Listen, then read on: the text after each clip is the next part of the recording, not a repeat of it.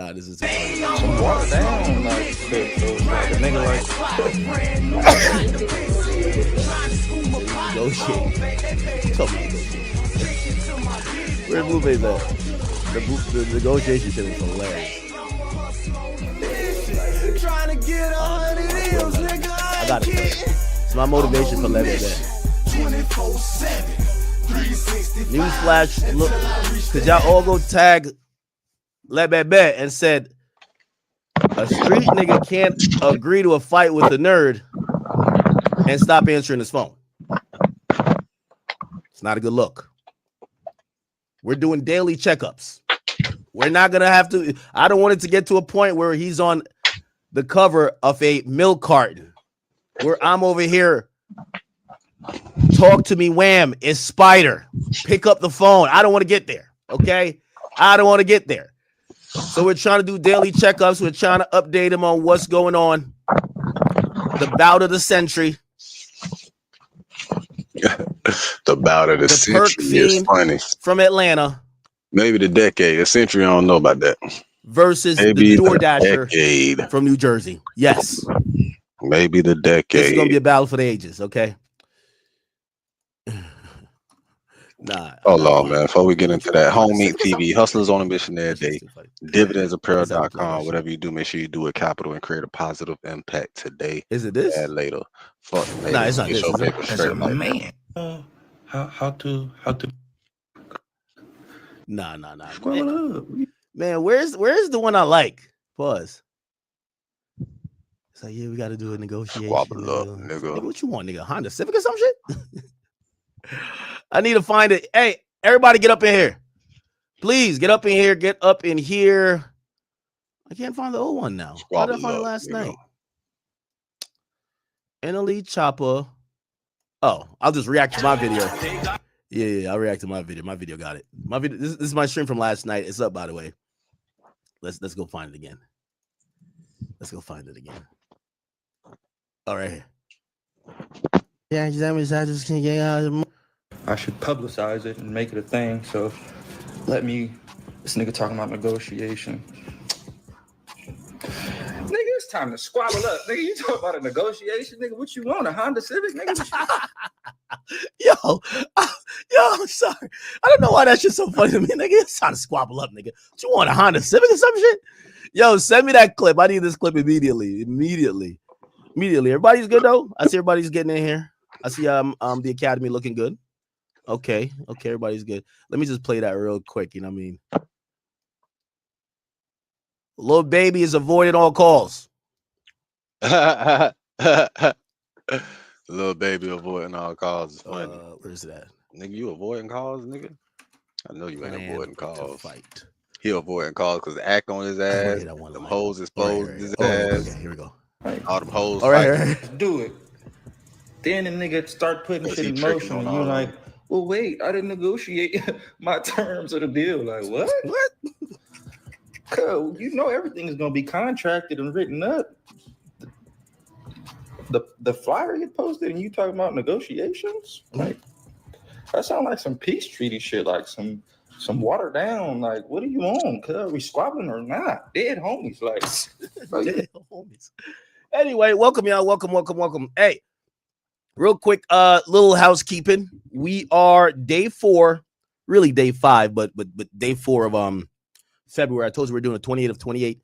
Y'all never realized that February is a perfect month. So if you look at February 2026 on the calendars, it's supposedly is the only date on the only month on the calendar for another 11 years where the first lands on a Monday and the last date ends on a Saturday. Now, granted, it is a perfect 28 days, which is a perfect 4 weeks, but it's literally, it aligns where every day, like the 8th day starts a new week, the 15th and the 22nd. That's actually dope. So maybe it's a sign, you know. I did this podcast. We're into mad numerology stuff. I'm not really, but maybe that's a sign. I don't know, right? But this is a perfect month. Starts on the 1st, ends on the 28th. 28th is a Saturday, and 1st is a Sunday. Okay. We're day 4 into the 28 of 28, but we're actually day 5 into consecutive streams, but it's all good. Welcome, people. Get it. We've been doing late night streams, and if you've missed it, you can spam one in the chat. I've missed you as well. If you've been keeping up via our YouTube re-uploads, I appreciate that as well. If you've been keeping up on Facebook, yes, we do upload clips on Facebook. Shout out to my man Lazarus who does that for us. And also, I did do a change, and this is a real quick, we're just doing some housekeeping stuff. I did do a change on Spotify because I realized that people don't realize that we're uploading on Spotify. So I made a real quick change. I believe it should be there today. The Academy, if we type in the Academy, okay. Actually, no, you don't even type in the Academy anymore. So on podcasts, so Apple Podcasts or on Spotify, if you want to find these streams, because that's how you prefer to listen or prefer to watch. Yes, the whole video is up there with audio, and I think you could just watch the audio bites or listen to the audio by itself. But if you do want to enjoy this, stream on streaming services, all streaming services, you can go to your favorite streaming service. I'm showing you Spotify here, and all you need to type in is not the Academy anymore. Like one, I felt that was vague, right? Our publishing, company name is the Academy, but the series name is now simply DJ Academics Live Streams. So, right, well, hopefully that doesn't get confused with my personal profile, but whatever. If you type in DJ Academics Live Streams, it will come with this. You click on this, it will be a podcast. It has every single one. This is from Wednesday or today, actually, because it was uploaded after we finished stream, Tuesday, Sunday, and so forth. You guys could go back and watch all of these. So I've made it simple for the people who feel like they could not find our live stream due to the company name, the Academy that publishes it.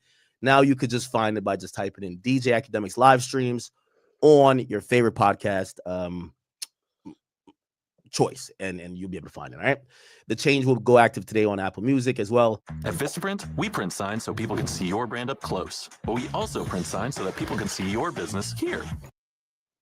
Next thing before we get into it, and I hate doing mad announcements, but I got to make sure you guys are in the know. We'll start off running after this.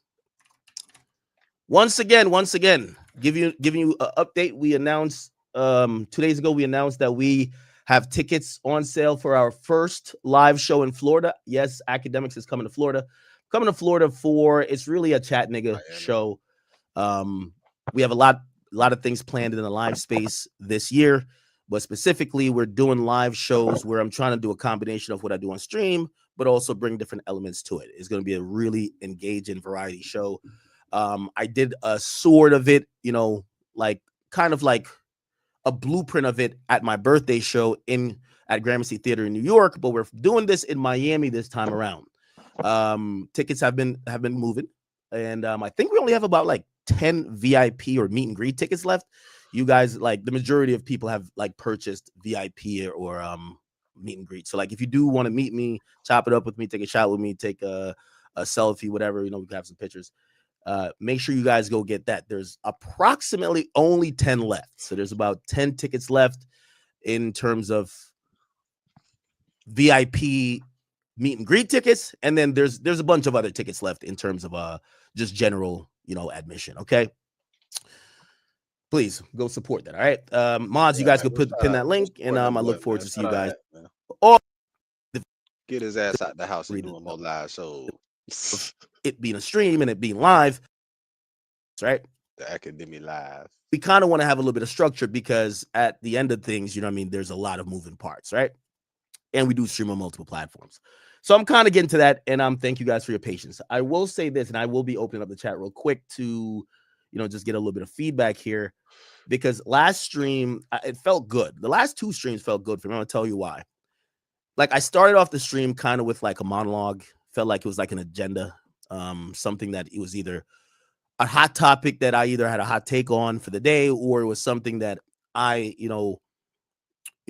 had strong passion for, and I led with the monologue. Went on for 10, maybe 15 minutes, but me, I talk a lot, maybe even 20, who knows, maybe 30. And charting a bunch of songs and albums. That is current. Slime Cry is still current. We're not going to count SZA. We're just going to count mostly hip hop, but you'll notice that you might see one or two new hip hop albums pop up, but when you look at the Billboard Top 200, and that's the full album chart that gets published every week, I don't know if we'll be able to see it. Sometimes they act Let's up on see this some. site. Here we go. Charts. Let's go to We gonna 200. get to it. We finna get to it. Here's not the artist. No. Come on. No. Here we go. Search charts. Bill. I want to show you what it looks like when you're too late to adjust to the changing climate. Remember, these were big companies that Netflix came to and says, y'all old shows you don't air, we'll license them. We'll just give you money if we could just put them on our streaming service. They said, you really want this? Nobody's watching it on our TV networks right now. And Netflix said, don't worry, take these millions. Just give us the rights to have them on our shit. And they gained enough subscribers till they start making their own shit. Then Paramount and Disney said, whoa, we're taking our shit back. We're going to make our own thing. Let's look at how this is fared. Even though, currently the market's kind of down, Netflix market cap is $338 billion. Okay? Warner Brothers That is market cap was 2-3 years ago. $67 billion. Netflix is 6 times, theoretically, as valuable as Warner Brothers. Paramount. Well, right now it's 30. called Paramount 20. Skydance. Skydance. 20. See, I said Kind of not necessarily accurate, but $11.52 billion. And if you realize Disney market cap, $189 billion. And that's not only the movie studio, that's all their theme parks. That's everything Disney. That's all Disney. That's company. That's Mickey Mouse, everything. Company. What's the lesson there? The lesson really is double day shit. These companies should have never handed over their shit to Netflix. Never. To get Netflix to become the behemoth it became, that now Netflix is buying them. Y'all see where I'm going? So let's go to music. I'm gonna tell you that right now. In early 2000s, there's a tailspin in the industry. They don't know how to deal with piracy. They're like, what the fuck? We're losing money. We're hemorrhaging. We're in debt. We see, like, for example, Warner Music Group gets sold a bunch of times. Like, it get absorbed into, like, Time Warner, AOL. Then it get let go. It's all over the place. They can't figure out how to make consistent revenue and revenue that's growing because people are stealing music. By the way, the movies or the movie companies, they went through the same thing, but the experience of going to a movies is more irreplaceable than the experience of listening to a song. Who cares if you bought the CD to listen to a song or if you downloaded it illegally or your man burned it on a CD illegally too? Who cares? It's the same song. Whether someone copy and pasted it, who cares? It's the same song. But watching a movie in an AMC theater, that has a little bit of a cachet to it. So they fared better than the music industry. What, in the IMAX theater? Well, the music industry eventually did. They fought piracy for a bit. And then here comes later on the tech companies. And this is what the important thing is. Netflix, as you might think, is a video company. It's not. Netflix is a tech company. Their tech is streaming. Here comes the tech company that tries to save music. Spotify. Spotify is not a music company in its originality. It's a tech company. Its tech was the solution to solve piracy. This is dividends. That it was easier, safer, cleaner, affordable for people to listen to music based on how they were consuming it at the time. People were running rampant with P2P, peer-to-peer downloads and shit. If you gave them away and say it's only $10, you paid $80 for your phone bill, like only $10, you get every song. You don't have to download it. We're going to host it and you're going to stream the song. You don't have to host it. I used to, statute of limitations going. I used to have a computer with damn there was so many gigabytes of music. I was a DJ. Nigga, I had this. So Spotify comes in and I was not a DJ. That nigga said so many gigs. Nigga, I had over 3 150 something gigabytes of music. Nigga, you know how much, bro? Music. A song like an album is not even a gigabyte of music. So, nigga, I got over 300. Give a tech solution to the music And I was not a DJ. I wasn't spinning no records at all. Then I was business just doing problem. videos. I hope you're getting where I'm going to. Just like the movie industry and the film industry and the TV industry, are you starting to realize what probably should have happened?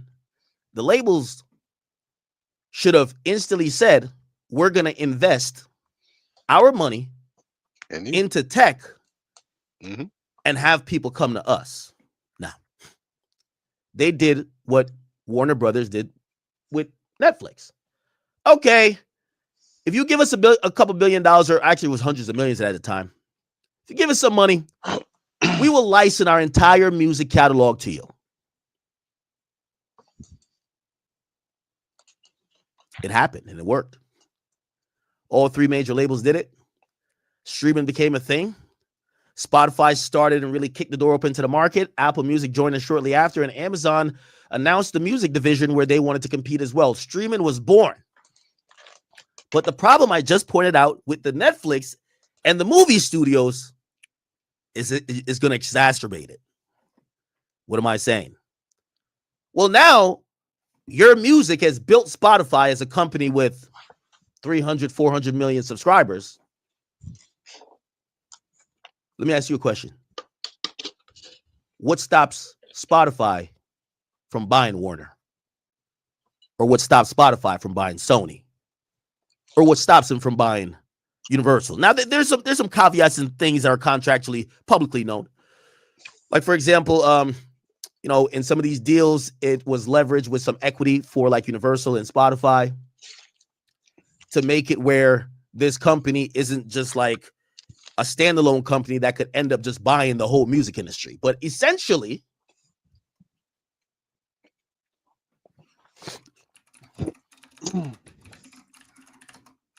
it's going to happen. Let me point this out to you. You might not have the full numbers yet because I don't think they're first quarter. Okay. We having dividends discussions first. No. I'm trying to find their full royalty. Hold on. Spotify, Kick, what up? Twitch, what up? YouTube, what up? Chat, what up? Okay.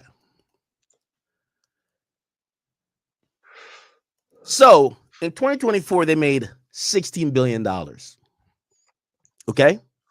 From that $16 billion, clearly they're going to pay out a bunch of licensing fees and splits, however it kind of comes down. But what's important to know, right? What's important to know is, look at this. Spotify, their market cap, right, is $90 billion. $100 billion.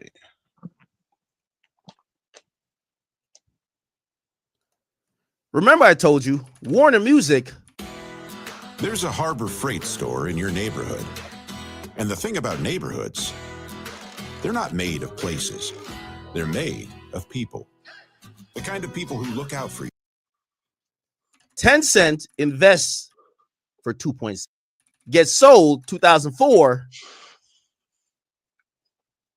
for 2.6. Tencent invests in UMG, Chinese company invests in UMG for $3 billion, got an additional 10%. Their stake is 20% at this point. And the current valuation of UMG is $36 billion. Did you get what I'm going with this? Just like how Netflix became more valuable than all of the studios that it relied on initially for content, we're at an inflection point where the only way for Spotify to go, if they're claiming they can't get the same growth on subscribers, is for them to start encroaching on the music that they're licensing. Spotify has a fiduciary duty to their own investors, just like Universal and Sony and even Warner Music. At some point, Spotify is going to announce we're either buying one of these motherfucking labels or fuck these niggas. Now, there's contractual stuff where they can't completely act as a label because it would be competing with your partners that you license for. But eventually, whenever the next big negotiation is, they're going to now say, we're the label. They're worth more than all three major labels combined. So theoretically, it was thought of like Universal, the biggest boy on the block, is swinging their dick around. Well, are they really anymore? Given the fact the biggest company in the mix is Spotify. This is why Spotify has, sought to get different revenue and different users. They've expanded outside of just music. They've included podcasts. They're doing series. They're planning short films. Eventually, when that relationship breaks down a little bit more, they're gonna buy, and I think it's gonna be Warner. I think it's gonna be Warner. 5 years. Mark, clip this video. 5 years. If Warner has this it's a last ditch effort in what they did. They consolidated. They're trying to save money, but they're now investing to see if it's going to work. If it doesn't work, it's going to be a tailspin of too much debt. Let's get out from under this. Hopefully, Spotify is going to play their licensing contracts well. And what Spotify is going to do, they're going to say, hey, you broke ass motherfuckers who licensed all your content to us while we gained all the subscribers and we have the people, we'll buy you. That's where we're at. This is really, and it's rare that I listen to a guy and I'm like, wow, I can see why this guy's so fucking prolific and smart. Jimmy Iovine did an interview. It was so good. I'm not gonna have you listen to the whole thing. It's 2 hours. If you're in the Even with music beats, industry, you should. But what he's gonna say here about the music business, he's right on the motherfucking money. Okay? Hold on. I want to hear what the fuck you gonna say. Is it here? What's the next bite of the apple? the record industry. Okay, now, here we go. So I think even more than I just did, he accurately pinpoints where the music industry is at. And he makes a very distinct point. The problem with music, just like the movies, they've never had a direct relationship with their audience. Imagine selling a product, but you don't know where your audience lives. By the way, they pay millions of dollars to SoundScan, or now Luminate, for that data company to tell them, right? They don't talk to the fans. Usually when they were selling out of Best Buy and FYE, they dealt with the customers, and now Spotify deals with the customers. So when you think about it, Warner Brothers never had any type of conversations with their audience. They let Netflix and they let AMC deal with it. Now, when that needs to be the thing to connect the dots, they're basically drowning. Listen to Jimmy Iovine explain on David Senra show what the new thing is. And by the way, I'm all the way with him. I think he's so smart. If you don't know, Jimmy Iovine is the guy who founded Interscope Records. He is the guy who, at a certain point, so we have Kendrick, we have who else? We have Kendrick, we have 50 Cent. Was it Led Zeppelin? Like, there's all type of people that came from Interscope Records. He's the big guy there. At a certain point, he left the music business after he developed a product that was called Beats. Okay, he developed a headphone and acquired this music service, and his idea was ahead of the time. By the way, two people who are so genius in this music industry is Jimmy Iovine and also Lyric Cohen. Lyric Cohen left the major label system at the right time. Remember, he was going around with Thug for a while. He left at the right time when he realized that once you got an artist popular, you had to get him to 360. He introduced the 360. He wasn't that liked by a lot of people, but he realized that with streaming now becoming a thing, the labels were really the streaming company's bitch. You know what he did? He left the labels. He left his independent label, which is 300. He left it under the care of Kevin Lyles and Todd Moskowitz, who Todd Moskowitz later left to go create his own thing over by Alamo. Alamo now signs, or did sign, Dirk. Well, actually still signs Dirk, and also Rod Wave. Rod Wave saved that label. Yeah, Gucci 1017 was over there for a while too. But yeah, so the point is this: 300 Lear Cohen leaves his baby. Why? He realizes the future is the DSPs. Where does he go? He goes lead Google Music. Lear's never came back to the side of the labels after he's left for a DSP. So he left his own baby, 300, and went to Google Music. Never came back. And him, Jimmy Iovine, left his baby, Interscope Records, which is a behemoth in Universal. It's under Universal. And he goes he does a deal for Beats by Dre and Beats Music for like $4 billion to Apple.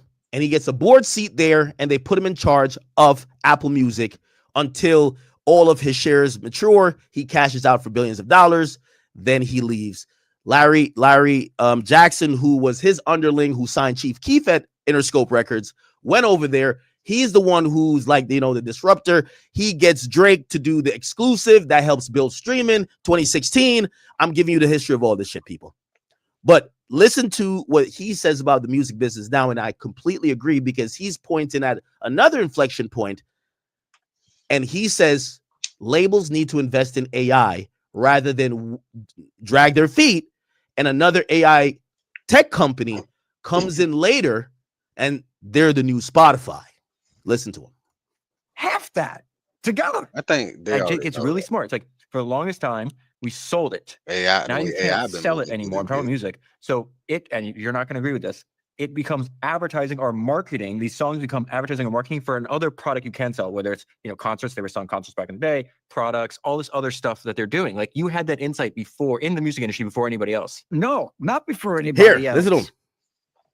Hip hop Listen. saw it.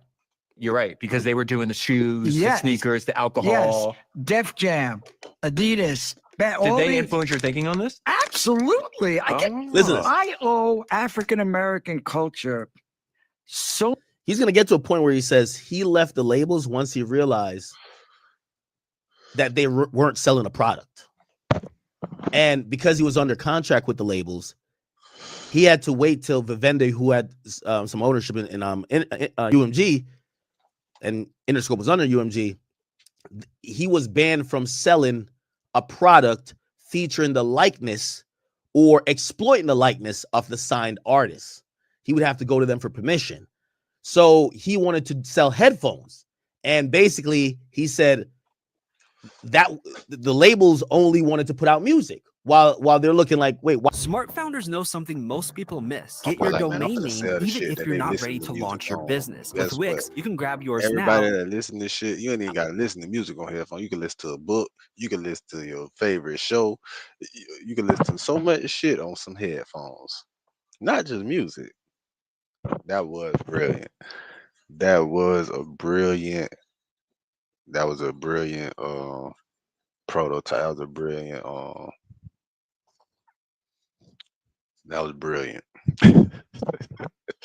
That was genius as fuck. You can't even be mad at that, bro. Then you put you create headphones, then you put one of the best producers of all time name on it too, stamp that bitch for the sound and quality of it.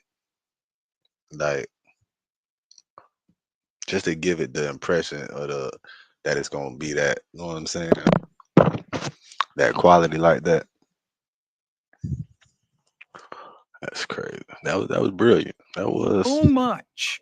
I brilliant. have a debt to Black culture. Why do you think rap? Because I grew up on Here hip we hop. I told you, like, it's still almost all the stuff I listen to now. Why did they figure out how to monetize? I hate using that word, or make money off music besides selling music for anybody else did? Because they're practical and they see the truth and they saw what it was. What's the next bite at the apple?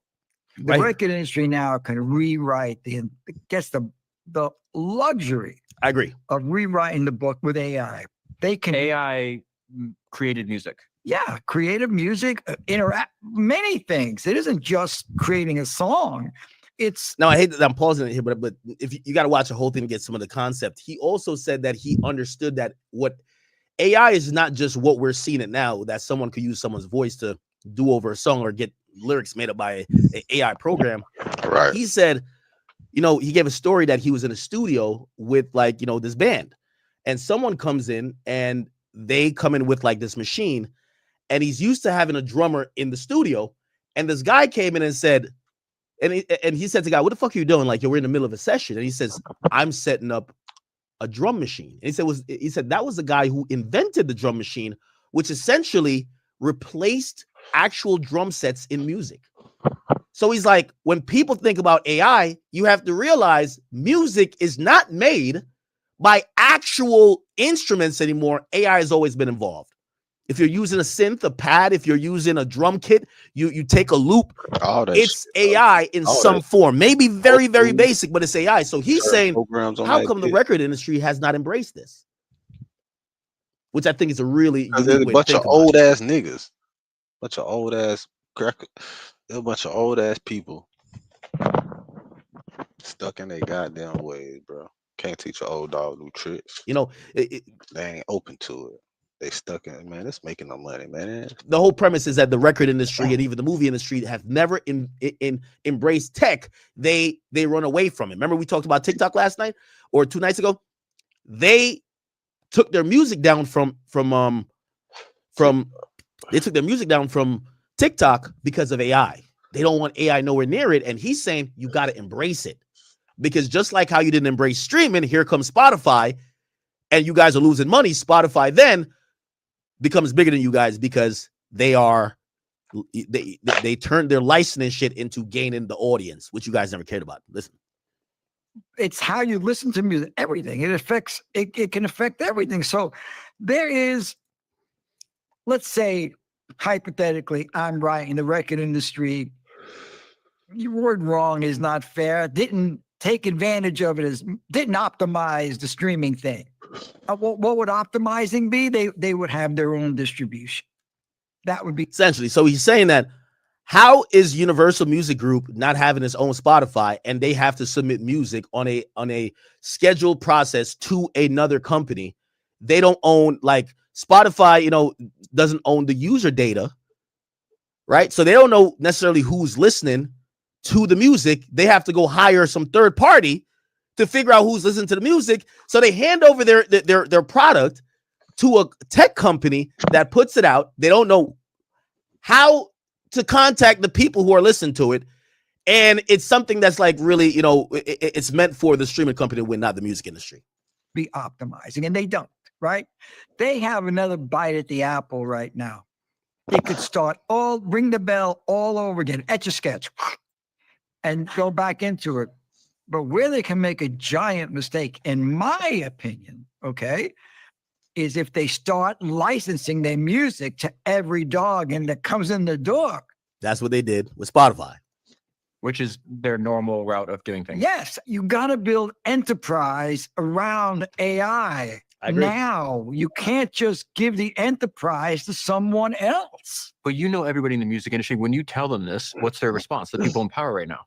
Well, all I can tell you is I can't tell you everything that I'm doing, because I think the labels are now realizing, and again, really all I can tell you is Universal Music has invested in a project that we're doing called Complex that has the ability to go on and do a lot of these things that I'm talking about. It's media, it's live, creating Complex Con, and it's e-commerce, right? I want to help the labels if I can, build enterprise around AI and not just be licensors. I felt that way about streaming, and I feel even stronger about that. They shouldn't be afraid of the tech. They shouldn't be. You don't have to understand something fully to do it. I'm proof of that. I don't understand fucking anything. You know what I mean? But I know how to get it done. I know how to build I didn't know how to build a headphone. People say to me, well, you're a recording engineer. I said, right. Bruce Springsteen and Keith Richards are the greatest guitar players, and my favorite, who's just a marketer and a really clever guy or girl. Now he starts giving props to Daniel Ek, who is the CEO of Spotify. It's in my house. I can't predict the future. I have I overpaid for everything. I'm a retail guy. But, it's like, I do know one thing, but I don't understand. I hear a lot of these artists coming out against AI. So I come from a place where to get a record deal, I'm going back to when I was a kid, right, in the music business. You have to sing. You have to really sing. That's a fact. Sometimes you have to write, but if you're Barbra Streisand, you have to sing. Frank Sinatra, you have to sing. Those people can really sing. You know, Sam Cooke, whoa, can he sing? He can sing and write. You know what I mean? Incredible, right? Stevie Wonder. There's a lot of people out now on the charts right now, or being really successful, selling out arenas, that can barely sing Happy Birthday. So what I say to the people that are challenging AI, and they're doing that because of technology. They're like auto-tune and stuff like that. Whatever the technology is. So my question is, what's the difference between somebody who could barely sing Happy Birthday, which is all over the charts right now, to someone who can't sing Happy Birthday at all, who's just a marketer and a really clever guy or girl that sat in their mirror and did all the moves that everybody does. You know, they watch Madonna and like everybody else and say, I could do that. I can act like that. So I don't understand the difference. So yeah, because the amount of technology invented for the music industry since you've been in it, it's like you told me yesterday that Prince did a whole album without a drummer. And I was like, what does that mean? Well, he's one of the first people to use the Lynn drum machine. See, the Lynn drum machine, I was producing an album in the 70s, and I brought this guitar player in who I think it may be the first computer I ever saw, but he had a computer on the session. It was 1977, right? And he had a computer on the session. And in between takes, rather than listen with the rest of us, he'd go put a pair of headphones on and go on the computer and do all that. And he looked at, finally I said to him, hey man, what are you doing? I mean, you know, this is a session. We're paying attention to the music. He says, well, I'm creating a drummer. I'm creating a machine that's going to play the drums. I said, well, thank God, because I always had difficulty with drummers. You know, I always felt. Anyway, okay. I think you guys kind of get it. I don't want to like play the whole thing here. AI, Spotify. Okay, here we go. This is what I wonder if you would agree with or not, because when you were just telling the story of the person that invented the drum machine, he was inventing it out of necessity. He needed a sound for what he was making. That's beautiful. AI is now being a part of it. They're looking forward to that. That this is a album to memorialize his path and journey throughout the industry, and he plans, or it was supposed to be his last. We're not sure if it will be. Pretty sure it won't. This is a beautiful written post. Written when I was just 19. Title of that project, the first one, that I guess we're here.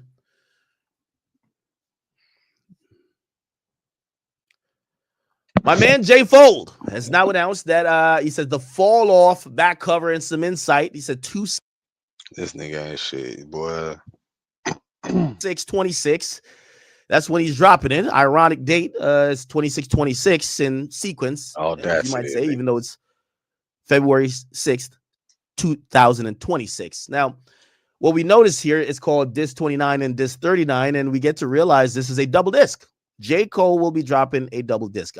It's executive produced by J. Cole, Ibrahim, which I believe is his manager, T-Minus a producer, and it says Dreamville, which I would imagine just is like the label and probably it's just like an amalgam of people who are probably, you know, within his camp that are executive producing it. So he titles it Dreamville.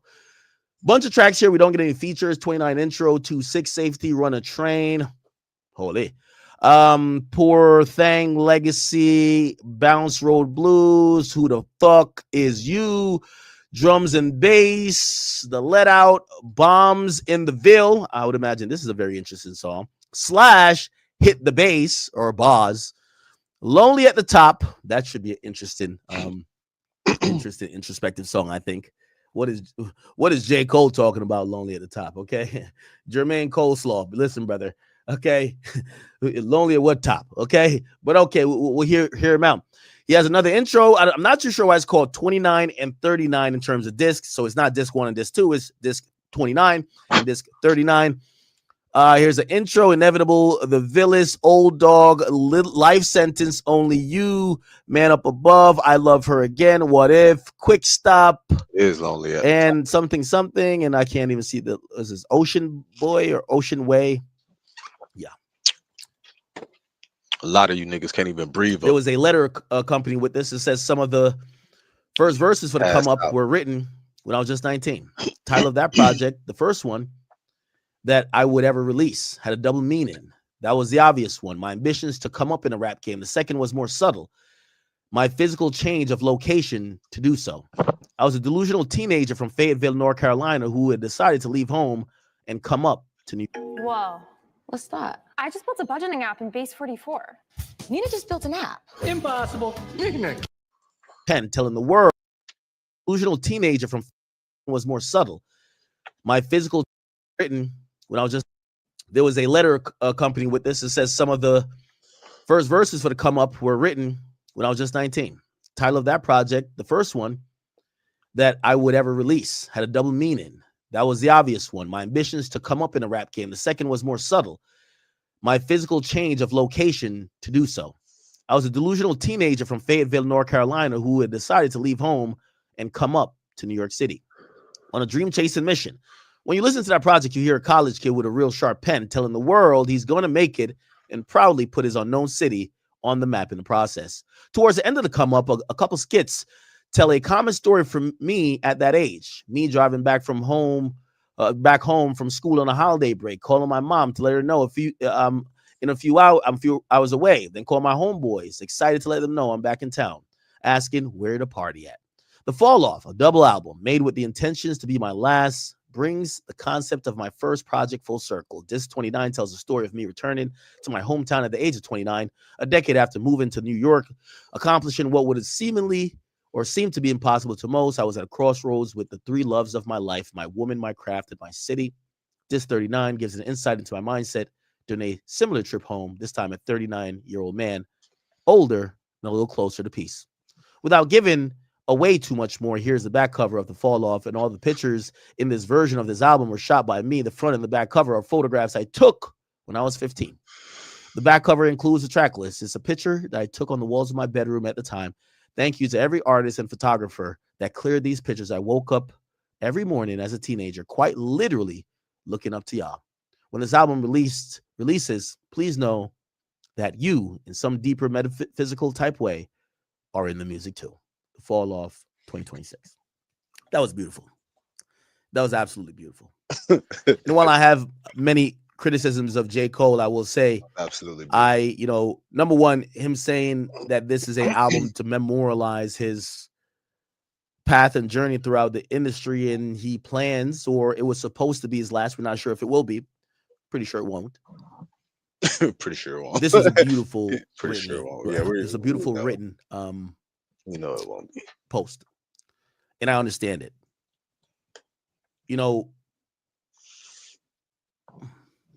Let me put my criticisms aside. Y'all know what my criticisms are.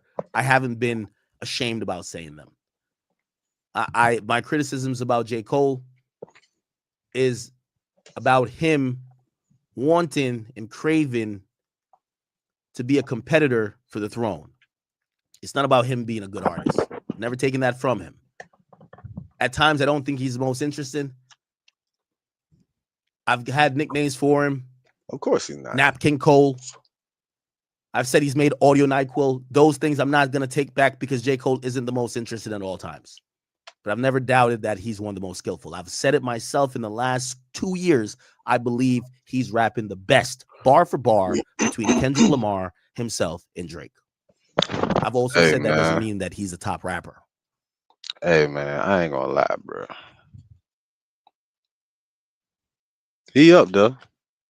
But Joyner Lucas is my favorite artist out of all these niggas. I don't give a fuck. They always talk about these niggas, like these three niggas, like Drake, Kendrick, and Cole. Now Cole is hard now, cause Cole only bowed out after the little reaction he got after the first diss he put because of a certain community gave him a backlash before niggas even knew he put out a diss. Like, I don't know what that shit was about. I felt like that was some, I don't know. Anyways, I digress.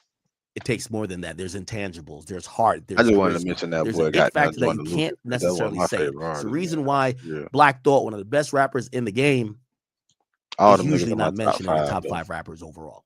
It just is what it I didn't is. know he was gonna say that. Because I've seen people say, "Yo, well, how could you say he's rapping the best when he's not the best?" Don't be simple-minded. Eminem, one of the most elite rappers. Was it? Don't be simple-minded. Eminem, one of the best. Because I've seen people say, "You're not mentioned in the top 5 rappers overall."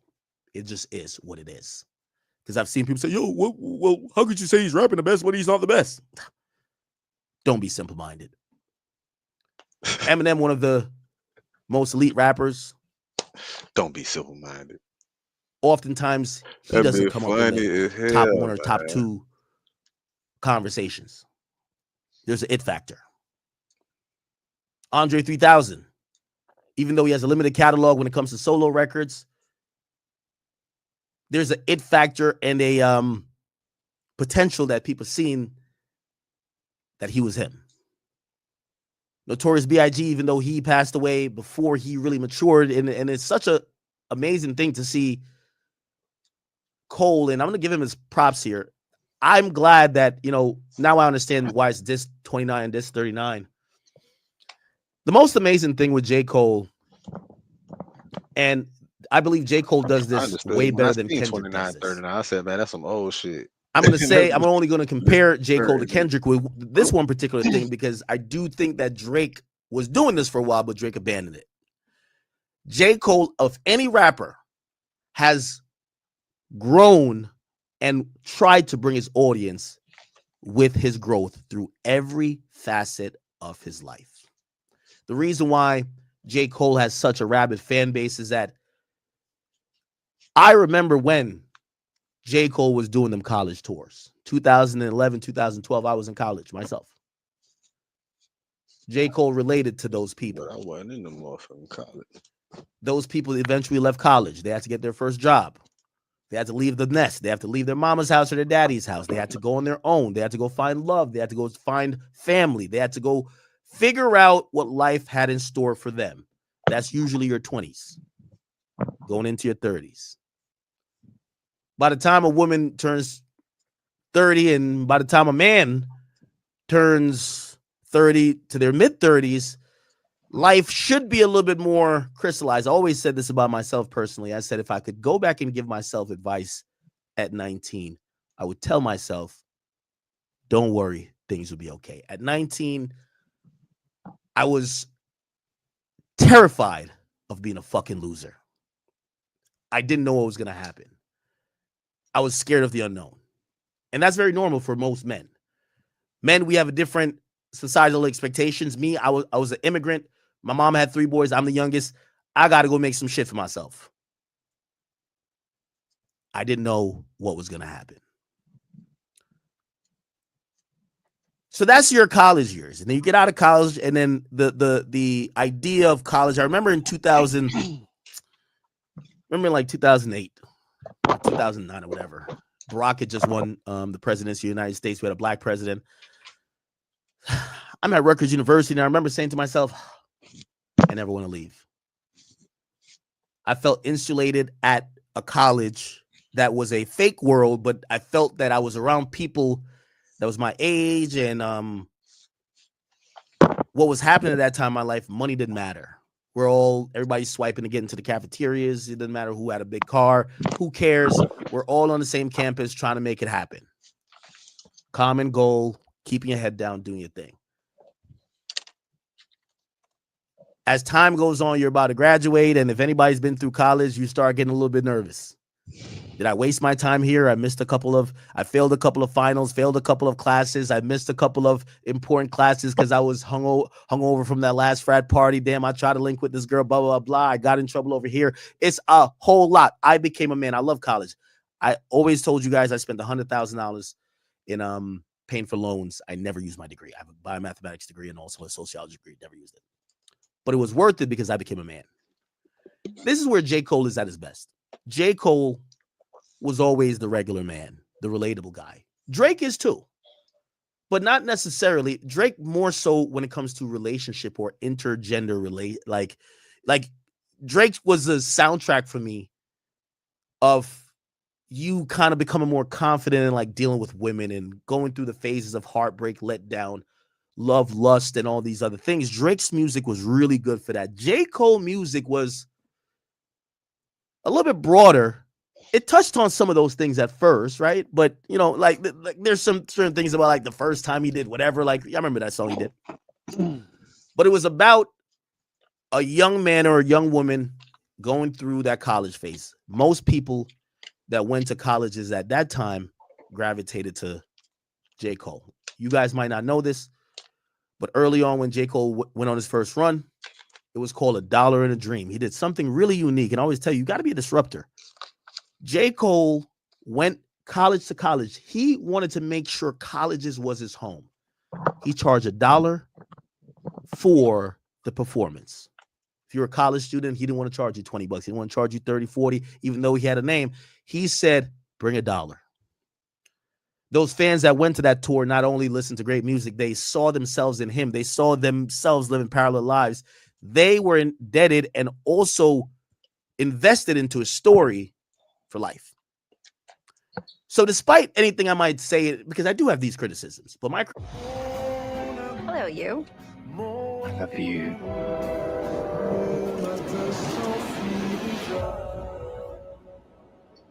Tom, my boyfriend's missing. Please help me. Tom! Has always been the artist that from when he went on that college run and did the Dollar in a Dream tour, he consistently was growing with his audience. When they started leaving college and had to experience different hardships or whatever, he rapped about that as well.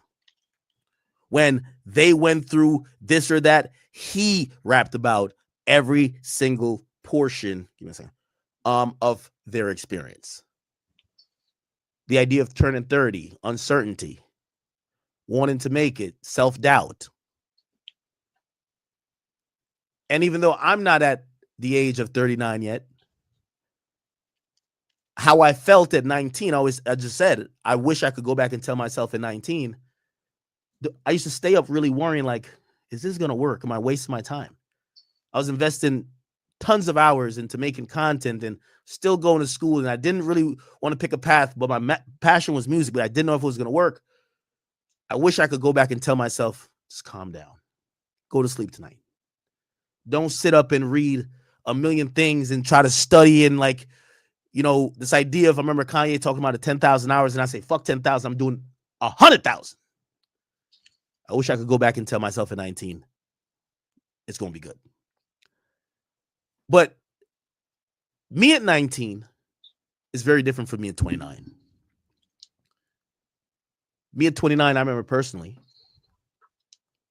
I'm thinking, all right, cool. I was always like thinking I want to compete. You know, when I got on Everyday Struggle, I wanted to be one of, like, I understood that I already had, like, I was doing like the War in Chirac, like 24. You get what I'm saying?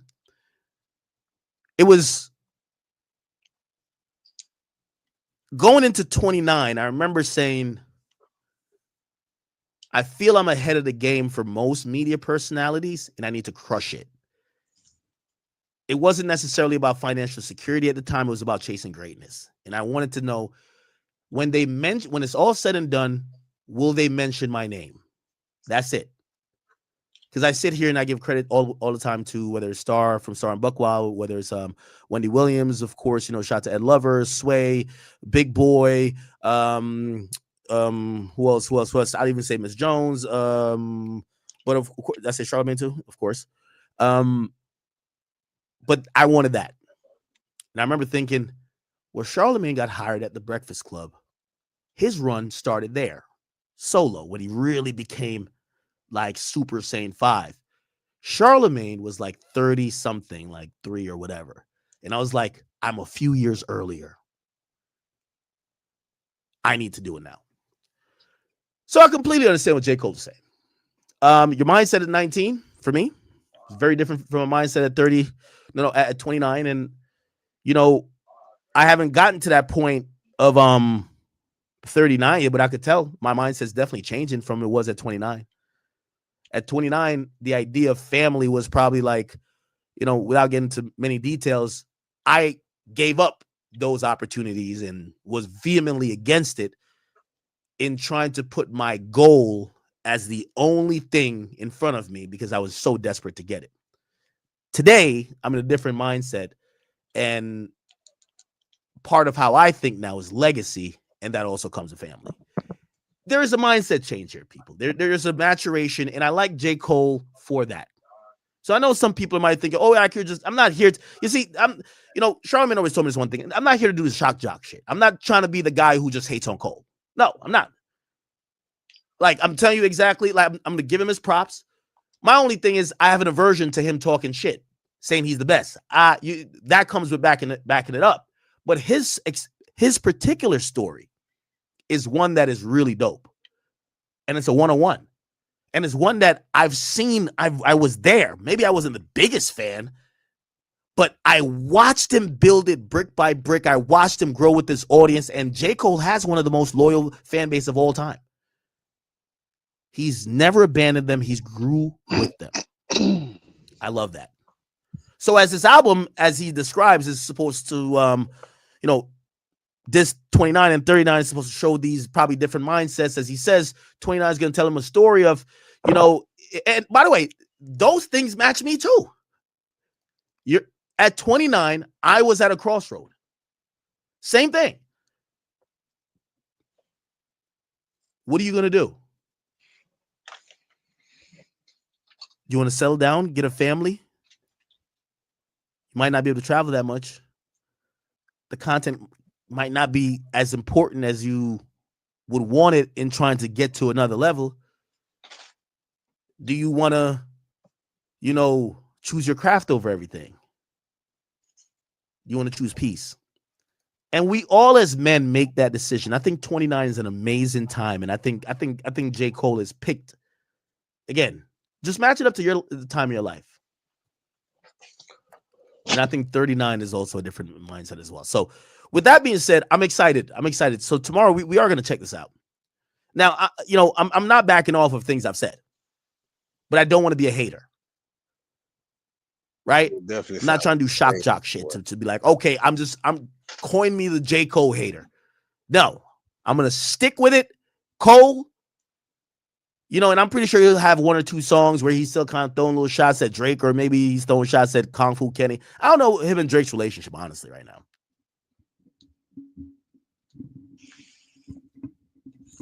Never really asked Drake, nor did I really care to, I don't know how Drake felt about certain things, but like, I don't really know, really the intimate details or the minute things about what.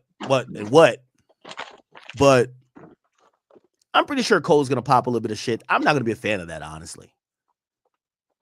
So I'll tell you already, when he gets to the part where he's like, yeah, I'm the best and I'll rip all these niggas' heads off and these niggas wouldn't want to battle me because I'm the best and I'm the best MC, I'm going to say, pack it up. But if this album makes me feel that I'm going on a journey of a man who's lived it, witnessed it, grew with his fans and his family, and is here to tell the story, I might like it. I don't want to sit here, and I'm glad he actually wrote this because it gave me insight. When I was thinking the fall off, I was like, remember I was listening to the mixtape and I was like, man, I'm about to go to sleep. I feel like when he raps about, oh, I'm still the best, my pen is so good, I feel like it's empty. It's like empty threats. It's like a dog that's like, ruff, ruff, ruff, ruff, ruff, ruff. You open a cage and it was barking at like another dog, and all of a sudden it's like, he just walks away. Like, you ain't on shit. But knowing that he's intending to tell us a story, a 20-year story, A delusional teenager from Fayetteville, North Carolina, who moved to New York City, accomplished his dreams, went to college, made all the decisions, multiple forks in the road, had to pick and choose, pick up and put down all type of things, did it his way, didn't compromise to a certain extent, and is still regarded as one of the best rappers in hip-hop. I want to listen to that story. So I want to say the preamble, the lead up is correct to it. All right. J. Cole, I'll be tuned in. Now, I'm going to keep saying, man. Turn heads in the totally redesigned Subaru Outback. Dog tested, dog approved. Consumer Reports has named Subaru the most reliable and best overall automotive brand for 2025.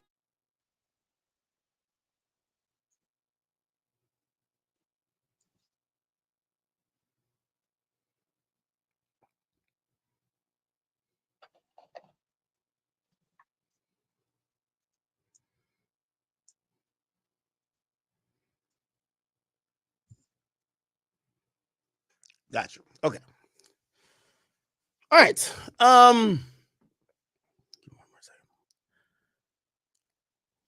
was having a conversation. I hate when I have good conversations. I'm like, yo, shit, this would have been a banger stream, right? This would have been a good stream. We were kind of like talking about, someone brought up, they're like, yo, man, J. Cole's always been a good rapper. Like, maybe he comes back around and he just starts laying it off. He just starts letting go on all of these guys. And I was just like, yeah, I don't want to hear that part of it. Nah, I'm good. Yeah, I think I'm straight off of that. Like, you got to imagine. So I started giving them some history, which maybe they're just not in tune like that. The people who I like play Fortnite with or whatever, they're not like,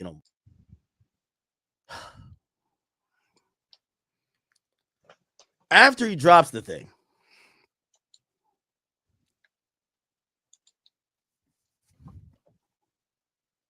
out of fear that the guy he got slapped for, the guy who was audio slurping up on first person shooter, the guy who literally, we might as well call Kendrick J. Cole's daddy. He retracts his diss song. We've never seen this before in hip hop history. He retracts it.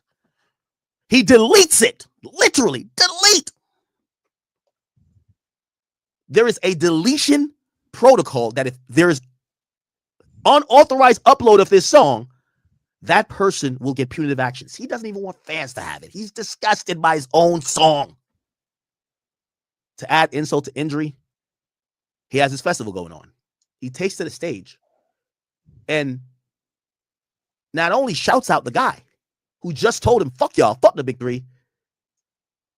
He gives a 3-minute audio verbal apology in front of 30,000 people. I don't want to hear this guy talk about him getting in a audio rap potential battle conflict. Listen, to understand the backlash from the certain community of what the fuck the diss song said, whatever, I ain't even get to hear it. I did hear some of it, but I ain't get to hear it again. And I guess that's why. I guess niggas can't upload it because of that. I guess that's why. I never knew that. Thank you for letting me know. But if you know how them people, you know how that community is at, and you're not finna keep going over this shit and speeding past that shit like you don't know what certain community or what the fuck backlash he was facing after he dropped this certain diss song. So the fuck is you talking? That's the shit I be talking about. See, you want to go at it, the man, but you so afraid of that community your damn self because you know the power that community holds, don't you? So you don't want to speak on it. But that's the facts of it. And that's the facts of why he bowed out. And that may be the facts of why this nigga keep getting Grammys after Grammy after Grammy, because he ain't even goddamn that good, if you ask me. That's why Lil Wayne uh aired the Grammys that time and went to the other motherfucking award show with a real That's not his body. Ass award show. You want to hear about how you grew as a man? Things you've learned about life and love, And yes, if you're going to tell the story about why you apologize to Kendrick, just explain to us what you seen on your birth certificate that made you now realize that Kendrick is your daddy. Sorry. Nah, bro.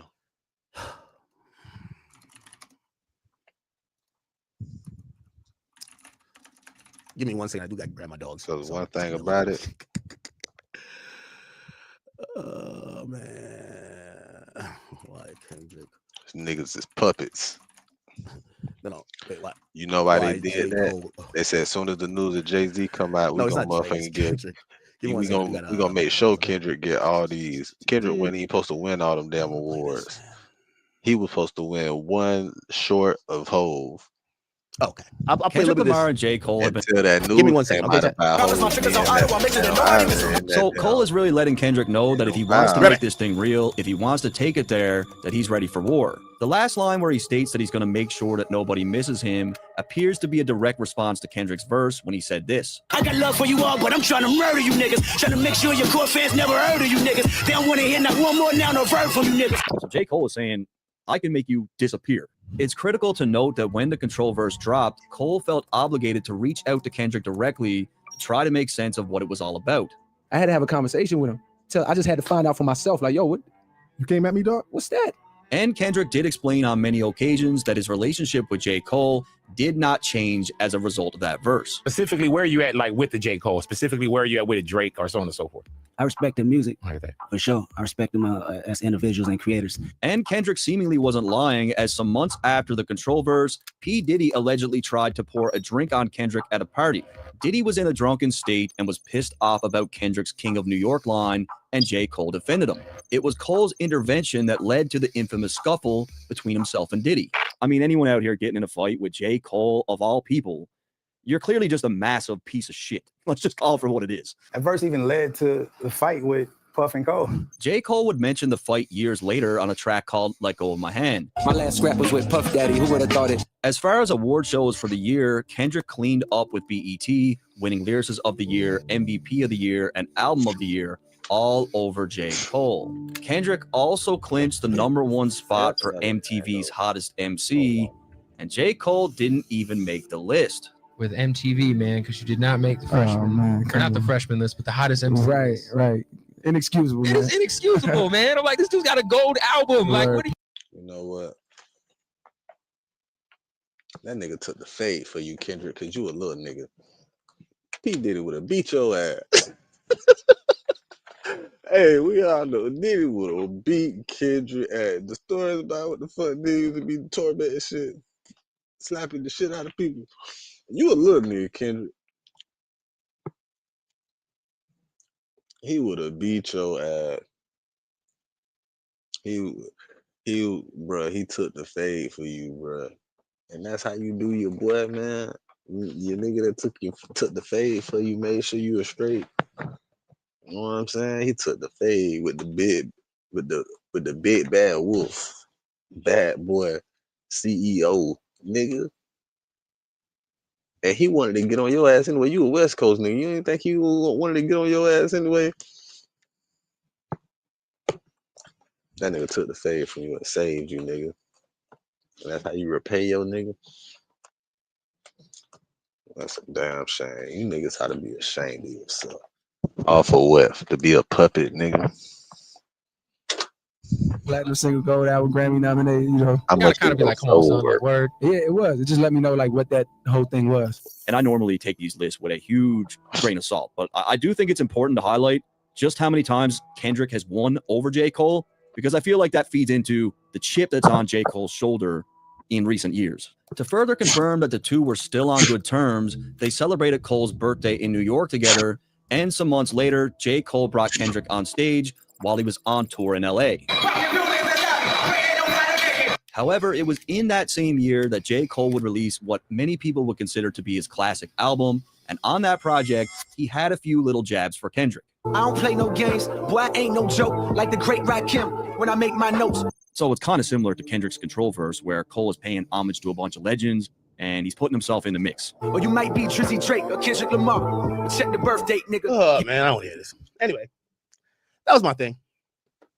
So, you know what ended up happening?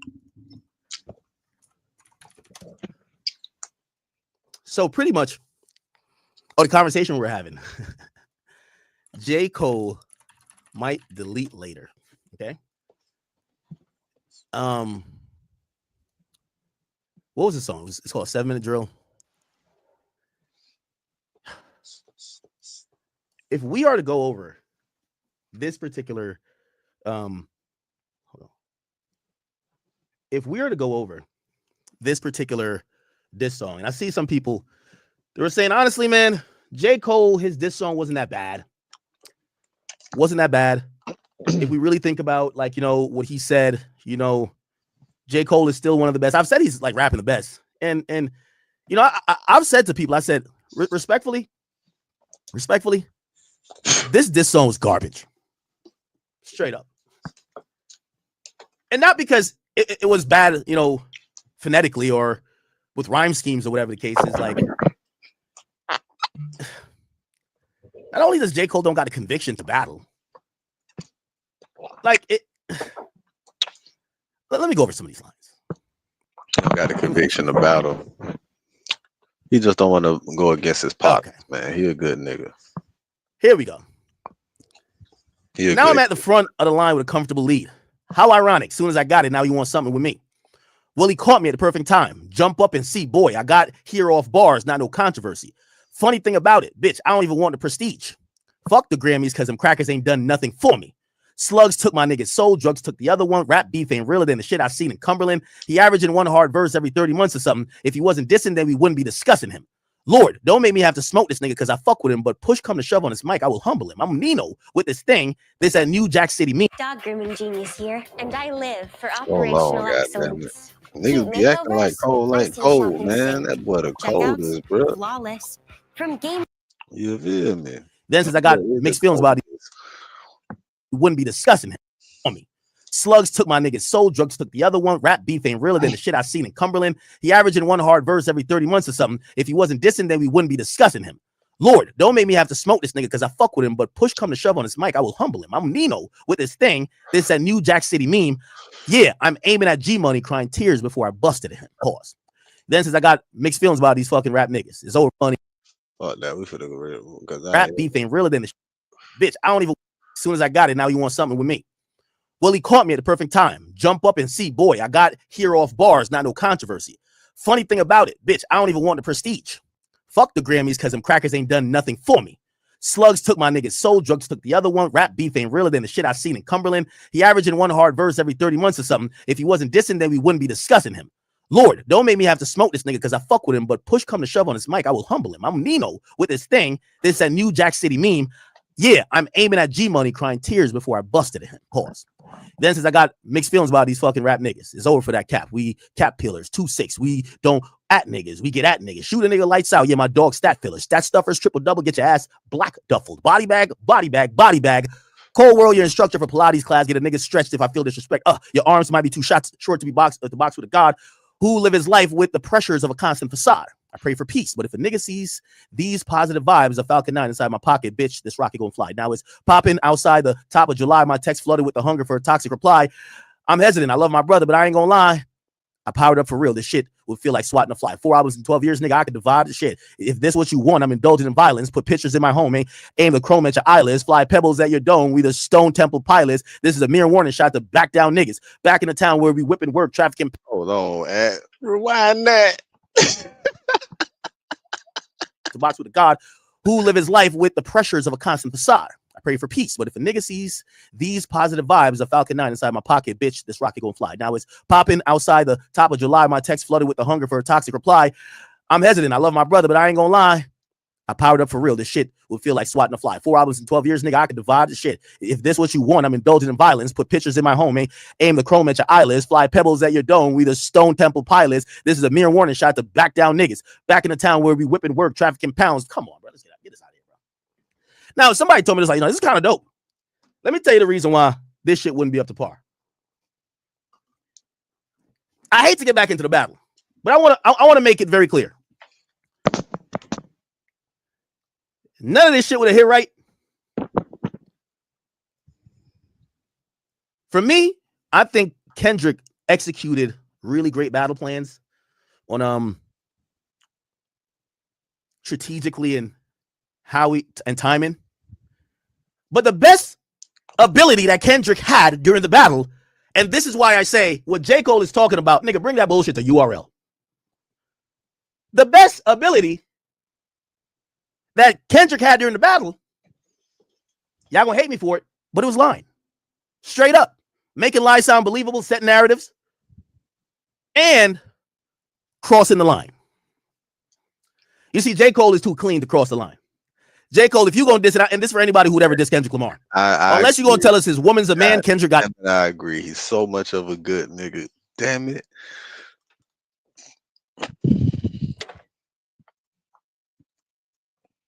You ain't crossing that line because you so respectful and shit, nigga. You like to go over there and y'all kids cool with each other. You want to goddamn, mom dukes and shit. You ain't trying to this.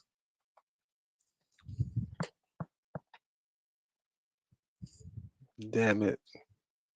I agree with his motherfucking ass on that. You can't lie. That nigga is too much of a good nigga. He ain't crossing no line. He ain't going to 50 Cent. He is not doing the 50 Cent route. He want peace. He loves his peace, and I understand that. So yeah, but we need more good people like that. Create a positive impact today and later. He do it capital every single day. You feel me? Shout out that boy J. Cole. AIDS, unless you're gonna say Kendrick got fucked in the ass, then you gotta come out with some bars like, yo, Kendrick, you got fucked by a top dog. Yeah, nigga, he was a top dog. Like, you gotta do some shit. You gotta come out with lies. Straight up. Straight up. That's how he wanted.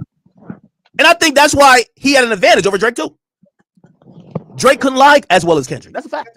Drake came up with a weak ass lie. He was like, yo, I got one. Guess what? Hey, man, this nigga ain't Guess he beat his bitch. Nigga, half the people listening was like, so what? We all beat our bitch. That's what happened.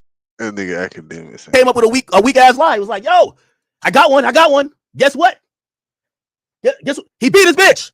Nigga, half the people listening was like, so what? We all beat our bitch. That's what half the hip hop audience was saying. You know what Kendrick said? Certified lover boy, certified PDF. Oh my God. Oh hell no. We can't get jiggy with that shit. That's fact. Kendrick lies were the best. We gotta keep it a bean. J. Cole coming with this rappity rap shit. Nigga, nobody care about that shit, bro. Nigga, tell us he's fucking his sister. Incest. Tell us his wife got a dick. That works. Lie that you fucked his wife. That's the only thing that works. I ain't gonna lie. If you beefing with Kendrick, you gotta come out day one. Nigga, I know you caught that HIV. Straight up. You gotta lie. I think Drake thought there was going to be some type of barometer. Okay. All right. I mentioned this. You mentioned that. One thing I could give, but I'm not saying it's a bad thing. I give Kendrick a little bit credit for. He was a habitual line stepper. Drake thought he had one when he said, see, that's what I'm saying. Like all this shit right here. What do you think the thing that's going to end Kendrick Lamar is like, yo, that was back in the day. Like, and by the way, remember, he's quoting what Jay-Z said to Nas. Yeah. 4 hours in 10 years, nigga, I could divide. That's one, let's say every two. No, that's one, let's say two. Nigga, some of them shit was due. One was on, the other was Illmatic. The rest is a bunch of fucking garbage. That's what we had Jay-Z saying to Nas. Let's think about how battles were won, people. Man, that shit sounded cool. Yeah. And Jay-Z lost that fucking battle just for the record, nigga. We quote it later, but that ether hit your soul. That ether hit your soul. I showed you the first tech on tour with Large Professor. Now I hear the album with the tech on the dresser. Well, actually, no, Jay. No. Oh, what the fuck is that ether? Oh, no. You 36 in the karate class. I'm pretty sure it wasn't the karate class. Fuck it, lie. Tybo. I definitely just quoted Nas. Nas was saying all type of shit. Let's pull up ether. I'm getting to realize the best liar wins. Like, if you're going to be for Jay-Z now, you got to point out the fact that he was kicking it with Harvey Weinstein. You got to point out he might have an illegitimate son. Fuck the facts. Just say it. Nigga, go claim the other kid, nigga. That big-nosed nigga who keeps suing you, nigga. Like, if you dissing Kendrick, you got to just make up a lie, nigga.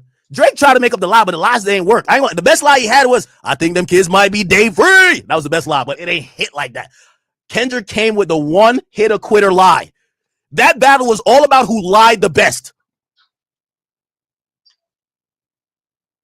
Man, you a pedophile, nigga. Oh, shit. What? Wait, hold on. Wait. Nah, fuck that. Who cares if his kids is his? They all love each other. Are you a PDF? Like, that was crazy. If I was like, I wish. Well, I did talk to Drake a lot during the whole thing, but I wish I would tell him, lay the morals down. This is what you need to say to this fuck nigga. Just make it up.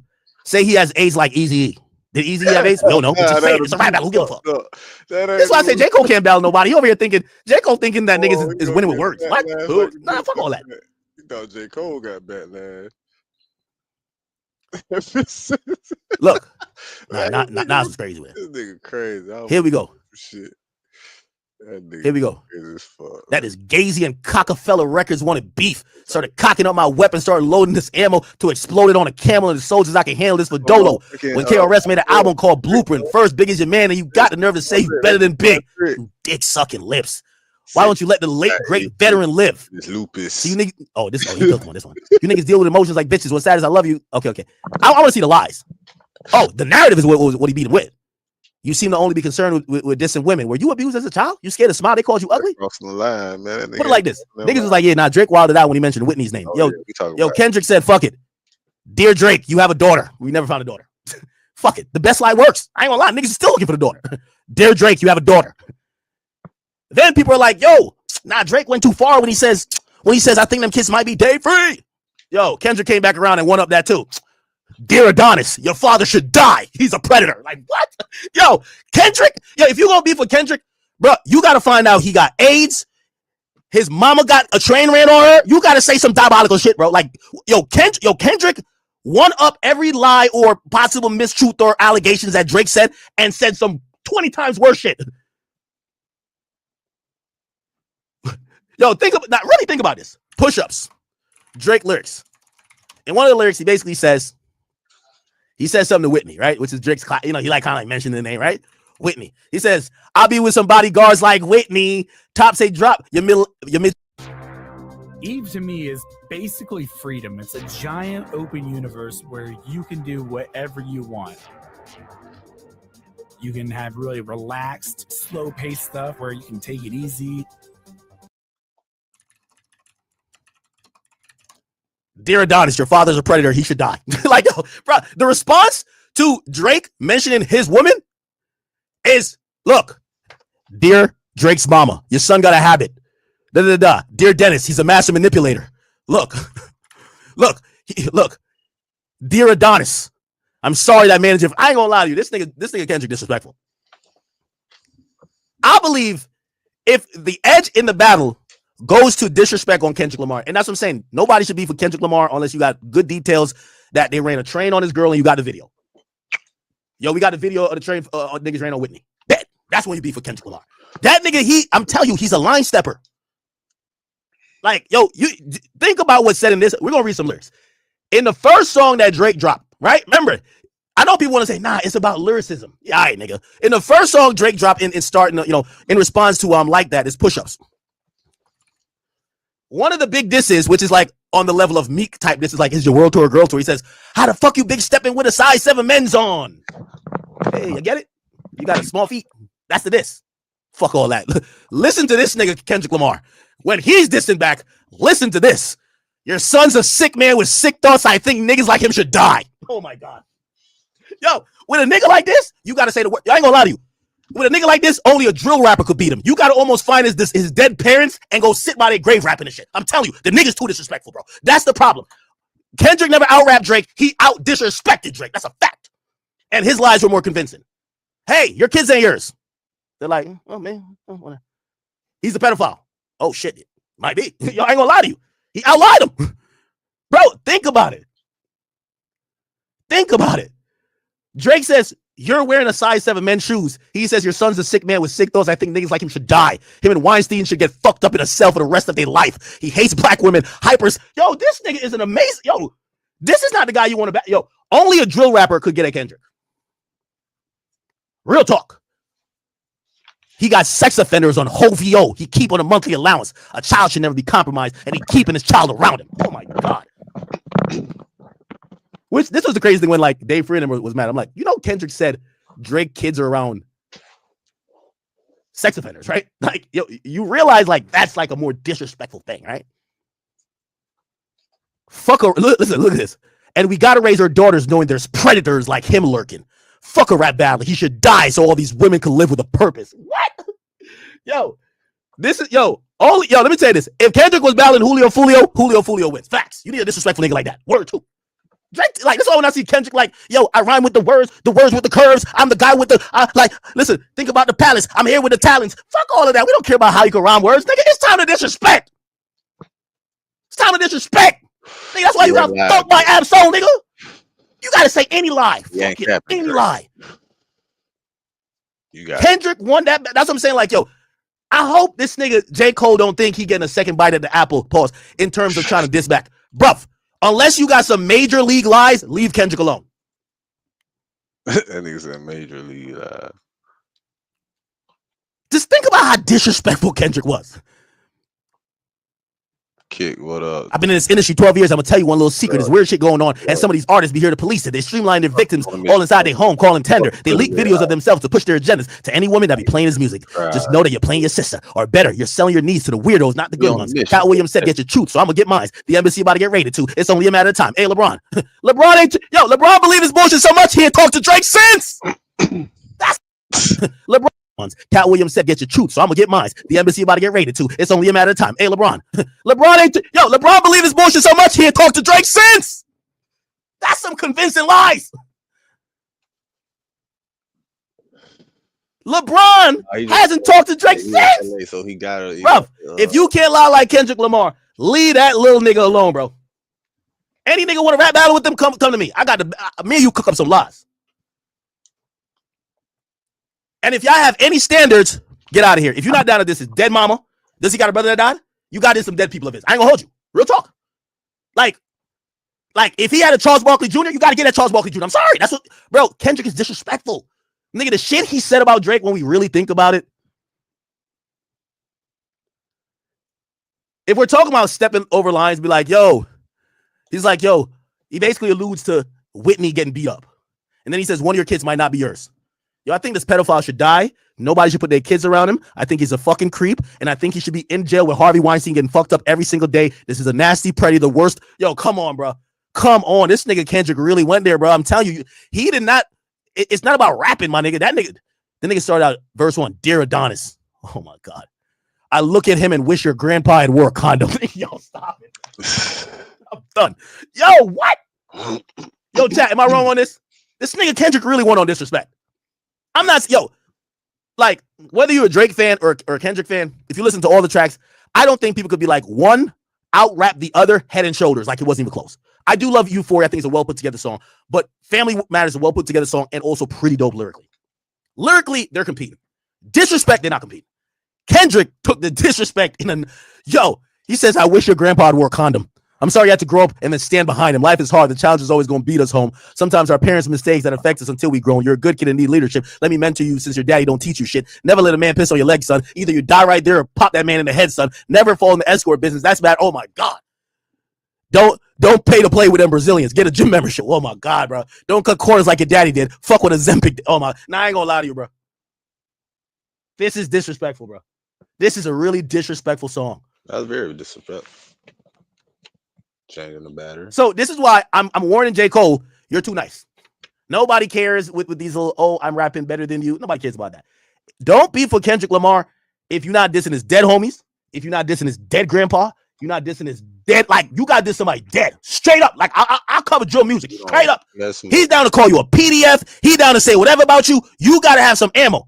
Say he got AIDS. Straight up. Yo, that nigga got AIDS. He on that easy E shit. I'm not saying I don't know if Easy got AIDS, but they got rumors. Just you gotta just say it. Gangsta show. This thing got AIDS, man.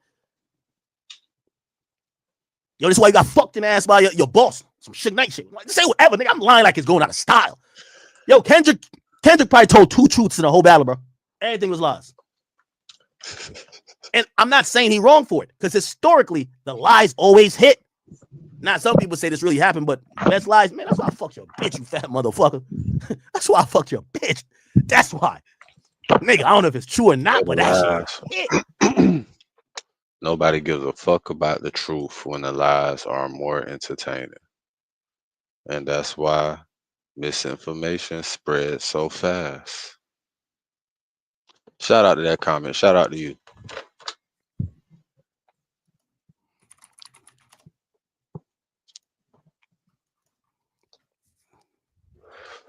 What lies he put up in this one? Oh, this is a line Pooh Shiesty played off of. His daddy a killer. He want to be Junior. They must have forgot the shit that he done. Pooh Shiesty switched it up to his daddy a killer, but you ain't. You just like Bronny James. Holy shit. Yeah, Cole and Aubrey know I'm a selfish nigga. The crown is heavy. I pray for they're my real friends. If not, I'm YNW Melly. I don't like you popping that shit at Pharrell and hurt the beef. Fuck all that pushing P. I see. Let me see you push a T. Better yet spinning on him before you thinking pushing me. Holy shit. I hate the way you talk, the way you walk. I hate the way you dress. I hate the way you sneak this. If I catch flights, gonna be direct. We hate the bitches you fuck. They confuse themselves with real women. And notice I said we ain't just me. What the culture feel it. Yeah, I ain't gonna lie, man. Yeah, he ain't started with the lies on this one. Too crazy. He started with narratives. Let me see 616. 616 was a nice song. Let me see what he was saying on this bullshit. Oh yeah, he was talking some NLE chakra shit. Yeah, somebody's lying. I can see the vibes on act. Even he looking compromised. Let's peel the layers back. Ain't no brownie points for beating your chest, harassing ant. Fucking with good people, make people go to bat. Conspiracies about Cash Dog. That's not even the leak. Find jewels like Cash Doll. I need you to think. And are you ready? So have you ever? Are you finally ready to play Have You Ever? Let's see. Have you ever thought that OVO is working for me? Fake bully. I hate bullies. You might be a terrible person. Everyone inside your team is whispering that you deserve it. Can't Tussie slap. Okay, this one he ain't lying that much on this one. The lie started with not like us and meet the Grams. Anyway. And I'm a hip hop nigga, so I'm not here saying that, oh no, Kendrick should have told the truth. I'm gonna be honest, Drake should have lied better. Yo, Drake, you should have said that nigga had AIDS. You should have said he fucked his mama. You should have said his dad touched him, put 2 fingers up his booty hole. Like, you should have said his wife a man. You should have said Top Dog fucked it. Nigga, there's mad lies to make up. Hell yeah, nigga. You gotta realize, this is how you know Kendrick lies were good. Drake was explaining it. I never, like on the Hard Part 6, like Kendrick lie was so good that Drake had to make a diss song explain the lie.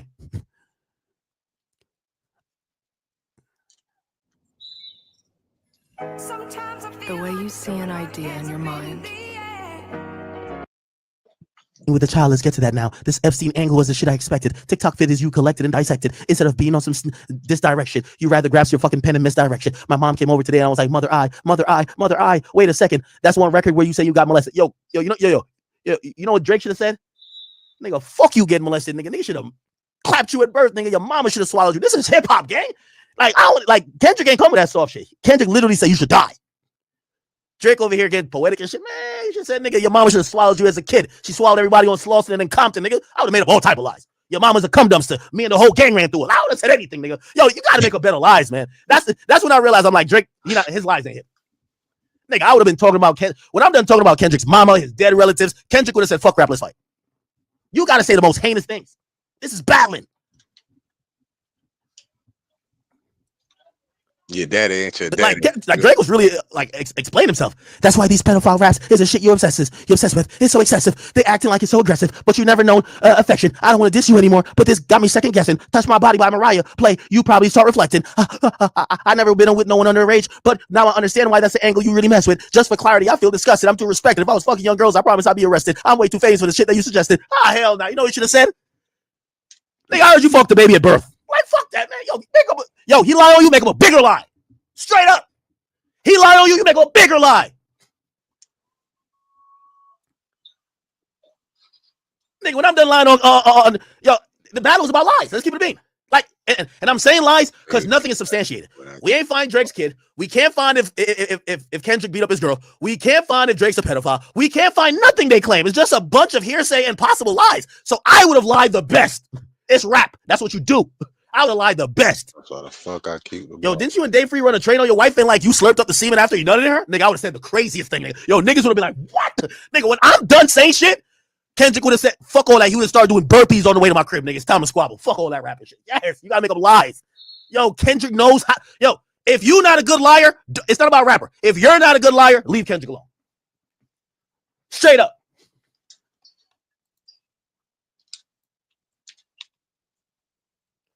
Like, if Drake wanted to win this battle, nigga, I would have bought a VHS tape of Kendrick's mom getting hit doggy style, nigga, like in a trap house, nigga, in Compton. Straight up. That's what I would have done. Nigga, this is why 50 Cent don't lose battles. Yo, Rick Ross was out musicking 50 Cent. You know what 50 Cent said? Yo, give me the video of Rick Ross' baby mama getting fucked. Yes, That's what you do. It's hip hop. Yes. Get the video of his baby mama getting donkey fucked. Yes. That's what happens. Play with me. I got the video of her getting donkey fucked, nigga. Oh yeah. Yes. That's what hip hop is. This is my good old hip hop. There's no levels to this. There's no levels to this, nigga. The hip hop I love, when niggas start talking too crazy, you show up on their block. Yo, I'm here. Niggas say I ain't out here. Yo, there's O Block right here. Yo, I'm here. I'm in Compton. What's popping? So woo. Like, nigga, I'm out here doing everything. Nigga, you not beat me no goddamn battle. Like, what? And especially we online and he lying and you don't want to lie, I'm lying more. Nigga, 50 Cent realized, yo, Ross was in his bag. Do y'all remember Rick Ross? Bro. Rick Ross dissed to 50 Cent. Is it Mafia music? Bro. This was when he was Mafia Music 2. Bro, Ross was going crazy on 50 musically. I got a feeling I be really the truth. Yo, this nigga went crazy. You know what 50 realized? Why am I rapping with this nigga, man? How many baby moms he got? Bro, let's go get that bitch, man. Is it this? What's the song? It's Mafia Music, right? Yo, that nigga, he floated on his beat so much, nigga. I said, I don't care if he's a CEO or the warden. Like, bruh, Rick Ross was dropping 40. Y'all remember when Kobe caught the rape case? Kobe Bryant rape case stats during that time. To distract people from the rape case, he dropped 40 points every night, nigga. Straight up. Nigga, straight up. Yo, straight up. Let's look at the time period. In July 2003, he caught it, right? July 2003. Let me just Google it. And it kept going until 2005. All right. Every time it went public, nigga was balling like it was out of control. Kobe Bryant, 8 40-point games in a row. He dropped 8 40-point games. Look. Nigga, he did that. Nigga was look in 2003. Y'all niggas talking about rape. 3 balling. Double team. Fuck shot. Dunk. Yo, that nigga was going crazy, bro. Like, yo, niggas trying to talk about they in the post-game press conference, like, yo, so Kobe, so when you were in Denver, did you rape that girl? I raped the basket. You said you dropped 60? Yo, that nigga was scoring points like it was gonna stop, bro. That nigga was going crazy. Anybody remember that? Kobe gets the allegation. Like, you know the little ESPN thing? Kobe, accused of rape. Denver, Colorado. Every game, that nigga dropped 40 points. Straight up. The entire month of February, the nigga was balling like it was going out of style. That's how you put up when your back's to the wall. Right? Yeah.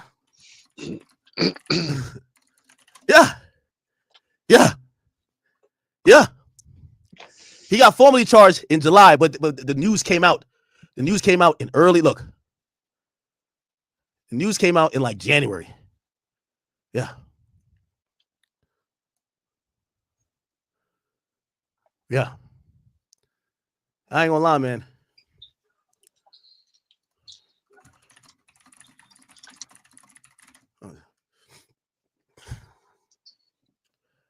Yeah, that's when he got charged. But I forgot when it happened. This nigga was dropping 30 like it's going out of style, gang. Shout out to my boy Kobe, man. That was Rick Ross. They say, oh, Rick Ross, he's a CO. That's when, snitching is popular now. What you mean a nigga rapping about, I know the real Noriega. He owed me 100 favors. I'm moving weight across the Atlantic. What do you mean he's a corrections officer? 50's on his head top. 50's going crazy. Yo, that nigga Rick Ross was dropping the best music of his life. That nigga was in the studio dropping 40 points every night on some Kobe shit. Mafia music? Oh my God. Oh my God. When I heard this, I don't care if he was the CEO, if he was the warden, if he was the arresting officer, or if he was the DA. Whoever made this type of music, I like. This shit? Here we go. Feel it. Money be the root. Look up at the stars, she like honey with a roof. Pull up here the dogs. Canaries, they go with roof. Even once had a job pouring tar on the roof. That boy had it hard, no facade. It's the truth. So now when I'm an Audrey, give massage. It's a proof. Put it. Okay. Photo naked. Whistling at Wendy Williams. Finger, I'm chilling on 20 million. The rumors turn me on. He said rumors turn me on. I'm masturbating at the top. Excited, so they catching every drop. Potholes in Jamaica. On them acres. Had a dream. Bob got high. I still do both, but somehow I got by. Mike Vick, Bobby Brown.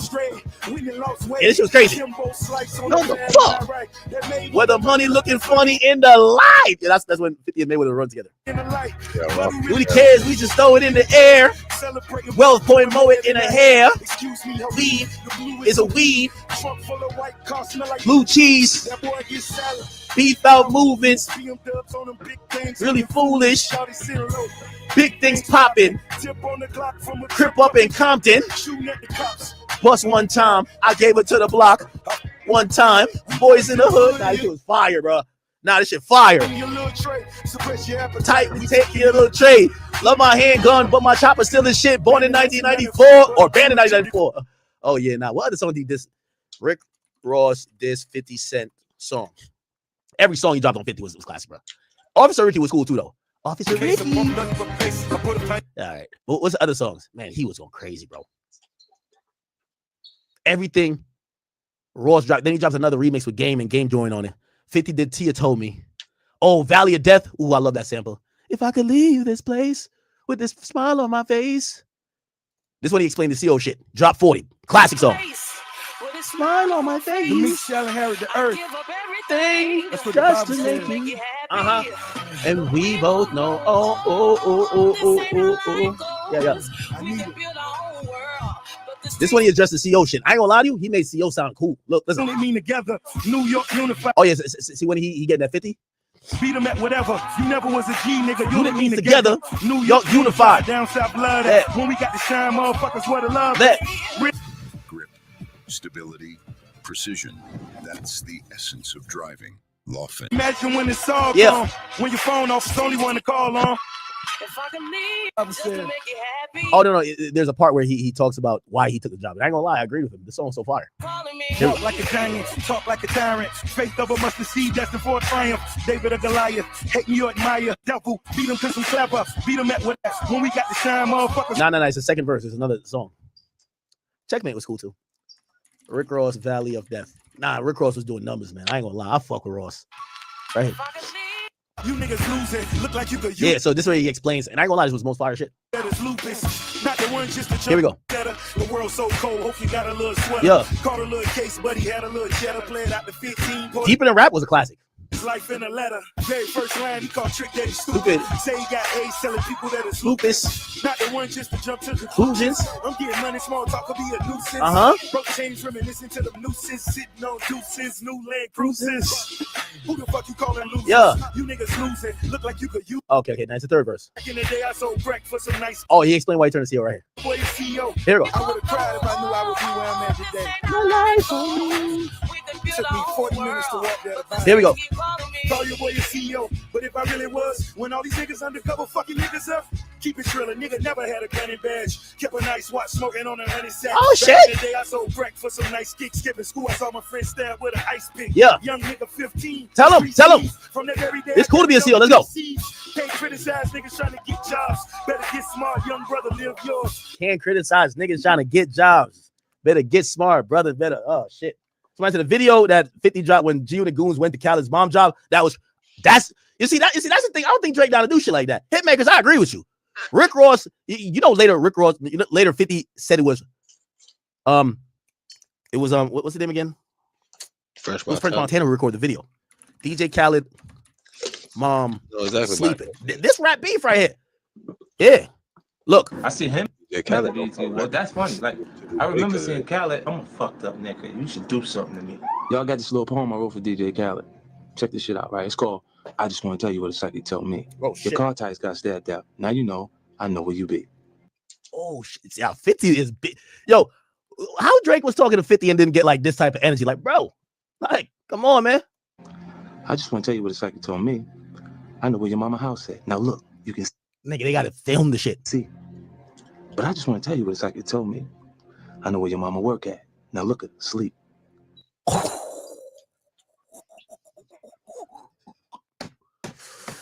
Wow.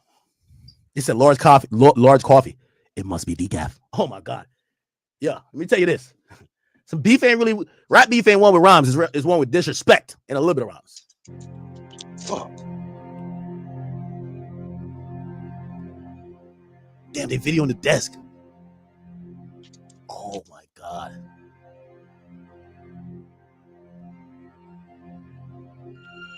Nah, 50's a demon.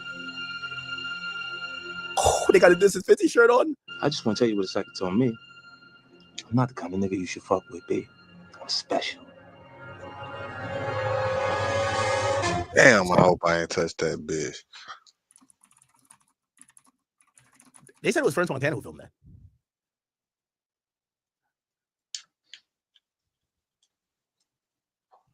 Which I always wondered, like, what's that conversation French had with, 50 was with Ross's baby mom. 50 was one of them, bro. Yo, I'm surprised somebody ended up dead in that shit. I ain't gonna lie to you, bro. I'm so surprised somebody did not end up dead in that shit, bro. Like, how? Somebody almost did. Who the heck is this? He got the concept from me with the songs. Irrelevant to it. However, so, I was an artist that used to just spit. And she's the one that gave 50 Cent the footage of DJ Khaled's mom and where she worked. Back. How did he get that footage?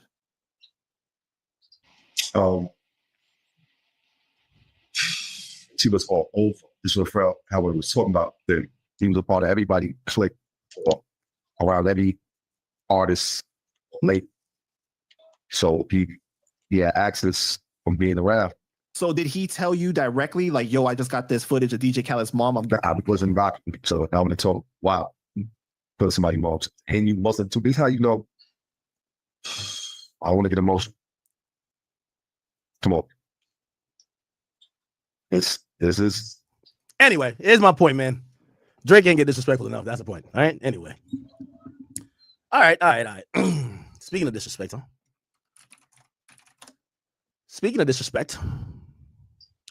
looks like the constant back and forth between these guys are never going to end.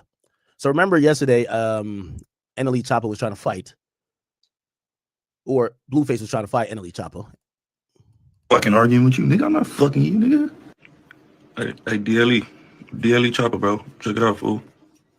I'm not finna do too much lip boxing with the booty bandit. Like you're getting your ass ate as a man. What the fuck position are you in physically as a man for a woman to lick your ass, brother? I can't think of one position you could be in for a woman to lick your ass as a man. That's not hella gay. That's just me. Feel me? But anyways, like, bro, we squabbling up or not, fool? I'm not gonna be lip boxing with you, fool. I don't know how to make a rapper beefy. I don't know how to make a diss tracky every weeky. Back and fucking arguing with you, nigga. I'm not fucking you. Back and forth. Fuck all that. You got 24 hours, fool, to agree or disagree or shut the fuck up. That's all I know how to do is take it there. School crip, bro. Like, what are we doing, bro? That's all I know. You know, I know I can argue with a bitch all day long, but with a nigga, I'm not fucking arguing with you, nigga. I'm not fucking you, nigga. Squabble up. We can figure this out real fast. Shit, let's figure it out, Chop. What we doing, man? Got 24 hours. Man. Everybody get on his ass, bro. You taking the fade or not? If not, shut the fuck up. Okay, NLE responded. Yeah, y'all talking about take your son and stand by Blueface. Catch you. What about this? Yeah, talk. Take your son. I'm gonna decline your offer with a way better proposition for you. You feel me? Because we know you owe $23 million to that club for one. You owe another $100,000 to Soulja Boy, baby mama. So your goal is to give me to fight you to help pay off your debt. Okay, cool. I understand that, right? So that's my reason to not fight you. Because I ain't finna help you pay your debt, but I got a better proposition for you, nigga. How about this? Blueface, I'm gonna decline your offer. Catch you, look. And what about that? Yeah, talk. Take your son and stand beside my son, and let's see which one of them motherfuckers know how to operate. Let's see. Hey, hold your son beside my son. Let's see which one of them can hold their head up. Fuck, nigga. How about that? Yeah, nigga. Put your son beside my son. Let's see them buck, nigga. Let's see them slap box, nigga. Put your son beside my son. Let's see who can hold their fingers up. Now, I don't think NLE Choppa realized Blueface got two sons. He got Charles Barkley Jr. and he got the older one, who's mad normal. so they motherfucking know, nigga. Take your son and stand behind Blueface. Catch you a little, my nigga, catch you a little slow. Catch you a little slow and kick dust from that nigga. Pussy. Tell that young nigga stand up. You worry about the wrong shit. You on Twitch playing. Having a financial crisis, nigga. Fuck identity crisis, nigga. You want to come at me every day because you need somebody to entertain you so you get some money on. You will never pay it back, nigga. Show me 23 million right now, nigga. Show me $23 million, nigga. Yeah, show me that, nigga. Talking about some boxing. Talking about some DLE. Mm-hmm. Yeah, but show me 23 million, nigga. Because you stupid, nigga. Yeah, show me that. And what about that? Yeah, Charles Barkley, put your hand up, nigga. Take a step, Charles. Yeah. What's up with your son, nigga? Pussy, nigga, handle me in the streets, nigga. Y'all keep playing with me. I ain't playing. You think this shit funny games and entertainment? I'm dead serious, nigga. Put your son beside my son, nigga. Put little Charles Barkley beside Chosen. Okay. Well, I guess he turned it down, y'all. Turning down faith probably is crazy. Shit.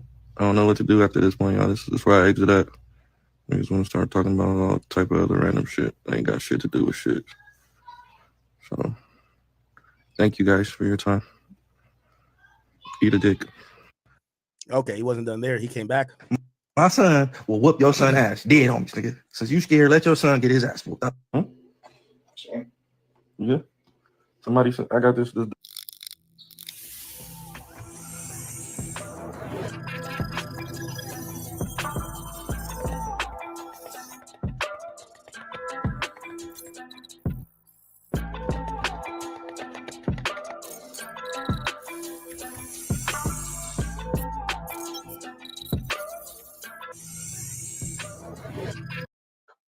But this is like W, son. Yeah. Somebody said, I got this dude. He's a pussy for real.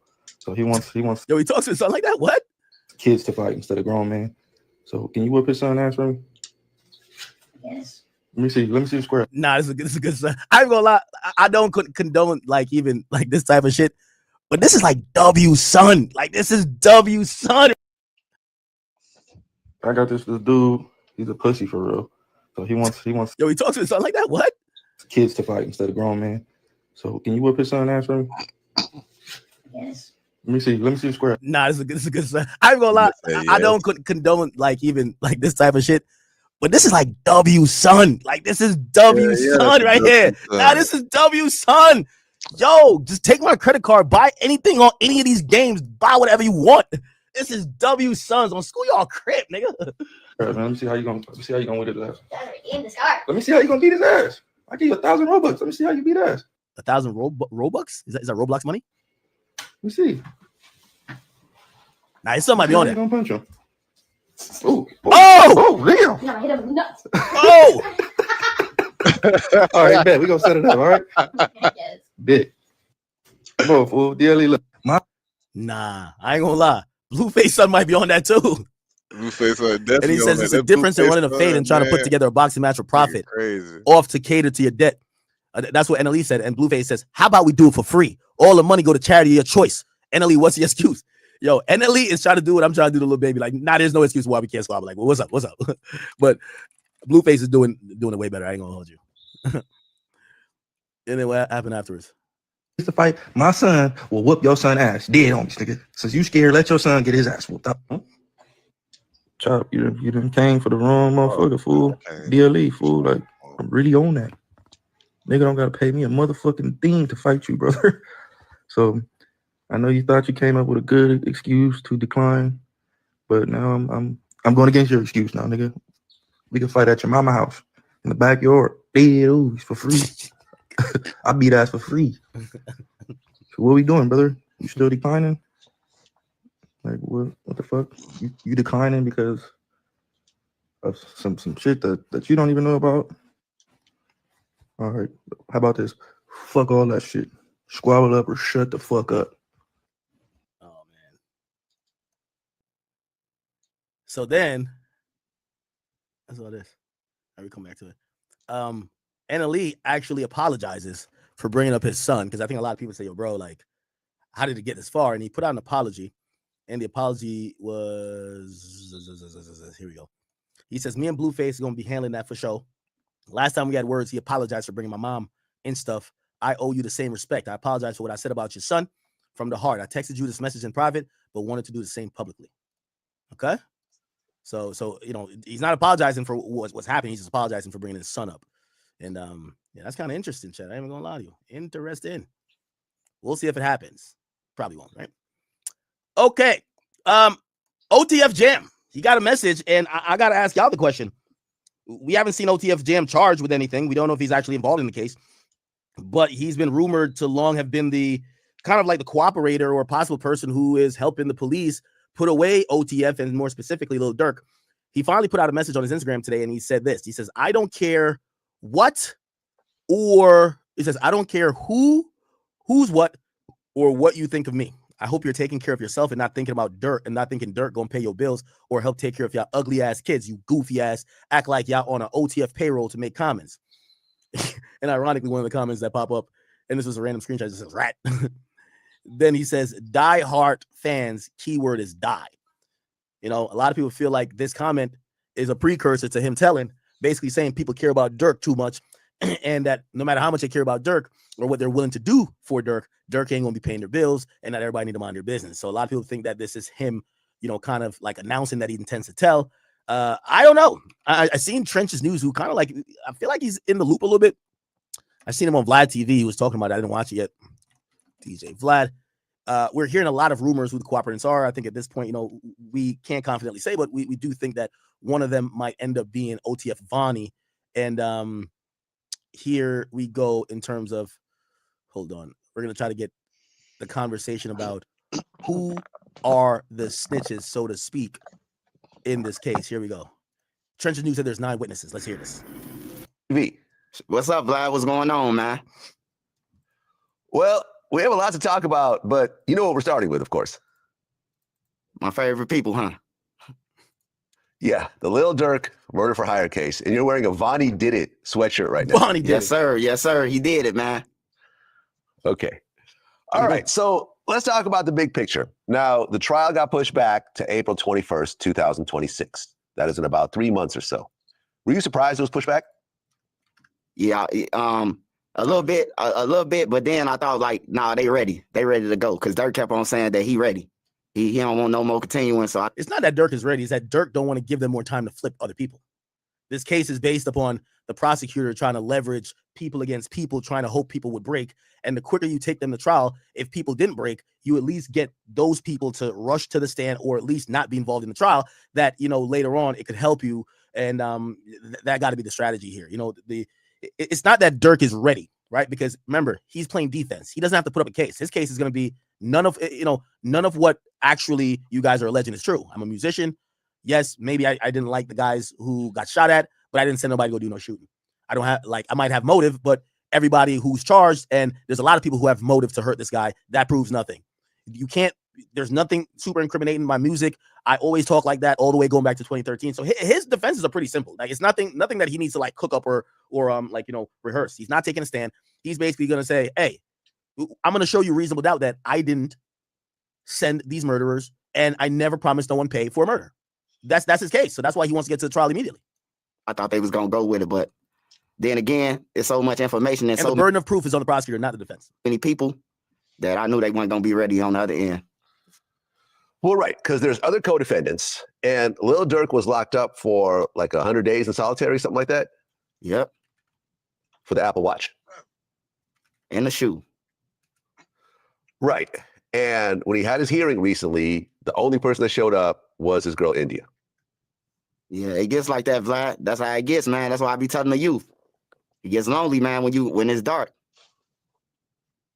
Right. And my man Drew Findling is now representing him, which is a good thing. But at the end of the day, these are lawyers, not wizards. So there's definitely a big hill to get over here. Yeah, it's going to be a big fight for Drew. He going to have to pull out all the tricks. Right. So let's talk about what's happening right now. Even though I said there's no case for Durk to present, usually if Durk was pushing the case back, they gave him discovery. And so let me, I'm correct. Or not correct, but I'm going to add on to what I was saying. So Durk doesn't necessarily they probably, whatever case this is, their case will be presented in 1 day or 2 days. The state is going to take at least a week or two. I would imagine 2 weeks with witnesses, with eyewitnesses, with people that could attest for the victims, people who were in the store who could speak to how violent this is, that it could really resonate on the jury. The state, or not state, I mean the government. So government is feds. Usually we're saying state, we're talking about state government, or DAs. So the government is going to do a lot. The preparation that Dirk has to do, or Drew Finland, is not necessarily when it's their turn, because all they're going to say, they're just going to sum it up and say, hey, listen, they're going to bring some music managers up there. Hey, listen, how are flights usually booked? They're going to just give some reasonable doubt. Hey, how does Dirk usually talk about this? What does Dirk usually mean when he says this? Where was Dirk if he was with his girl? His girl might take the stand and says, he was with me. Do you remember him getting any calls that day? Did you were on the private jet as well with him? Do you remember him telling any? And she's going to say, no, he never did none of that, right? So it's a really quick case for his defense case. The real money is going to be earned, and this is just like the Diddy case. The real money is going to be earned on cross-examination. The reason why Diddy lawyers were so good on cross-examination, they made a very good point to destroy all the main witnesses. Cassie got destroyed, or her credibility there's severe holes poked into it. Remember, you only need to create reasonable doubt. You don't need to necessarily full-on win. You need to create reasonable doubt. And after Cassie got off the stand, the jury said, I don't know if she was sex trafficked. We don't know if she was sex trafficked, okay? And that was enough that he beat the RICO and he beat sex trafficking, which was the two biggest charges that carried at least 20 years. So that's going to be the brunt of this whole trial. You're going to get Drew Finland and his team. They're going to take to task every single witness. And by now, if they're pushing for February, they have a witness list, or they're trying to fast track it that the government don't add more witnesses, because there's going to be more people you have to prepare for. And the more people that get up on that stand that will probably be speaking for the government as cooperators, they're going to make you look like you did some shit. Right now in the case. So I guess there's multiple witnesses that are saying that Dirk had $1 million bounty. Yep. Okay, explain that. So in a first paperwork, it never said about a bounty at first. It was just saying a murder for hire. So PW, it was match with a local TurboTax expert at our new in-person locations. They're specialized in your unique tax situation. So they was riding around. And y'all know they got the Keefe D case coming up later this year. I think that shit supposed to pop off like August or some shit like that. All right. And nigga talk about murder for hire with $1 million ticket. We know what Keefe, and we know what that, you know what. But at the end of the is Pop really dead. Our old block is supposed to kill Money Duke and another guy for that money.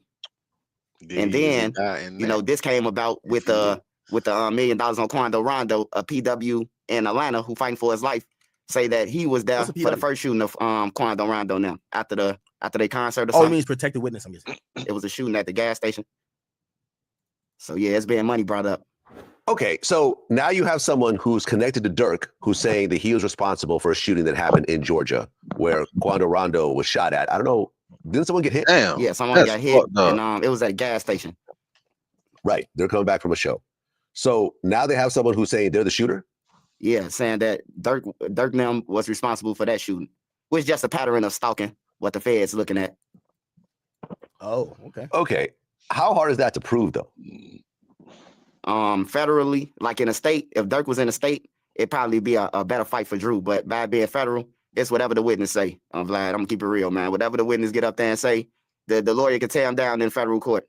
It's still the witness, right? Right, but this is not some concerned citizen who feels bad about the situation and they tell their wife that they're gonna go, to the police. Like you was able to see thug shit, like how that shit, like review that shit, see every step by step. Like you ain't gonna be this shit gonna be like the Diddy case, nigga, cause this the feds, nigga. Ain't no cameras allowed in that bitch. They gonna have drawings, they gonna have testimony, they gonna have recounts, they gonna have bitches summarizing that shit up for you at the end of the shit. You ain't finna you gonna get transcripts like off of like, know what I'm saying, when they read they got like they were doing it just like they was doing the Diddy trial, bitch. Just how they were doing the Frico. Needs to admit to this. This is someone that's already in prison, right? Yep. You say fighting for his life, so what is he facing right now? I think the guys who they referring to is the kidnapping case that just happened with Boona and another guy from Chicago. Because they saying the guy don't know too many people but he know Dirk them, but he don't know too many other people that's connected to OTF. So it's one of them people that's lingering around, who was around, who know things, but they knew too much. They was around for a lot of stuff. Okay, so the feds are saying there's 9 witnesses? Yep, it's 9 witnesses. You got to think about it. You got Vonnie missing. You got the other guy, Flock. He ain't coming to court either when Dirk them showed up. That's 2 people. Then you got number 2, the other shooter. He been missing. Then you got number 5. You got co-conspirator number 3, which is a manager. And then you got PW1, PW2, CW. Yeah, it's all bad, man. And all these people connected to Dirk in some way. 9 witnesses that are going to take the stand and say that Dirk was the reason why this murder happened. Yep. Damn. Okay. And those 9 people ain't indicted either. Got to say that. Except Vonnie. 9? Except Vonnie. But Vonnie's kind of disappeared. I think he's taking a secret plea. Well, or a sealed plea. Sealed plea. Co-conspirators are usually indicted, aren't they? Co-conspirator, they missing. When I say indicted, I mean mugshot. It's only the certain people with mug shots. Like Vonnie ain't no co-conspirator. He wouldn't be one because he wouldn't be a number 5 because he got a mug shot. Number 4 too. We forgot about number 4, the guy from Cali. He gonna have to tell who he called. True. Okay. Now you talked about there's 6 sealed documents that are going to prove, according to the feds, that Dirk actually directed the killings. Yep. It's in the paperwork that just dropped. It just dropped like 4 days ago. Damn. And it says that it's 6 sealed documents that would prove that Dirk directed the murder, and he was aware. On top of the witnesses that's gonna get up there and say it too. Okay, so I mean, how does this work? If you have a sealed document, will the other side, like Dirk's lawyer, won't get to see it? Yeah, Dirk's lawyer seen everything. When they sign the AEO, it's like for you to see it, you can't tell your client, you can't tell them who the witnesses is. I ain't gonna lie to you. As much, I don't know what's your opinion about this guy. He's always pretty knowledgeable. He knows in court terms. I ain't gonna. He kind of either is well read, or sometimes we watch him like I think the feds be feeding him info, bro. He be on point. AEO is attorney eyes only. What I mean is that they can't leave. So Dirk is entitled to discovery. They could say certain things as attorney eyes only, which means the attorney, so Dirk in his cell has discovery in his cell. You're allowed to use the time you're incarcerated to review your case. So he has a stack of papers. Young Thug did too. Anything that's AEO only, Dirk cannot have in his possession without the presence of his attorney. And actually, it's not really, I mean, of course he's going to see it, but he can't have a copy of it. It's for attorney eyes only. Why? That's going to be where the snitches are. Why? Because if you are locked up and you see all the names of the cooperants, you're going to take a picture of that, send it out somewhere, and people are going to try to kill their families. So to make sure that doesn't happen, they file it a certain way to say, the only 2 people have this is the prosecutors and the attorney. Need better sleep? We can help. Get a king bed for a queen price at Mattress Firm. We make sleep easy. Assume that you gave a copy of this to your client who then somehow got it out. Because this is where witnesses and stuff like that's going to be. Okay? Also, everything in the case is under protective order too. You can't tell him anything, but you see it. Drew see it. He see the fight. Yeah, I heard about this. I heard in the feds, there's situations where the lawyer can't even tell his own client certain things. Yeah, you can't go over, you can't let them write it down or none of that. It's like a disc that they look off in a room and read it off a screen. See, this is where I'm like, yo, how he be knowing this? He knows a lot. Okay. You got 9 witnesses, 6 sealed documents, and don't they have like gigabytes of data and so forth? Yeah, this guy, he's kind of credible on this stuff. When it comes to like Chicago indictments, he'll probably be at the trial. Here we go. Tell me exactly what Vonnie's role is right now in the big picture. In the big picture, Vonnie is the mastermind. He brought the guns. Yeah, if you want brought the cars. He paid 2 of the people off. He was the mastermind. He the mastermind that's finna try to get 20 years or whatever for telling, 25 years for telling on Lil Durk and the rest of them. Right. You're saying that the feds are offering him a 300-month plea deal. Yeah, according to him. According to him? Yeah, according to him. He had he broke down some text messages that he sent to his dad, and his dad ended up sending them to me, and I ended up putting it out. He been planning on flipping since November, since they got locked up. I think they got locked up in October, and them text messages was from like November 11th. So from that time to November, he already planned on flipping. Damn. Okay, so you're saying that Vonnie texted his dad, and why would his dad hand over that information to someone else? His daddy says that Dirk and Vonnie had played him out the money. You know, I ain't gonna even bring up the backdoor Von stuff because I don't believe that. But the things that he did say, it ended up in the paperwork. Like it's ended up like he tried to backdoor O Block and all that. He said that, and it's in the paperwork. Okay. Now, I've always said this. In fact, when I interviewed Drew Finling, I said it in the interview. I said that, you know, Dirk has a chance of beating this unless his day one guys flip on.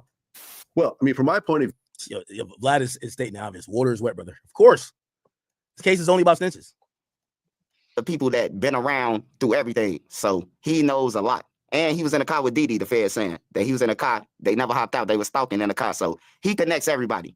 When the Feds talk to him, Vlad, you got to explain to the Feds, like, when you making the deal, who did you get the guns from? So now you got to tell everybody who you gave the guns from. That knock out the shooters. Who are you in the car with? I was in the car with Didi.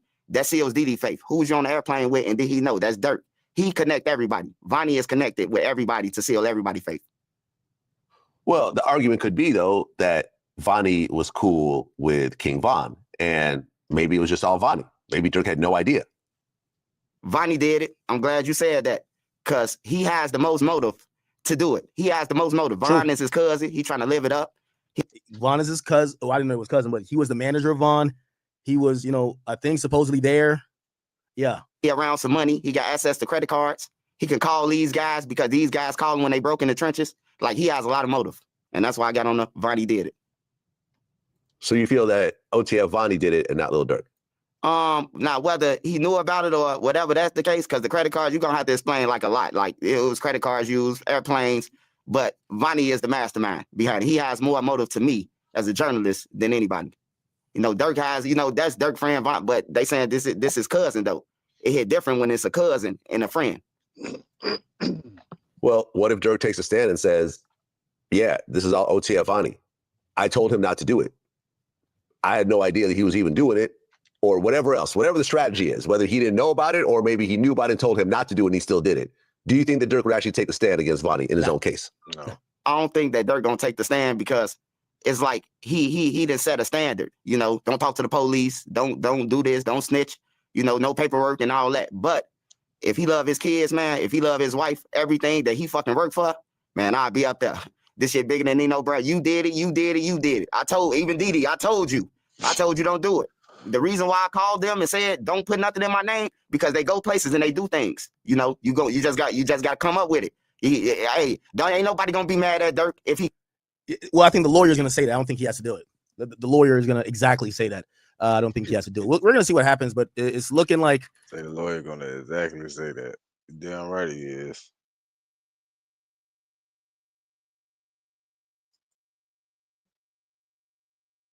I was in channels. Only talking about full-time streamers, not talking about somebody who sparks up one time and never does again. So people who do 100 hours a month, we're gonna call fell. Now, Chad Ochocinco had to respond to this. Chad Ochocinco. Wait, and did he know? That's Dirk. He connect everybody. Vonnie is connected. Okay, no.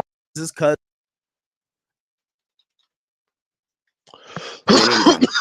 No, Dirk has, you know, that's Dirk. If he love his wife, everything that he fucking worked for, man, nah, be up there. I don't think. And we're gonna see who's gonna be telling. The trial is set for April. He says April. Everybody be ready. So, and I'm pretty sure that my man was doing this for some, like, you know, clickbait, like, you know, rage bait type of stuff. But I will say, I don't know if you guys seen this, but DDG, he actually tweeted out. He said streamers make more money than 95% of the NFL. Now, Chad Ochocinco had to respond to this. Chad Ochocinco, Twitter. He responded to this on Twitter when he quote tweeted DDG, and he had like a face, like, you know, reaction to it, kind of like, what the fuck? What are you talking about? The face in question is, where is that? Where is that? Damn, nigga tweets a lot. Holy.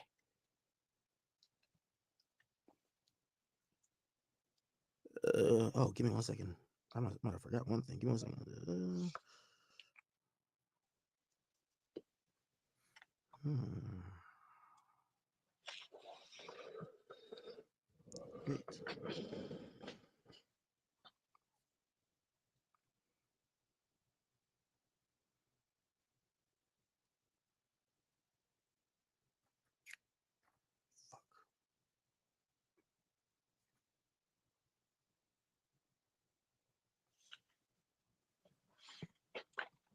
My bad. Okay. So where's his tweet? Oh, this was he put this face right here. And this was to DDG's post. I said streamers make more money than 95% of the NFL. Now, I think DDG's like raised baiting, but I do want to be very factual with y'all and give y'all the real behind it. 0.001% of streamers make more than 99.9% of NFL players. More than 99.9%. That's accurate number. 95% of the NFL. Now, I think DDG's like raised baiting, but I do want to be very factual with y'all and give y'all the real behind it. 0.001% of streamers make more than 99.9% of NFL players.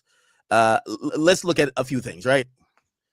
Highest paid NFL player 2025, right? Let's see the salary.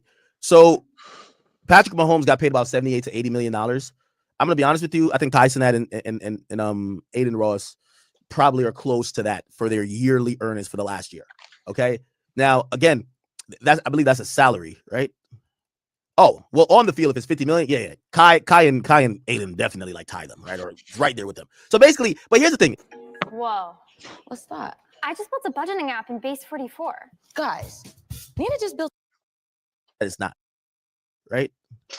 Oh, well, on the field, if it's 50 million, yeah. Kai and Aiden definitely like tie them, right? Or right there with them. So basically, but here's the thing, and this is why I hate when, I think it's giving people like the perception that it's not.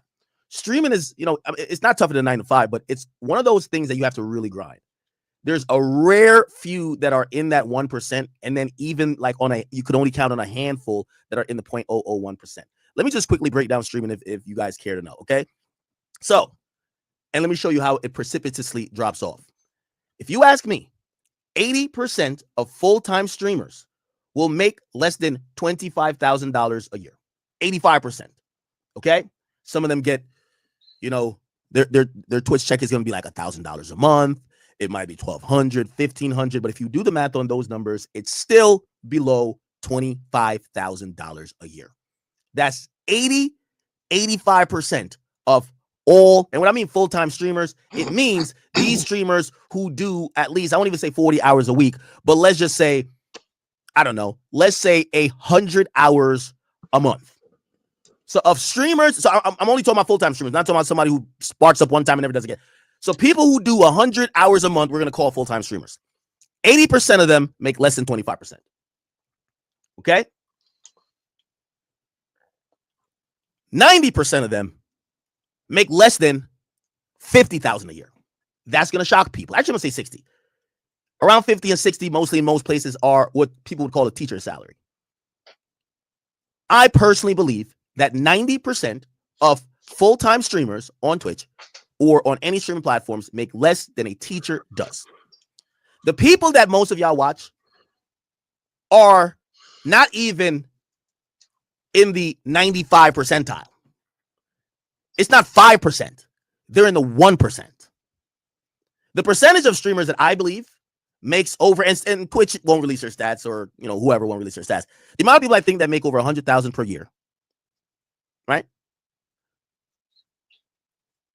In terms of streamers, it's 5% of full-time streamers. I want to show you this right now. Oh, I'm banned. But you go to Twitch and you go here, and maybe y'all know some of these people up here, Neon, Queso, XQC. Now, I know y'all will look at this and be like, well, Wendy Ortiz probably makes over 100,000 a year. Like, they're still in that 5%. When you look at these channels, you got to go all the way down. There's a shit ton of channels that don't even average 2,000 people watching them. Just keep going. It's a lot of streamers. The majority of streamers do not get views. The majority of streamers do not get views. Just keep going down. And we're just in are we in one category or we're just in all categories? Oh, we're in all categories. All right.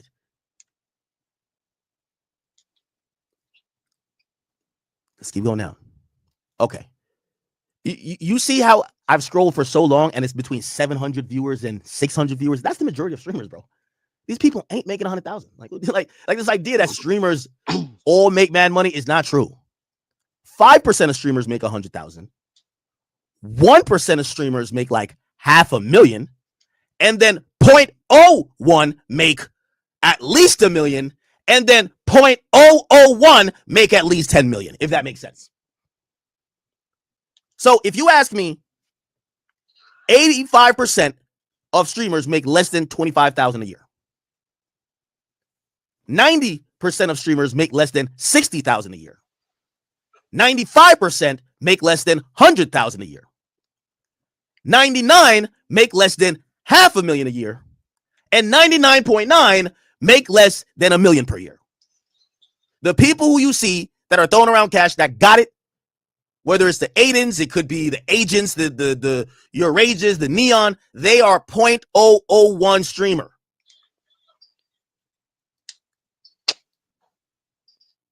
I hope you guys kind of like understand that. Like, I wish they would show how many. Okay, here we go. They don't show how many channels. Fuck, how do we see how many like channels? Like how many people streaming it? They don't show that stat. I wish they did. Look, there's somebody streaming politics with 5 views. There's somebody with 3 viewers over here. Like, you get what I'm saying? See, I want to figure out how many channels are currently live. That's all I want to figure out. That'll tell me all I need to know. How many people are currently live on Twitch? Maybe you could tell me that. Not live viewers, live channels. Look, again, 119,000 channels live. 119,000 channels live right now. Let's not even over exaggerate. The 7-day average of channels is at any time, we're going on averages, 100,000 channels live. Okay? Now from 100,000 channels live, let's cut it in half. Or actually, let's even do it better. Let's cut it in half. Let's say of all the channels live, only half do like 100 hours. Even though it's probably less. Let's do it in people's favor. Of the 100,000 channels live, only 30,000. Let's go with that number. 30,000 channels are full-time. Okay? So this is how you do the math. It's simple math, people. When you go here, go to browse. So let's say, really, we should one with half. So 50,000. Let's go with 50,000. 50,000 do a sizable amount of hours over a span of a month. The others get on, get off. They might do 10 hours, 5 hours. That's it. We're talking about for the month cumulatively. If you do 100 hours, we're going to consider you a full-time streamer. Oh shit. Let's look at all live channels. Okay. Now, some of these are like, I don't know if this is in person or this is a company. Okay, the people up here, 37,000, 28,000. Okay, you're going to be making $1 million. Okay, y'all going to be making millions coming here. But look at the precipitous drop off. This guy has 37,000. You scroll right here. This guy has 10,000. You do 2 more scrolls, and this is on the whole site. This person has 3.7 thousand. If you're averaging, I'll be honest with y'all. If you're averaging around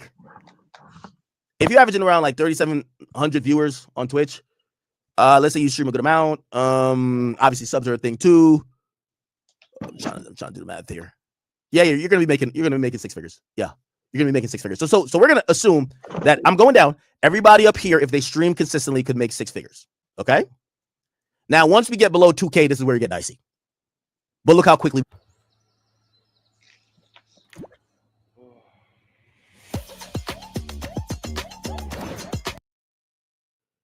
Let's just go. Look. So now get there. Right? So now once we get below 2K, this is where you get dicey. But look how quickly we get there. Right? So now, remember my math, I'm telling you. Let's just go. Look. So now under 2K views, we don't know. Right? Under 2K views, we don't know.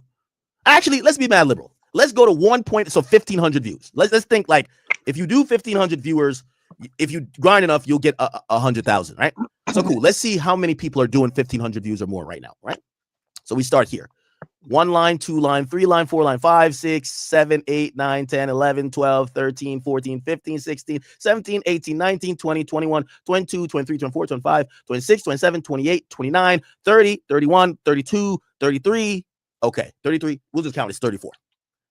Okay, 34 times it's tiled, so it's 4. 34 times 4, right? So 34 times 4, I'll do the math here. We can just do it on another tab. 34 times 4 is 136. So based on the math, and I'm doing ghetto math here, I said about 1 point. If you're averaging 1,500 and you grind that much, you'll make 100,000. Currently on Twitch, only 136 channels are doing more than 1,500 viewers. Keep in mind, right now there's 100,000 channels live. So let's do the math. We're gonna cut half of it. Well, first of all, let's not cut half of it first. Let's do 136 divided by 120,000. So that's the percentage of people right now that's on that site that you would like extrapolate to be making 100,000 per year. Let's see if my math was right. Already, it's ridiculously low. Now, granted, I'm not going to use this number because remember I told you most of those channels aren't full time. So we weren't going to use the 120. We weren't going to use the 120. We were going to use 100K because that was a 7-day average. But I said we weren't going to use that. We were going to cut it in half. But this number is so fucking low. Let's say only 30% of people live right now are full time streamers. So instead of using 100,000, we're going to just take 30% of it, which is 30,000. So 136 divided by 30,000. Look. Do y'all understand what I'm saying? To get the percentages times 100, it's less than 1%. So it's 0.4% in our estimation of full-time streamers that make over $100,000. 0.4%. This is why this argument is stupid. Because average NFL player salary is $3.2 million.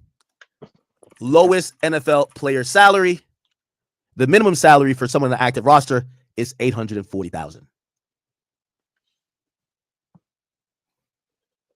So even if, as long as you're on a roster, you never play, you're basically a guy that's just running drills in practice, you're getting paid $840,000.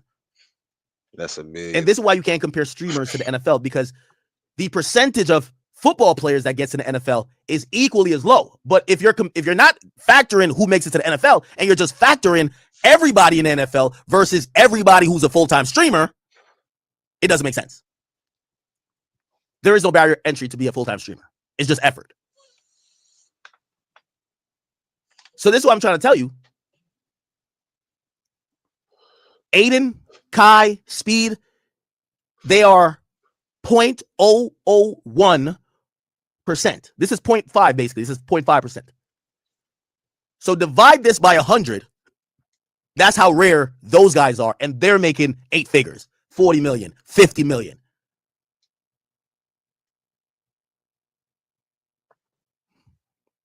So anyway, yeah, shout to DDG. You know, I think he was, popping and shit. Obviously, if we're speaking about DDG in particular, DDG is a 0.01 streamer. Like, if you ask me, DDG is he's probably pulling in 10 mil. Like, cumulatively, like, when I'm talking about YouTube and the streaming, everything combined and opportunities that's come, like, it's definitely dwarfed his music money. Yeah. So if you told me that DDG pulls in 7-8 million, yeah, I believe it. If it was 10, I'm not like, no, never. But yeah, over 5 million, maybe 10. I'd be, if he told me pulled in 20, I'd be a little shocked, but whatever. I'm only talking about streaming and like uploading and like, just video content. Because streaming, people upload shit or whatever. So for me, I'm the ultimate pocket watcher. I put DDG in the 5 to 10 range per year.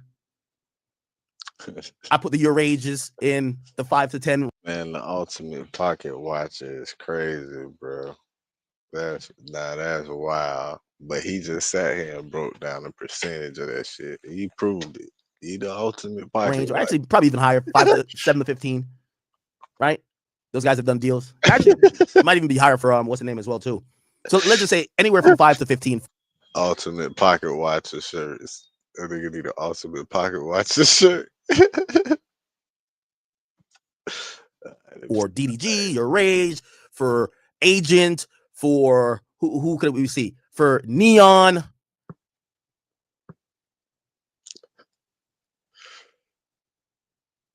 And then the guys who are making middle 8 figures are going to be the people when you get on here, you see 100,000. When you see 100,000 up here, that motherfucker is making that person is making clearly 40 million, 30 million.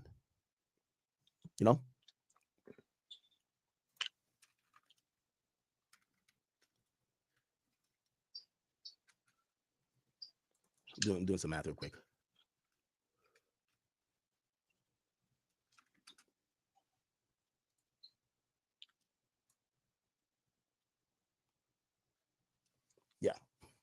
I won't call any names here, but a streamer once told me he's one of the top view getters, clearly over like 60K or whatever. After like about 4 hours of streaming, actually it was a longer stream. I think it might have been like 6 hours. They told me that just running ads, and Twitch does a really good job of monetizing ads.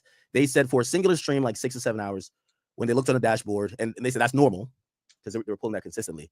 They were getting like, the stream they would get like $70,000. Right. So that's to put it in perspective. When you're looking at view count, if you're not averaging over 60, so let's do the math with that. Right. So let's say you're getting 70K.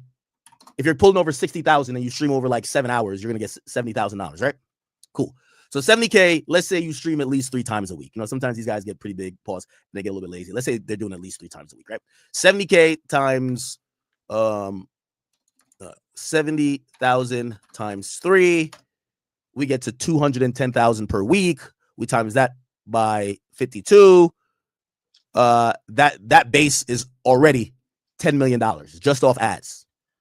Let's add about, I don't know, $7 million. Like if you're pulling this just off ads, we got to add at least $7 million on sub revenue, right? Because everything's going to be proportional. Let's just add 5 plus 5. So now we added 5 milli, right?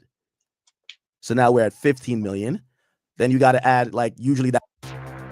Eve to me is basically freedom. It's a giant open universe where you can do whatever you want. You can have really relaxed, slow-paced stuff. Right? So now we're at 15 million. Then you got to add like usually that person's popular. The YouTube is kicking up too. Let's add another, I don't know. Let's add another $7 or $8 million, right? Plus 7 million again. Which, by the way, I think I'm lowballing a lot. You can see how now you have a top streamer. They're in the range easily with me lowballing. Pause. $23 million. This is $23 million. This is for the year, right? This is if you're averaging 60K like viewers, bro. Like, come on. How many people you know averaging 60K viewers? Come on, right? Now, if you're averaging 100 and you go on a Mafia Thon every 22 days, yeah, this you just times 10. You just times 10 with this one and just go to the bank with it, right? Yeah. So like, yeah, Kai, I would think that last year he probably almost pushed maybe got to be like 77, at least 60 million, at least, because he does these like Mafia Thons where he's averaging hundreds of thousands of dollars, which usually if you go off like just CPM that Twitch provides, if he's running regular ads, an ad hour for him is going to be like 70,000 per hour, and he doesn't get off. So think about 70,000 per hour times 24 times 30 days. And then he gets back on it. Yeah, ridiculous. So yeah, like someone like Kai Cenat, if someone told me, Kai Cenat's making more than, or Kai Cenat made more than, what's that guy we were talking about? Highest paid NFL player. He made more than Patrick Mahomes. I would believe it. I would. There's only one Kai Cenat. You get what I'm saying? So, yeah.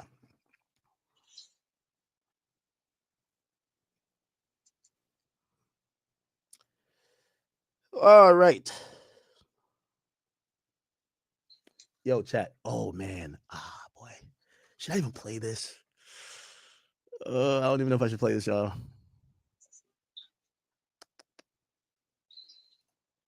Oh, my God. This is... Yo, chat. Oh, man. I saw this today, and I was fucking flabbergasted. Wait, where is it? Oh, no. I think I got it. Where is it? Huh? Where is it? I thought I sent it to myself.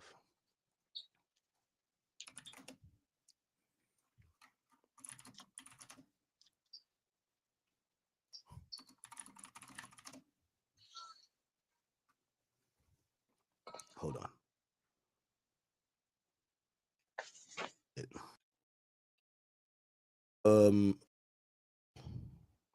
Remember little TJ was shot 7 times in a parking lot of like it was like a little multi like store spot, but there was a Chipotle in that spot. Lil TJ subsequently survived, but he went through a horrific and, horrifying, grueling recovery process, and we all were praying for him, and we're happy that he made it. Somehow the guy who shot him got out. I don't know how. Usually this happened in Bergen County, which that's where Edgewater is, which ironically all the rappers who get money, they're not running from their ops, but they leave Bronx, they leave the Brooklyn, and they all come to Edgewater and they bump into each other right there, because that's the only place in Jersey that all the rappers and bottle girls know to go, right? That's where Fabio had his issue. That's where Lil TJ got shot. Everybody's there. Every girl in Stardust is there. It's just a lot of bullshit that happens there. It's like little New York, right? It's like suburb New York. Anyway, the guy who shot him, the reason why I mentioned the area is because that's Bergen County. They don't play there. Like Bergen County is a majority Jewish-run county. Why do I say it? It's just facts. There's laws that are baked into the book. I've said this consistently. I used to live there in the county seat of Hackensack. And like, for example, there's a blue law, which means you cannot purchase clothes. Sunday is a holy day. Nothing could be open. You can't purchase anything but necessity, which is food. So there are no malls that could be open. It's illegal to sell clothing items or anything else. And apparently it's because of some religious law that somehow is based on Judaism, that on Sundays, it should not be a day of, anything else. So you can't have a club. You can none of that in Bergen County, New Jersey. Likewise, when people do BS, they usually make an example out of them, throw the book at them, i.e., Charlie Wingate, who you guys know as Max B. Oh, you over here trying to rob people or set people up to rob people and people die? You're going to jail for 99 years. Max B's sentence was 99 years initially because it went down in that particular region. They're really hard on crime, especially gun crime. Anyway, the guy who shot Lil TJ, somehow he's out, and he dropped a diss song. And I got to give you all a warning here. Like, he included my initial video when I announced that TJ was shot.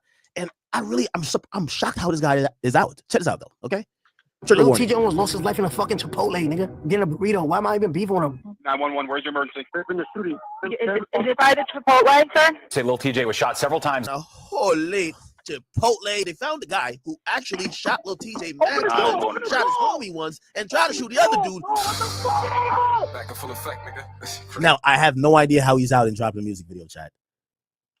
Yo, I've never seen someone shoot someone, get out, and make a diss song clowning the nigga he shot.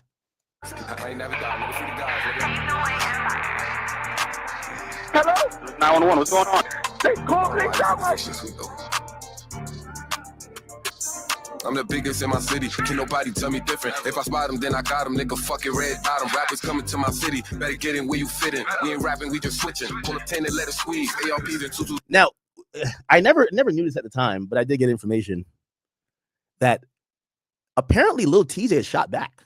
And apparently this guy got shot in the face, supposedly. I don't know if you've ever seen him. So his real name is Mohammed Konate or something like that. Let me look up his name. His name is Mohammed Konate. And there's a picture of him, like, I'm just typing Lil TJ, like in the hospital. And I remember I thought this was because, like, you see the face? I thought this was because of a fight in jail. From what I heard, no, he got shot. So somehow a bullet, I don't know what happened, but he had gotten shot.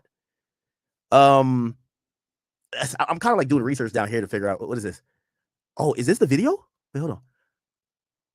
Get to an update now. A man is in custody and charged in connection to shooting 2 men in New Jersey after an attempted robbery. And one of those victims identified as Bronx native and rapper.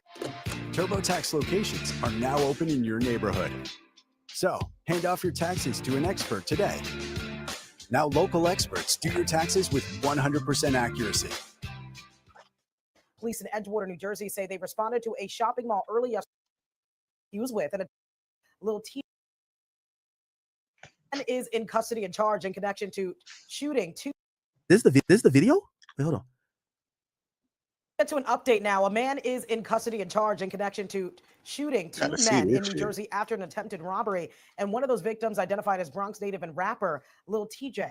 Authorities say Mohammed Konate now faces several charges, including attempted murder. We're told he approached the rapper and 2 people he was with and attempted to rob them at gunpoint. Police in Edgewater, New Jersey say they responded to a shopping mall early yesterday morning and found the rapper with multiple gunshot wounds and a second victim, Antoine Boyd, with a single gunshot wound.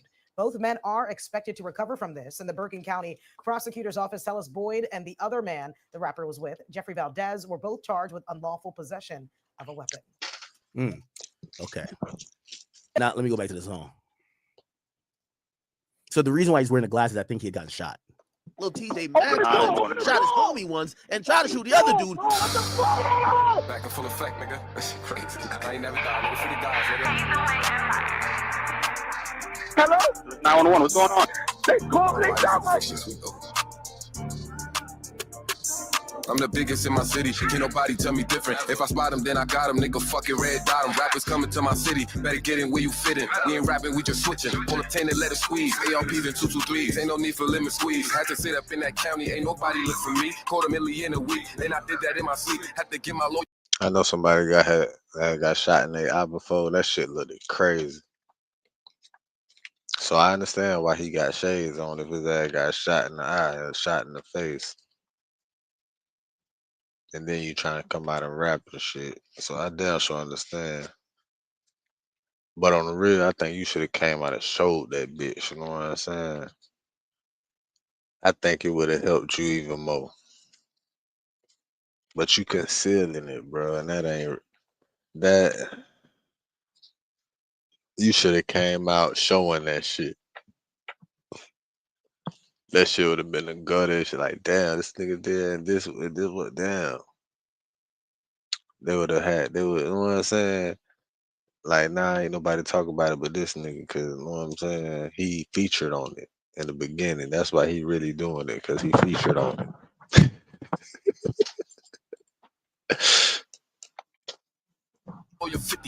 You the one got to show everybody your eye now because you ain't put your eye in the video already. See, he don't win it already showed it shit before you even played this. Get back the streets. He said, got you, take the bleed. I'm like, nigga, what you mean? Go to trial and you gon' bleed. Niggas telling just for free. Valley Park up at the door. On the corner, bet the doors. Team winning, check the score. Niggas back to back on horse. We ain't playing no lacrosse. If you run up, that's your loss. Know your favorite by the thing. Disrespect and not gon' flame. Niggas really know you lame. Doing anything for fame. Bulletproof the SUV. Just in case these niggas free. So I can laugh up in their faces while they dumping all they heat. Nigga, now I know you sweet. Niggas crying. Man, that shit elementary as fuck. I ain't gonna lie, bro. That shit so elementary, bro. You put some money behind that shit, though. That shit look good. I ain't gonna lie. That shit look good. You got some nice little production. You should have came with some better bars a little bit at least, bro. But I'm not from up there, so I don't know. Y'all probably fuck with. I don't know. That might be just y'all swag up there. But you could be creating some shit. You in your own lane. You could be creating your own lane. You know what I'm saying? I commend you for that too. I just hope down the line these niggas could squash that shit like Jeezy and Gucci. But that shit probably never happened. What the fuck? Crying in that V while I was dumping on my heat. Yo, is this guy really free? Or this is AI or something? I can't find anything on him being free, being released. Laugh up in their faces while they dumping all they heat, nigga. Now I know you sweet, niggas crying in that V while I was dumping on my heat. He ain't trenching, he a kid. He ain't trending, he a kid. So a little TJ calls himself Trench Kid, and he says he ain't trenching, he ain't a kid. All they heat, nigga. Now I know you sweet, niggas crying in that V while I was dumping on my heat. He ain't trenching, he a kid. He ain't trending, he a gig. Book his ass for a show. If he pull up, I'ma blow. Got my niggas on the road. Got the text from the yo. Override, it's a go. 444, that's for show. I'm the biggest in my city. In your city, I'm the GOAT. You double let me, that's the bro. Coming home to no parole. Free Curry, that's the 8. I remember Shane Blakes. We ain't nothing like these niggas. We ain't talking to the Jakes. Mini Mac, you a rap. On Smelly, you a pack. I'm the biggest in my city. Can't nobody tell me different. If I spot him, then I got him, nigga. Fucking red dot him. Rappers coming to my city. Bro, he's using crime scene photos. Better get in where you fit in. We ain't rapping, we just switching. Pull a 10 and let it squeeze. ARPs and 223s. Ain't no need for limit squeeze. Had to sit up in that county. Ain't nobody look for me. $250,000 in a week. And I did that in my sleep. Had to give my lawyer 50. Tell him, give me back the streets. Nothing like these niggas. We ain't talking to the Jakes. We ain't Mac, you a rat. On Smelly, you a pack. Nothing like these niggas. We ain't talking to the Jakes. We ain't Mac, you a rat. On Smelly, you a pack. That's your 50 nights. And let it squeeze. ARPs and 223s. Ain't no need for limit squeeze. Had to sit up in that county. Ain't nobody look for me. $250,000 in a week. And I did that in my sleep. Had to give my lawyer 50. Tell him, give me back the streets. Yo, this is crazy. 911, where's your emergency? There's been a shooting. Is it by the Chipotle, sir? Say Lil TJ was shot several times. Now, holy Chipotle, they found the guy who actually shot Lil TJ mad times, shot his homie once, and tried to shoot the other dude. Back in full effect, nigga. That shit crazy. I ain't never died. Yo, how's this nigga free? Well, isn't this proof that I guess little TJ didn't snitch?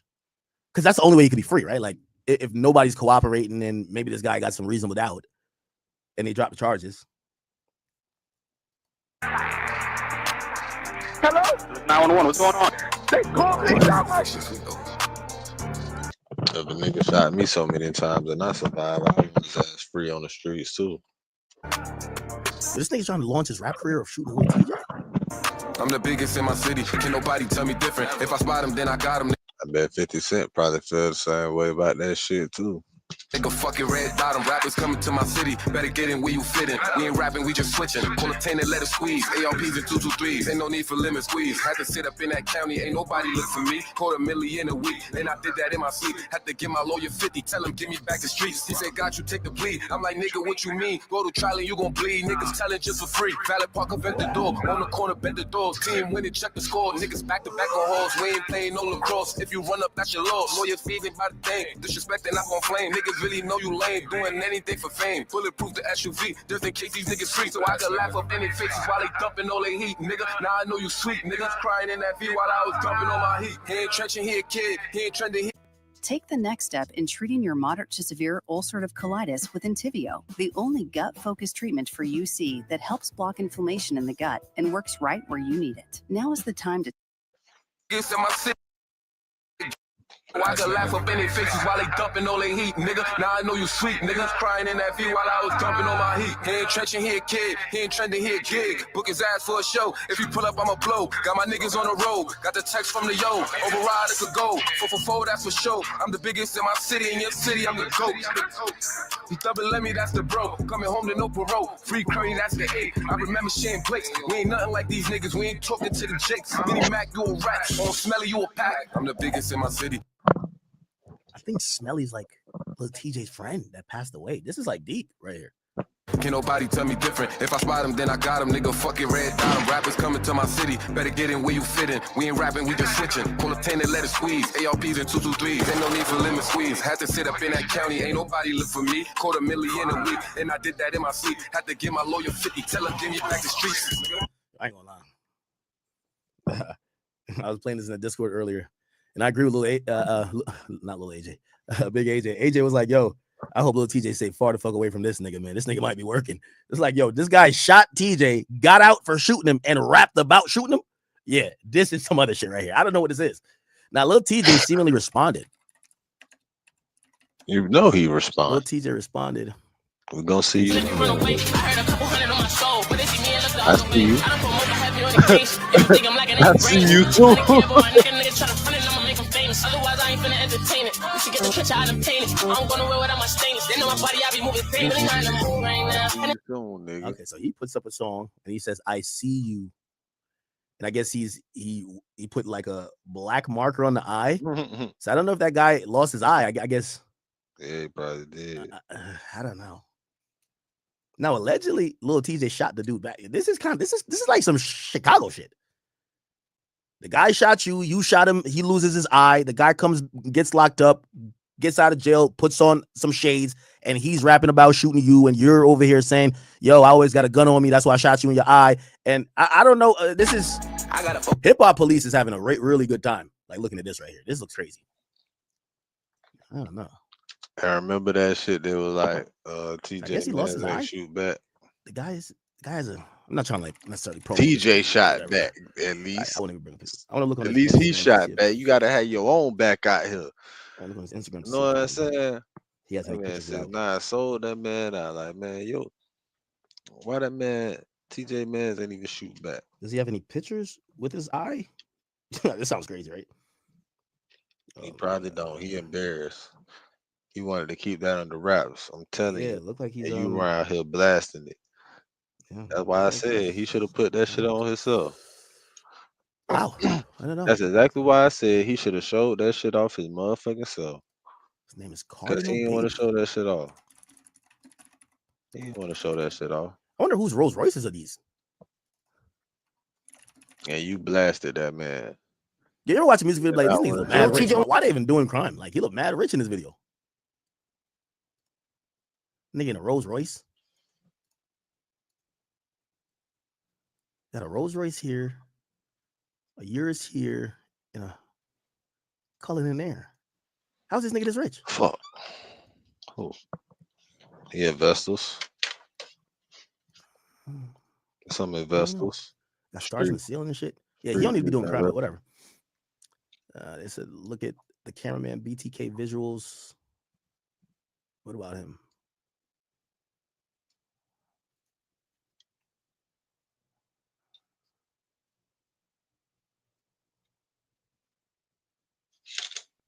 You know what? This shit pissing me off. Oh, okay. Okay. Let's move on. All right. All right. Yeah, you might have to get a Charleston White eye, you know? The thing for both guys is they're both alive. Lil TJ almost lost his life in a fuck. Why they use that 6ix9ine intro? All right, fuck. Alrighty. That bitch say you gotta get a Charleston White eye. He gets an award. Oh, the street's been buzzing, man. Apparently a lot of people unearthed a lot of videos of Jay-Z and Harvey Weinstein, and people are asking the questions. I know we can't ask questions about Jay, but people are intrigued, and I know we won't get any answers, but people want to know what was the nature of the relationship between Jay-Z and Harvey Weinstein. There's a bunch of videos circulating on social media today that include Jay-Z with Harvey Weinstein, including one that kind of stuck out to a lot of people where Jay-Z's asked a question and Harvey Weinstein, kind of cuts the interview off and kind of answers for Jay, and people are saying, this is kind of a little bit odd. Like, what really was their relationship? Watch this video. In your thoughts on Donald Trump and what it means for what it means for mass incarceration. You know what? This is a labor of love for Jay, and as a result, look at Jay's face, he's panicking. He's my friend. We're here to talk about that. That's your friend. And nothing else. Ooh, then can I ask you about this? Is 2017 mass incarceration? And do you think the movement is? This ain't too long ago. This wasn't too long ago that this shit happened.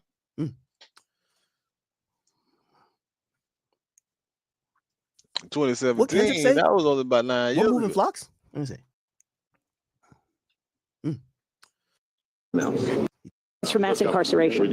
In your thoughts on Donald Trump and what it means for what it means for mass incarceration. You know what? This is a labor. I think he had already. What really was their relationship? Watch this video. In your thoughts on Donald Trump and what it means for what it means for mass incarceration. You know what? Yeah, what he said. He answered already. What really was their relationship? Watch this video. In your thoughts on Donald Trump and what it means for what it means for mass incarceration. You know what? This is a labor of love for Jay, and as a result, look at Jay's face, he's panicking. He's my friend. We're here to talk about that. That's your friend. And nothing else. Ooh, then can I ask you about this? Is 2017 mass incarceration? And do you think the movement is? Never knew that Jay knew Harvey Weinstein like that. Retired drug dealer. What Kendrick say? What moving flocks? Let me see. Jay used to be kicking with Diddy, Harvey Weinstein, R. Kelly. Nah, that's coincidence. Coincidence? That's coincidence. Let's see. Can we see any videos? Oh, there's a video of them like sitting next to each other. He was really good friends with Weinstein. How come somebody bring this up? This is a tweet from 2020. Interesting. Well, if anything like that happened, and one if it happens to one This is before he had the dreads, my nigga. He tried to motherfucking get the dreads and look like a real nigga like one of us. That's kind of give Handler vibes, but you never know. Maybe he's just a good friend. The audacity of this nigga. Tupac told us about this nigga. What he did. I remember what you said, bro. I remember. They all know it. I remember what the nigga said. For those who were never at these freak off, I remember what parties, you said, my nigga. What were they like? I'm a reminder. See, this is the thing. Everything that I'm about to say to you is not my firsthand knowledge. It is my firsthand witness account experience. I was a sex worker. I was a dominatrix before I got my record deal. That's how I know how the dark world and the sex world and the entertainment world run hand in hand. That's why the movie Blink Twice is so important. Salute to Zoe Kravitz.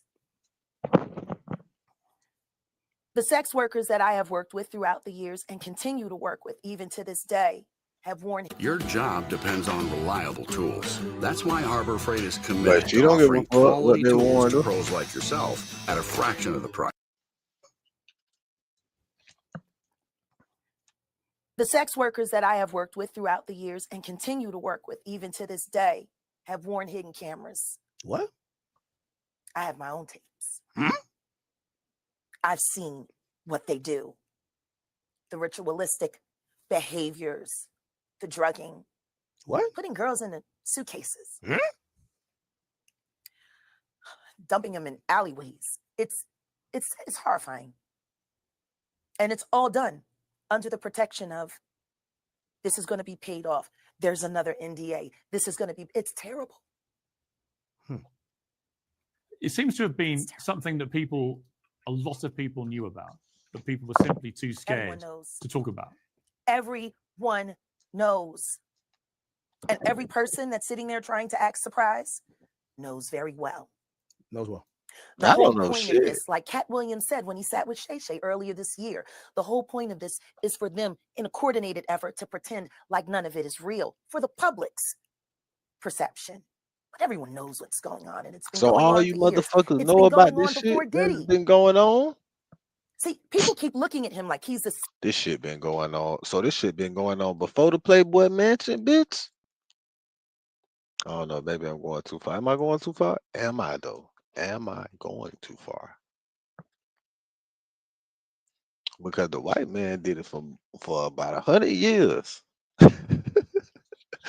That white man did it for Hugh Hefner did that shit for about 100 years, man. He said, hey, if they 18, you could come over here. I got the mansion, you could stay here. But when you turn 25, you gotta get the fuck out on your 25th birthday. Bitch, get the fuck gone. Because it's about 200 more motherfucking new 18-year-olds trying to get a room in this bitch, and you occupying space. You have outaged the Playboy Mansion. Bitch, you gotta go. You haven't kept that shit in rotation from 18 to 25 to the day he died. And ain't nobody, well, he did have some cases and shit like that. But bitch, can you imagine a nigga like any nigga trying to do that shit? Any nigga in America. Sputnik that came out of nowhere. This is someone White bitches. who Oh was man, designed to nigga, be what what? he is. We got to stop making ditties. And if we're going to do that, then we got to go back. We got to go back to even further the mentors of these people. Because Diddy Like was Hugh taught how to Hefner. do what he does systematically. The mentor, you have this And Clive mentor, Davis all these has been his greatest motherfuckers, teacher. man. It's some bullshit. Say what? Am I wrong? This possibly could have You started. seen Jay close to Harvey Weinstein, I don't know. Nah, Jay wasn't cool I with remember Harvey seeing a Weinstein. story. That's why I'm. right? Him and Harvey Weinstein got Harvey Weinstein has Jay-Z's rights for television and movies. What? You knew that? No. Jay-Z sold his life rights to Harvey Weinstein. So I don't think Jay has been secretive about him being just the ultimate capitalist. But you It was just business. Come on now. think it's deeper than just money? Yeah, because he signed up for something that he can't get out of.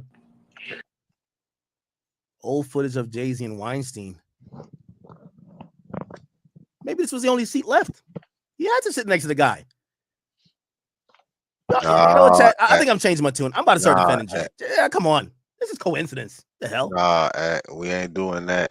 That is not Straight up coincidence. That is You're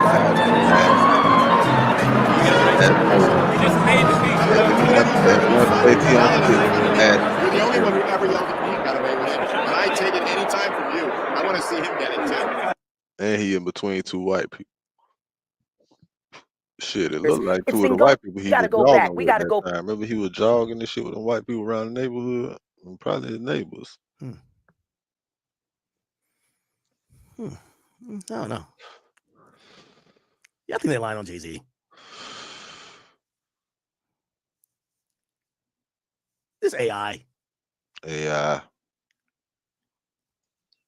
Just like that picture they say of Jay-Z with that Simpson shirt of him Jay-Z with the Simpson shirt looking like him. Bitch, I ain't never seen no shit ever in my life. Before the AI. This is a fake picture, right? What is this? Before AI. Man, This is this shit AI. Y'all crazy. I'd have been seen that picture, man. I've been around this bitch since MySpace. Now I've been around we're this gonna go bitch. down the I rabbit hole would a have little been bit. seeing This that Epstein shit. files. Did y'all hear about the Bill Gates stuff? We're gonna get into the Bill Gates lore, and then we will get into the Trump lore. And for the people who say, "Oh, I can," nigga, we talk about anybody, nigga, what the fuck would I look like? Them other niggas with Jay? Anybody who up in that list we talking about? I ain't say they did nothing, but we gonna talk about that. What are you talking about? I don't know these niggas like that. Here we go. I don't know none of them niggas at all. I don't want to pull up these things myself. So, isn't there a good commentary that covered it? Oh, here we go. I know Tupac. I know Tupac ain't on the list. We need some good He was alive back then. We need some good breakdown. So I do know with Epstein and Bill Gates supposedly asked Epstein for STD medications because allegedly he caught an STD from a Russian woman, and if you don't know, he's married, and he felt he transmitted the disease to his woman or his wife, so he wanted to give her antibiotics, but without telling her that he was fucking off on the side. So he wanted to kind of like really drug his girl or drug his wife into taking antibiotics to get her cured up from whatever she may have. Find your sun with Sun Cruiser vodka iced tea, made with real iced tea. That's exactly why I don't. Boy, what the fuck kind of fuck shit is it? Y'all heard the fuck this nigga this? You heard this shit? What? We need some good breakdown. So I do know with Epstein and Bill Gates supposedly asked Epstein for STD medications because allegedly he caught an STD from a Russian woman, and if you don't know, he's married, and he felt he transmitted the disease to his woman or his wife, so he wanted to give her antibiotics, but without telling her that he was fucking off on the side. So he wanted to kind of like really drug his girl or drug his wife into taking antibiotics to get her cured up from whatever she may have contracted from him because he was with prostitutes. Okay. Man, Bill Gates, he was a fucked up individual, dog. I can't believe this. So you got all this money, and oh my, like, how the fuck do you? Oh, you supposed to be one of the smartest motherfuckers in the world, and you do some bullshit like that, and the news get out with academics to goddamn reiterate this shit to a nigga like me to have a real nigga reaction about your bitch ass. Boy, you ought to be ashamed of your puss ass up, boy. What? How much? What? How much is you supposedly supposed to be worth? And you out here, man. Look.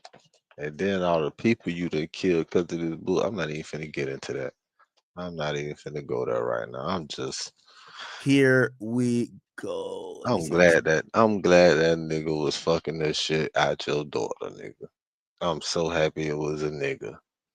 I know the nigga probably but I know you couldn't stand it. And I'm just happy to know that nigga was doing his thing and knowing that you couldn't stand. I'm glad. Boy, salute to that nigga too. Whoever that nigga was, I remember that shit. Salute to that nigga. We don't have a good video on this shit. Like, what's up? But if he ain't getting no money out the motherfucking deal, he failed at.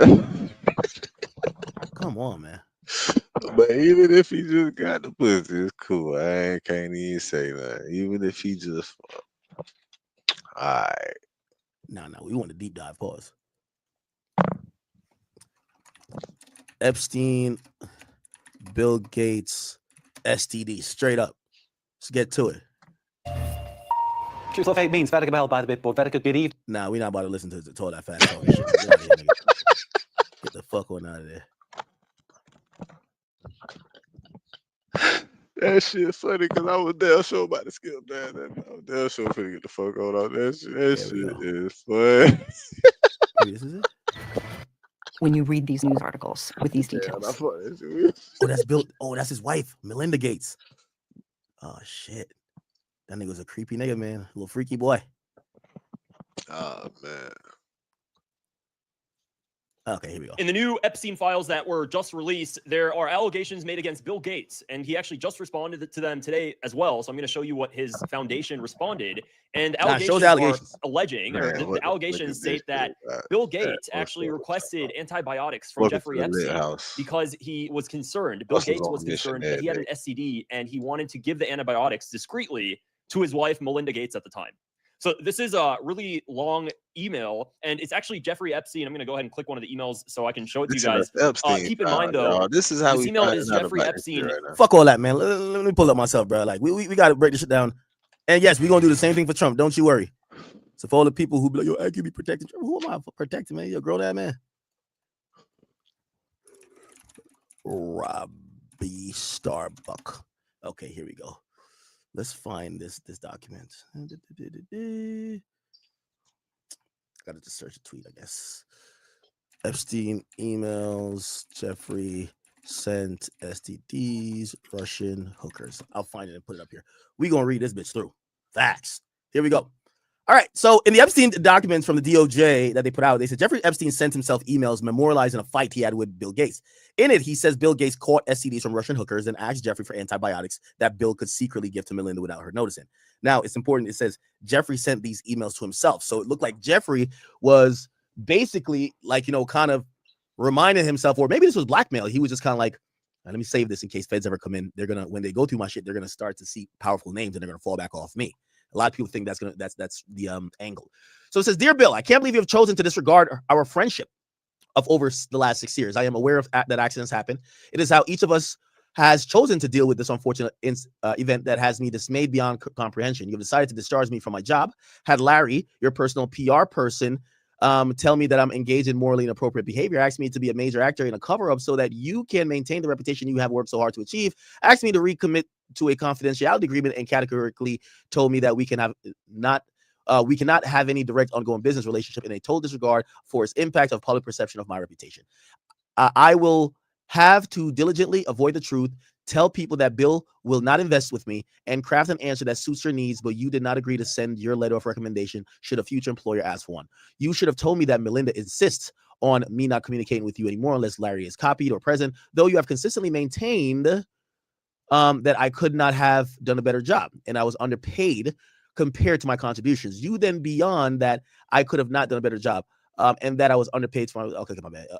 You then beyond all sense of fairness and frankly decency said that as a generous compensation for keeping the Gates reputation intact, you would let me keep what we agreed, which is what I was already owed, which is the investment pieces, and give me 2 years severance. Similar to Christine Turner, another casualty, if the shoe was on the other foot, and I would have said, Boris, this is not your fault. I confessed to Melinda, you didn't. It was in a moment of weakness, and I will do anything in my power to make it right for you. I have more money than anyone needs, and I assure that I will structure something that you will not be penalized for my error. Lucky for me, I have enough money to provide to you, though it will not heal the injury. It will make you secure in your future. In addition, I will bend over backwards to make sure your career is rewarded and upswing. I appreciate the fact that drastically. Wait, why does it sound like? Why does it sound like that half of this is like Bill? What? This will eventually pass. In that regard, I suggest I buy the house that you have your heart set on and Scrub Daddy? I'm Aaron, but here's your daddy. Then your STD. Oh, here it is. Your STD. Oh, so this is all Epstein. Then never mind. I thought it was Bill. I thought it changed to Bill's voice, because why would Epstein be telling Bill, I have more money than anyone could think? I would imagine Bill would be saying, nigga, I'm the richest man in the world. You're broke to me. Okay. It's your request that I provide you antibiotics that you surreptitiously give to Melinda in the description of your penis.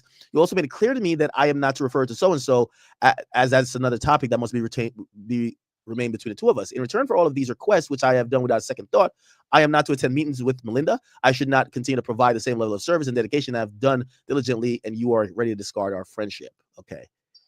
I've decided to resign my position, effective immediately with BG3 and the Bill and Melinda Gates Foundation. I've not come to decide. It's another email. Quickly, and I have the greatest respect for my friend of whatever. I feel like whatever. From helping Bill to get drugs in order to deal with consequences of sex with Russian girls to facilitate his illicit trysts with married women, to be asked to provide Adderall for bridge tournaments, as I am a medical doctor but have no prescription writing ability. Okay, chat. Let's call it a spade a spade. So the rumors are true. Like, just reading this, having a brain, he didn't send this email to himself as like a draft. He sent this email to himself as in blackmail. Like, it's clear. Like, he's spelling out crimes. Like, imagine if you and a nigga robbed somebody, right? If he calls you on the phone and be like, yo, bro, man, yeah, you remember when like you came up with the idea to rob the nigga and then I went and got a gun and then we went there and then like you drove and then we said it was that house and you said it wasn't this. Like, the way a nigga talking, you're gonna be like, yo, bro, you're tapped. Like, bro, the fans listen, you know what I mean? At that point, you'd be like, sir, I think you got the wrong number. Please don't call back here. I have nothing that you may need and I don't know you. Have a nice day. That's what you would say, right? These emails, clearly he was trying to put out there that, hey, you're cutting me off, but let me point out all the illicit things that I've done for you, which include help drugging your wife, allowed you to have all these threesomes or trysts or like, extramarital affairs that I was covering up for you. I have done a lot of things that you are really kind of obligated to me. And this really tells me, if you ask me, bro, he's writing this because he feels the police is in his shit. And maybe he knew that they were going to get subpoenas for his stuff and he wanted to scare the feds to say, hey, if you lock me up, you got to go get them too. That, honestly, this is what it reads like to me. That Jeffrey Epstein is damn near writing a letter, quote unquote, but he sends it to himself. It's more like a diary entry with a confession. Why would he do that? It seems like, and you have to imagine after a while, he knows the police have been watching him or surveilling.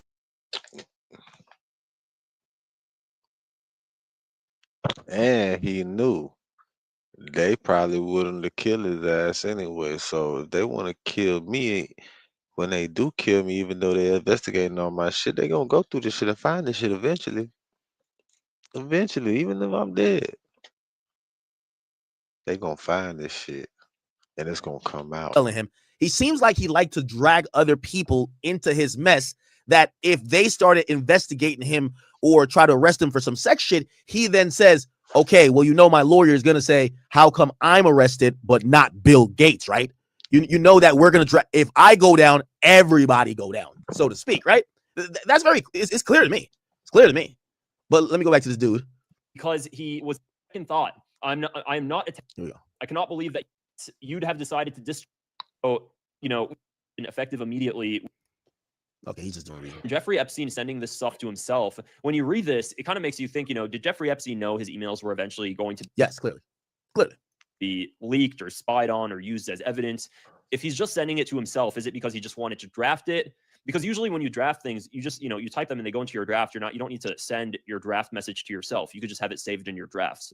So when he sends it to himself, to me, I find that odd. Why is he just why not just leave it in his drafts if he just wants to write it out? You get what I'm saying? But no, he decided to just go ahead and send it to himself. And it makes me think, did he kind of expect that at one point in the near future or in the far future, his Yeah, I really do think so.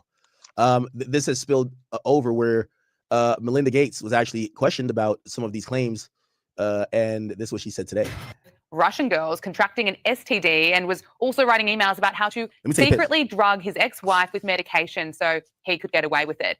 Bill Gates denies all of this, but his ex-wife, Melinda Gates, has broken her silence and she wants answers about the allegations. This is what she had to say in a podcast with NPR. As she should. Emails in the files suggest that Bill Gates had additional affairs and that he tried to get medication to treat a sexually transmitted infection and that he was going to give you the medicine without you knowing. His representative has said all of this is false. It is not on you to have to respond to the details of that alleged behavior, but I wonder what your dominant emotion is when you read these news articles with these details. Sad. Just unbelievable sadness. Unbelievable sadness, right? And again, I'm able to take my own sadness and look at those young girls and say, my God, how did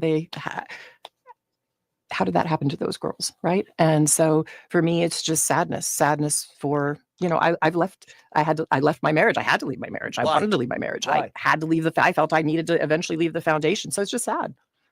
Wow.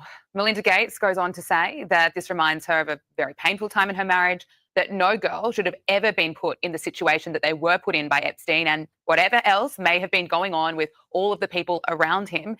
And she wants those people, including her ex-husband, the savior of health, to start answering questions and ultimately for there to be justice for the alleged victims in all of this, because this is beyond heartbreaking. Although millions of documents have been made public recently, these are only half of the files. Millions of documents are still. She wants those people, including her ex-husband, the savior of health, to start. The savior of health? Bitch, what? You mean the nigga that was trying to exterminate bitches off the earth? Said there's too many motherfuckers on this bitch, overpopulating her. Said we need to get rid of some of these motherfuckers. And we're down with putting out this bitch ass virus to kill people. Like to put out the vaccine to kill people. This whole orchestrated mass bullshit ass vaccine genocide with the COVID-19 vaccination, when all these bitches just made money off the motherfucking. All right. Answering questions and ultimately for there to be justice for the alleged victims in all of this, because this is beyond heartbreaking. Although millions of documents have been made. The money is in the medicine.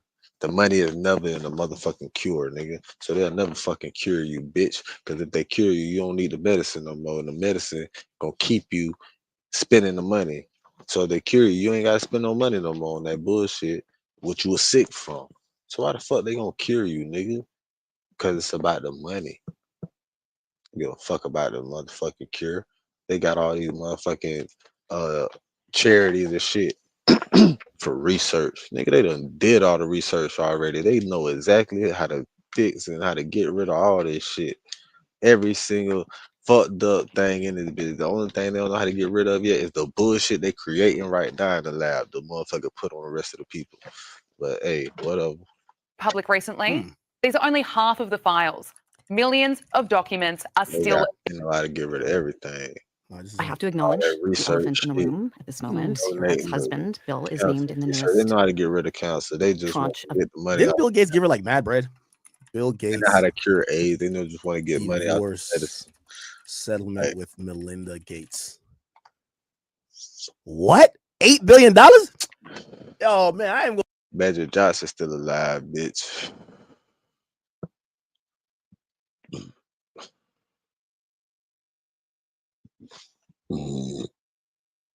Magic Johnson's still alive, bro. Kobe was in elementary school or some shit at that time when he left the league because of that bullshit. What Kobe got to leave? 98. Shit like that.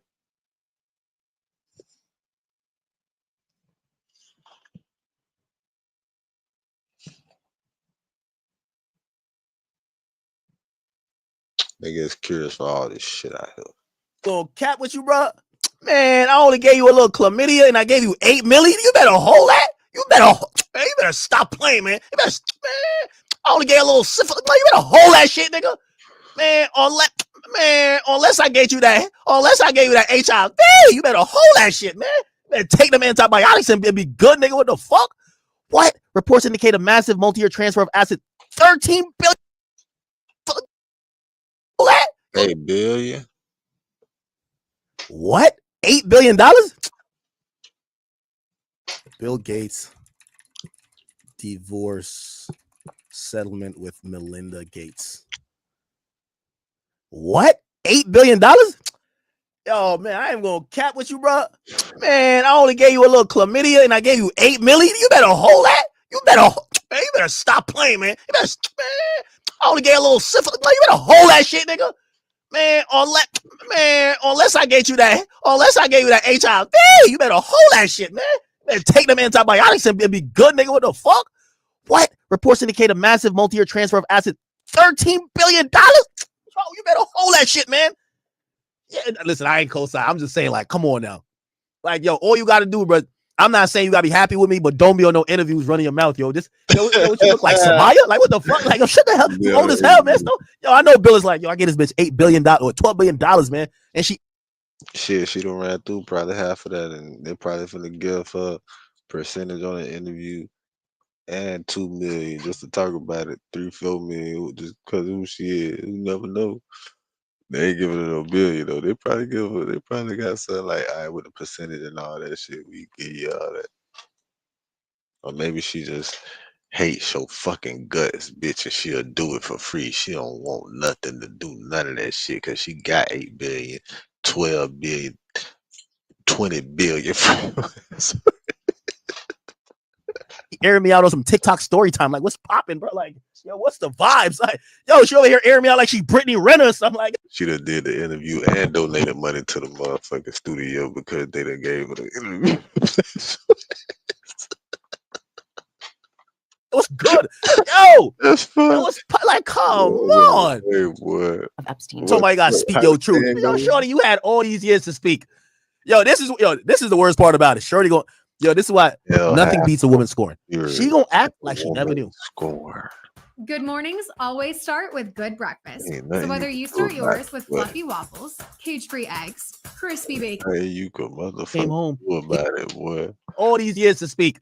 Yo, this is the worst part about it. Shorty going, yo, this is why nothing beats a woman scoring. She gonna act like she never knew. What? What? Oh, that's why I was alone in bed at nights. He never came home. He came home smelling like Chuck E. Cheese. He came home and one time I found a Power Ranger panty in his pocket. Oh my God, he really was with Jeff. Come on, stop the cat. You know what your man was doing, bro. I'll make it so bad, bro. I'll make it so bad. She probably had her own thing going on. She probably could have felt like, damn, she burnt his ass. He could have flipped that shit. He probably could have flipped. He could have went a whole nother route with that shit. He ain't have to do that. He didn't have to do that. He could have went another route with that. Files. And there are a new alleged details about his past behavior. And I want to give you the opportunity to respond in whatever way. Hey, man, you've been doing some shit, man, because Well, let me say this. I think we're having a reckoning as a society, right?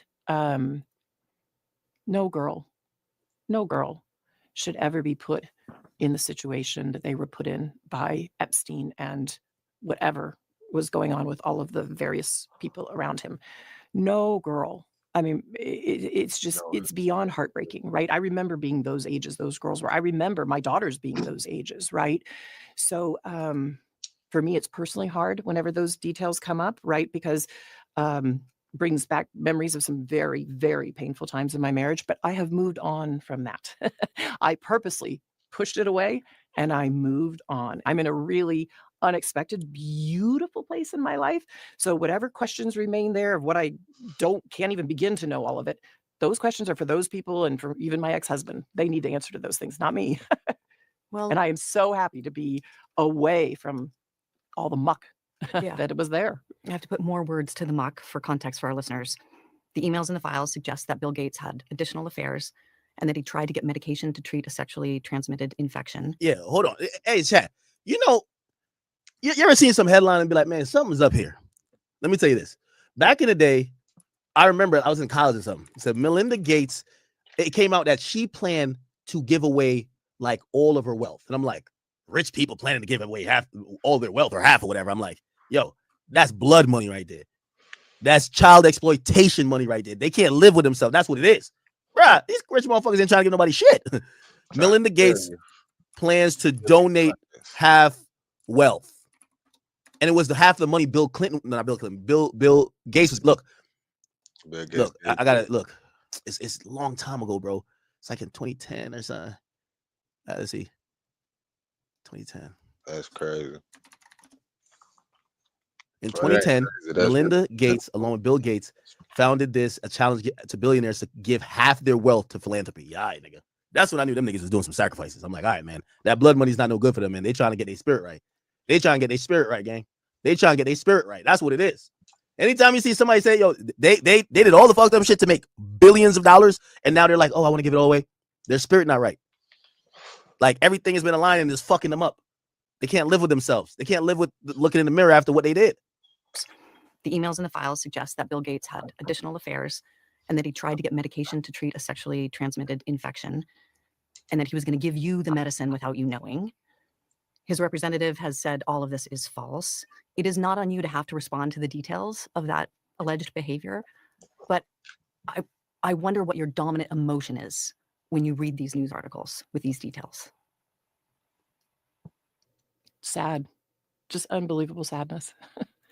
Unbelievable sadness, right? And again, I'm able to take my own sadness and look at those young girls and say, my God, how did that happen to those girls, right? And so for me, it's just sadness for, you know, I left my marriage. I had to leave my marriage. I wanted to leave my marriage. I had to leave I felt I needed to eventually leave the foundation. So it's just sad. What did you know, though? All right, bet. Anyway, Bill Gates spoke, and he spoke out today. What did you know, ho? What did you know, though, ho? I'd like to start with I feel you. What did you know, though? You knew or charity. You knew with shit. the idea of creating it, naming it, and letting it live on forever and help people forever. You're doing, man. Fuck all that, man. What's up with it? The U.S. was by far, but at least somebody's right FC now, shit. The 48 hours. Times, but I'll say again, I was foolish to spend time with him. I was one of many people who regret knowing him. Now you're talking about it. In 2011, philanthropists can take a risk to find a scientist or get it out, and that philanthropy is sometimes more agile. So it plays a complementary role to government funding. Part of that issue of trust brings me to Jeffrey Epstein. I want to know what your relationship with him was.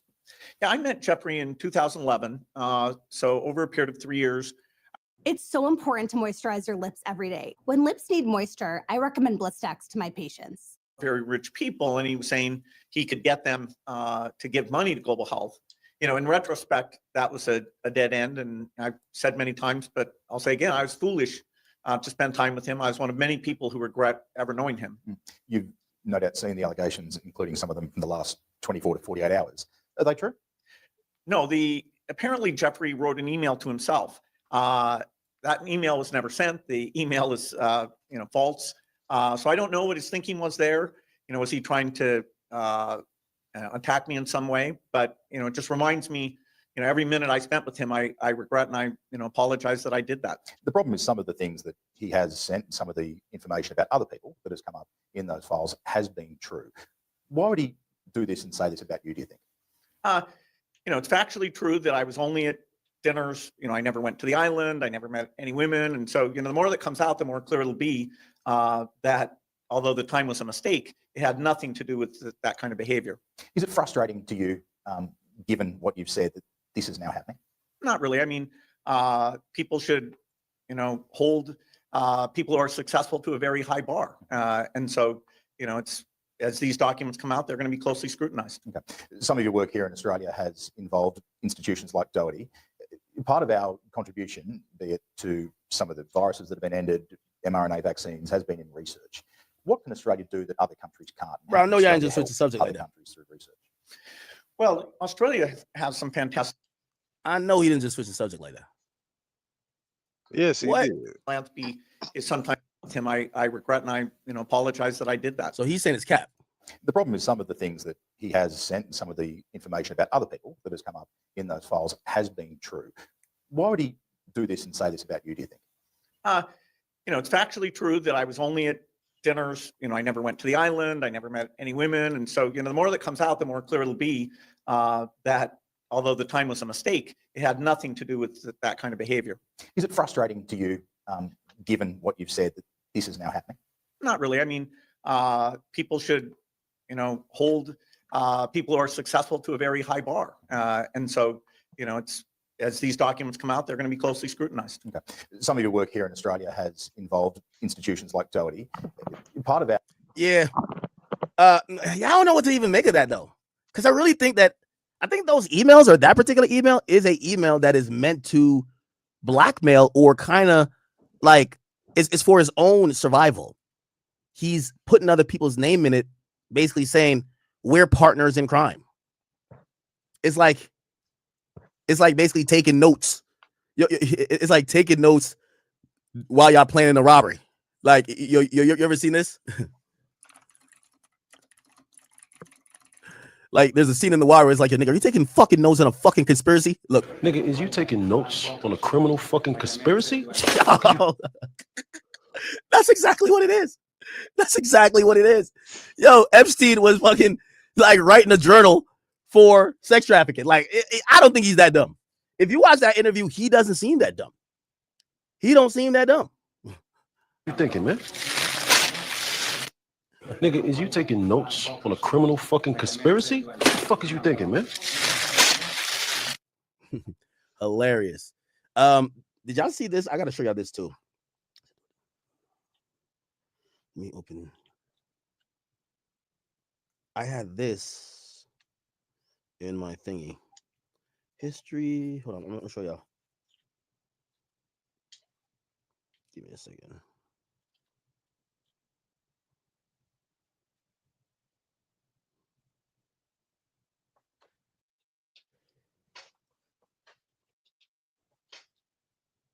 Like, if you watch any of these on how he made his money, oh, I think this is it. Around half of his wealth was moving other people's money around in creative ways. But even that... Here we go. But anyway, back to it. The team and I have been doing a bit of digging. 2 days before his completely unsuspicious death, the alleged financier Jeffrey Epstein signed an updated last will and testament, which roughly detailed assets worth an estimated $577 million. Damn. What has remained unclear in the almost 6 years since, though, is how he actually made all of this money. Before becoming the centerpiece of an ongoing international scandal, Epstein was most publicly described as a high-profile finance guy that made his money by moving other people's money around in creative ways. But even that broad definition still raises some questions. He was supposedly charging tens of millions of dollars in fees for tax advice, even though he was not a tax lawyer or a CPA. Hundreds of millions for wealth management, even though he never had a Series 7 or a CFA. And charged massive sums as a consultant, despite not even having a college degree. Now, the financial industry was certainly a lot less competitive back then. But even in the 1980s, ultra-wealthy individuals still weren't giving away money like this for nothing in return. With very little in the way of verifiable achievements, staff, or actual operations, it's unclear how valuable these services really could be. Which ultimately raises the obvious question.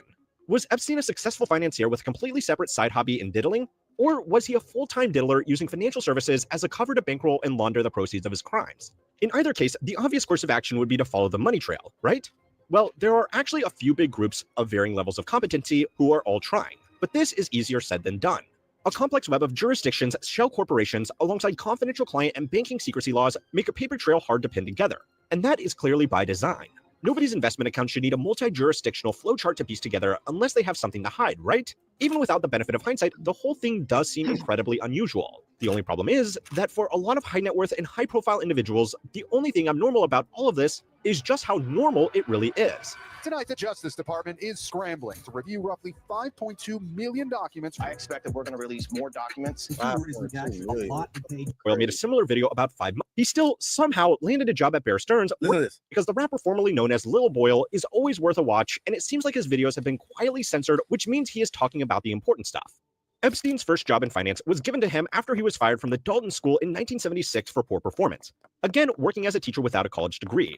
After this, we're going to look at Trump mentions. He still somehow landed a job at Bear Stearns working as a glorified coffee getter for one of the firm's floor traders. These were the people that actually executed financial transactions back in the day, before electronic trading took over by shouting at one another in colorful outfits. By all accounts, he learned the ins and outs of the industry incredibly quickly and became particularly good at schmoozing the firm's wealthiest clients as he handled their complex financial affairs. By 1980, he had worked his way up to a limited partner at the firm and even scored himself an entry as the Bachelor of the Month in the Cosmopolitan magazine with an entry that read, Jeffrey Epstein, 27, talks only to people who make over $1 million a year. If you're a cute Texas girl, write this New York Dynamo. Which is just so gross in so many ways. Although, to be fair, in the same year, they also awarded that title to Prince Andrew and O.J. Simpson. Sometimes you just cannot make this shit up. But anyway, for those of you keeping track, this meant that in just 4 years, Epstein had worked his way up from a junior assistant all the way to a limited partner at what was one of the most notorious firms on Wall Street. For a lot of young finance grads with Ivy League degrees doing their 4th summer internship, this is the most unbelievable part of the story. How was someone without any formal qualifications getting ahead so quickly? Well, this is partially because finance back then was a lot less competitive than it is today, but it was also far more relationship focused. Someone who could show clients a good night on the town could bring in more value to the firm than some PhD quantitative analyst. Since then, regulatory, cultural, and technological changes, as well as just the overall size of the financial industry, means that the ladder is both higher and there is a lot more technical work to be done on those lower ladders. But back then, wining and dining powerful and wealthy people was part of the job, and it was a skill that Epstein clearly employed later in his career as well. Even still, just from the financial side, at this time, Epstein was receiving a total compensation of $200,000 a year. Okay, I want to fast track this a little bit. He basically, they can't find how he got his money, bro.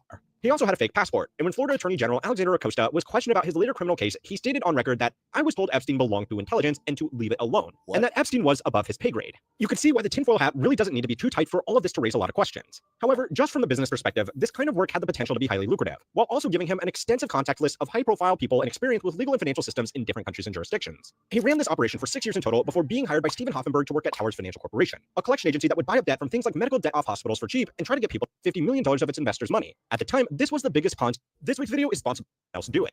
Secrecy laws, one of the biggest insights actually came from a completely different set of files that were released several years earlier. The Paradise Papers were a series of leaked documents from the offshore law firm Appleby that handled corporate registries through Aruba, the Cook Islands, the Bahamas, Barbados, Malta, Nevis, and Samoa. So, you know, a pretty comprehensive list of the most reputable places to do business. Anyway, one of those leaked documents involved an offshore hedge fund founded in the year 2000, Liquid Funding, which was registered in Bermuda. According to information pieced together by the International Consortium of Investigative Journalists, the group that published these millions of leaked documents, the chairman of this operation was none other than a Mr. Jeffrey Epstein. Now, we don't actually know who the investors were in this firm because even with these leaks, the offshore entity was in turn owned by a holding restless partner keeping you awake? At Mattress Firm, our sleep experts can match you with a better mattress like the Tempur-Pedic Adapt. Its unique Tempur material absorbs motion and helps you sleep undisturbed. And right now, save up to $500. Mattress Firm, we make sleep easy. They noted that Liquid Funding itself had approximately $900 million in assets, and what those assets were was primarily repurchase agreements on swap. The relationship did seem unusually close. Over the course of 15 years, Wexner paid Epstein a reported $200 million in fees for tax, estate, and asset management advice. Now, given Epstein's lack of credentials and spotty financial track record, a lot of people have pointed to this amount of money as being highly suspect. So Victoria's Secret's leader, Lex Wexner, was just paying this guy $200 million to give him advice? Show. And I'm over here taxing little baby $30K just to shut up. Now I'm playing. Financial services for people worth billions of dollars can and it's a joke. Often do cost this much. Before an average of almost $20 million a year, Wexner could have built his own family office to handle his financial affairs and investment in-house. Beyond the sheer amount of money that Wexner was paying Epstein, their professional relationship did seem to extend beyond a simple client-agent. Epstein's famous house in New York was actually officially owned by Wexner for more than a decade while Epstein was living in it. Wexner would reportedly come and go since it was his property after all, but yet the inscribed letters on the door read J.E. Additionally, and allegedly, Epstein used his relationship with Wexner to present himself as a talent scout for Victoria's Secret, which aided with his criminal activities. These allegations brought attention to the culture at Victoria's Secret, who settled with shareholders 2 years later for a reported $90 million for a breach of their fiduciary duty in creating a hostile culture.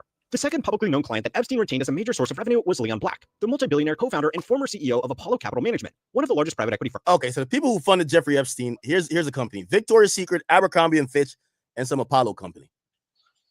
In the world. An interesting but totally irrelevant little connection is that Apollo Capital Management shares the same New York office building with another private equity firm, Sycamore Partners. Sycamore Partners acquired the holding company The Limited in 2017, which is the parent company of Victoria's Secret. This means absolutely nothing, but it is a warning that when you start looking at financial documents for 2 months straight, you do, meaning that on all of these fees, he was paying an effective tax rate of just 4%, less than a tenth of what he would be paying if he was similarly set up in New York. Now, Les Wexner and Leon Black were by far his largest known client, but despite some early reports, new information has revealed that they weren't his only clients. In total, his firm received an additional $118 million in traceable fees from individuals like Elizabeth Johnson of the Johnson & Johnson family fortune and the hedge fund Johnson & Johnson? Bridge Capital. A report by Forbes pieced all of these together and found that in total, as far as we know, Epstein's firm brought in over $488 million in fees for questionable financial services. If we were just tracking the source of his wealth, these payments, as suspicious as they were, combined with some modest investment returns, should pretty much explain it, right? Well, not quite. According to the very willing testament that outlets are basing his estimated net worth off of, only around half of his wealth was actually invested in cash flow generating assets. And this also isn't accounting for the fact that several of his major investments completely imploded, taking out a major share of his fortune with it. He did have some successful private investments, such as Carbine, a communications technology company that he was an early investor in alongside other luminaries like Peter for Variable, which is that his lifestyle was obviously deplorable, but it was also not cheap. Frequent private jet travel, property taxes, and upkeep on hundreds of millions of dollars worth of real estate and personal expenditures all amounted to several million dollars a year on the low end. On top of this is one of his biggest personal expenses of all, which was lawyers. According to court records, Epstein engaged with more than 75 lawyers over the course of his life, including major names like Alan Dershowitz, who charged several $1,000s an hour for his services. Adding it all up, it is possible that over the roughly 30 years he was in business for himself, he could have very easily spent as much money as was coming in through these traceable revenue sources, which means to amass this wealth, he was either getting investment returns from somewhere that hasn't been revealed yet, or he had other sources of revenue. This sounds bad, but it potentially gets worse. Now, this part is verging on potentially conspiratorial, but so far in this video, we've been working off the same number that most news outlets have been working off of, the $577 million detailed in his will. But that was written while he was in prison, and it was done 2 days before his death. It is possible that someone who was comfortable carrying a fake passport and slipping in and out of international deals kept some assets outside of the typical financial system in the event that he had the opportunity to make a run for it. Now, back to what we know, the Senate Finance Committee has reported that Epstein's company accounts held with several major Western banks had over $1.9 billion worth of direct transactions flowing between them, well above the $488 million in fees that have already been well documented. These transactions also link the currently sanctioned Russian banks, putting further question marks over who Epstein's clients were and what they were really paying for. Unfortunately, until further details are released and or more pressure is put on these banks to hand over information, that is all we do know for now. Offshore financial dealings are already hard to track. So then, okay. Let's now look at what they said Trump was up in there doing. Trump Epstein files. Okay. Should we y'all watch Philip DeFranco? Hey, welcome back to the Philip DeFranco Show, your daily dot. All now available. Street Journal analysis. Several women's full names appeared more than 100. Consistency and persistence of the failures that occur. The identities of men who abuse young women with the help of Epstein. Men. Identities is 43-year-old Border Patrol agent Jesus Ochoa, who goes by Jesse, and 35-year-old Custody. Is a world where Democrats and Republicans, they come to an agreement and they go, okay, these are the concessions we're going to do. You would then also have to count on Donald Trump to go, all right, bro, you doing too much chat. I'm on a mission. I just want to figure out a qualitative thing about Trump and the Epstein files. Let's go. Maybe this works. Cited Lon Lemon and arrested him. But they say that Bill Gates destroyed his marriage by giving his wife an STD number of allegations against Donald Trump. Bill Gates is paying Jeffrey Epstein. This is Jeffrey Epstein's desk. And you can see a dollar here signed by Bill Gates. I was wrong. Was that a wager that he wouldn't get an STD? I don't know, man. I don't know. It's not up to me. We're just trying to interpret them as quickly as we can and to give you all of the important information out of this massive drop of files. See, ladies and gentlemen, obviously this is creating quite a few headlines already. Today, we are looking now further at the DOJ's files, and you can see pages like this one that include an enormous number of allegations against Donald Trump. Very lurid child exploitation allegations. I hate to pause this, but I see a guy who he was on Flagrant 2. Epstein files all major Trump accusations. Hopefully they can dispel it. I've seen this guy talk about it before. He's always been on the ball. If this is not good, we go back to the other one. For the people who think I'm like, yo, you're protected. No, I'm not. Okay, here we go. We put a lot of work behind the scenes into this. I do want to just say for everybody, for our general YouTube audience, we're going to be breaking this up into multiple clips. However, we really do recommend listening to this completely in full. For that, you do need to be a premium subscriber. So breakingpoints.com. All right, bro. Last 48 to find the most news. If you're listening to this in a podcast, share. Okay, let's get to it, bro. Here's what he had to say on board Air Force One. Well, they should be, because it looked like this guy Wolf, who's a writer, was conspiring with Epstein to do harm to me. And I didn't see it myself, but I was told by some very important people that not only does it absolve me, it's the opposite of what people were hoping, the radical left. That Wolf, who's a third-rate writer, was conspiring with Jeffrey Epstein to hurt me, politically or otherwise. And that came through loud and clear. So we'll probably sue Wolf on that. So according to Trump, the Epstein files absolves him. Maybe the Epstein estate, I guess. I don't know. We're going to certainly sue Wolf. Well, you may, I guess so, because he was conspiring with Wolf to do harm to me politically. That's not a friend. Trump talking there about how it doesn't implicate him. However, there were some bad things there for Donald Trump here in the files. Let's go and put the first one up here on the screen. This one got quite a bit of attention. I'm going to count all of these as responsibly as I can. So here it says, FBI report citing a confidential human source released in the final batch of the Epstein files claims Trump has been compromised by Israel. I will note. Okay, so this is kind of like the same thing as Jay-Z. And, we should note, we should treat everything the same. So if we thought that Jay-Z thing was serious, we should think this is serious too. You know what I mean? Like, I like keeping everything the same. You know what I mean? Oh, if we go to the next one, guys, please, is that one of these sources, Chuck Johnson, is a controversial figure. However, and he's previously been one who has been involved with these types of things. I will say I've known Chuck for many years, and he does actually have quite a bit of connections. However, he's kind of an eccentric character, so you could take that of what you will for his own reputation. You can Google some of the other legal problems that he has right now. I do think it is important, though, to note and to flag some of this stuff which is in the files. And I do also want to give an extraordinary amount of credit here, Crystal, to Rokana and to Thomas Massey, who are the ones who are solely responsible for being able to get this information out. Because what we have learned here now so far is the full vast amount of this conspiracy, the extent to which it touches not only Donald Trump, but literally the entire global elite, which is why we have to spend almost, probably more than 2 hours today breaking all of it down. But with Donald Trump himself, this is one of the more extraordinary ones about being compromised, let's say, by Israel. Again, it is an allegation made by Chuck Johnson, to be very, very clear. Yeah. However, when we look in the totality of all of the other things here with Jeffrey Epstein and with okay, so let's pause this. Do y'all care if Donald Trump is or not compromised by Israel? I'm just asking the question. I'm just asking, right? If people have the rage about Jewish people, I guess you'll care. I'm looking for, was he fucking kids? Okay, I don't give a fuck what's going on in Israel, bro. I only care, is he fucking kids? They say every politician is compromised by Israel, in my opinion. So whether he is or not, I'm not saying it's irrelevant, but when I hear Epstein files, I don't want to hear about no Israel. I want to hear about, what about them kids though? So, we could kind of keep that in mind. Like, maybe there's some Israel stuff we could look up later, but I want to hear, was he fucking the kids?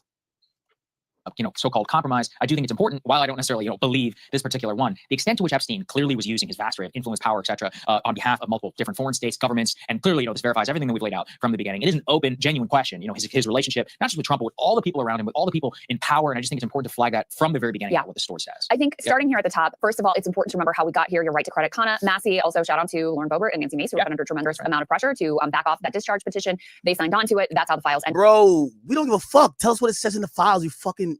There are a bunch of failed redactions, and then there's a bunch of stuff that is. We don't care. What's in the files? When you think about just this administration was backed by Dershowitz's behavior. Sheldon Adelson was behind Dershowitz and Netanyahu. CHS thought it was odd that Dershowitz, who was always left-leaning, then changed to back Trump. CHS stated this did not surprise them since Dershowitz was always on the side of whatever the Israelis wanted, which included Trump. Sean Hannity was also backed by Sheldon Adelson. CHS was on the phone to take notes whenever Epstein and Dershowitz spoke on the phone. He stated Mossad would always call after they got off the phone with Epstein. CHS also saw bills going for Dershowitz. Noticed there were never any bills presented to Dershowitz for Epstein or Maxwell, which CHS thought was odd. So that is the allegation that came from this particular source. Take that for what you will. Yeah, exactly. Important to note, again, who the source was. Now, let's continue, though. There were all kinds of sketchy behavior. When the immediate release, put A4, let's say, for example, up here on the screen, multiple allegations. If you want to see it all, you need a car that can go the distance. The Subaru Forester Hybrid. 581 miles per tank. Love goes the extra mile. Get 0% APR for 72 months on the award-winning Sosa and Trump. Take that for what you will. Yeah, exactly. Important to note, again, who the source was. Now, let's continue, though. There were all kinds of sketchy behavior.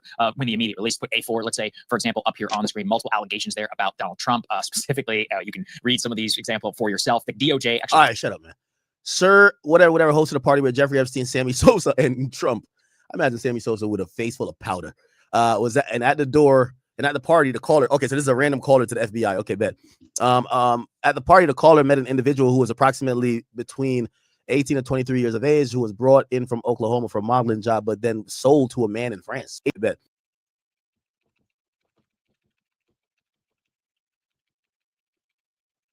Not only does it absolve me, it's the opposite of what people were hoping, the radical left. That Wolf, who's a third-grade writer, was conspiring with Jeffrey Epstein to hurt me, politically or otherwise, and that came through loud and clear. So we'll probably sue Wolf on that. So according to Trump, the Epstein files absolves him.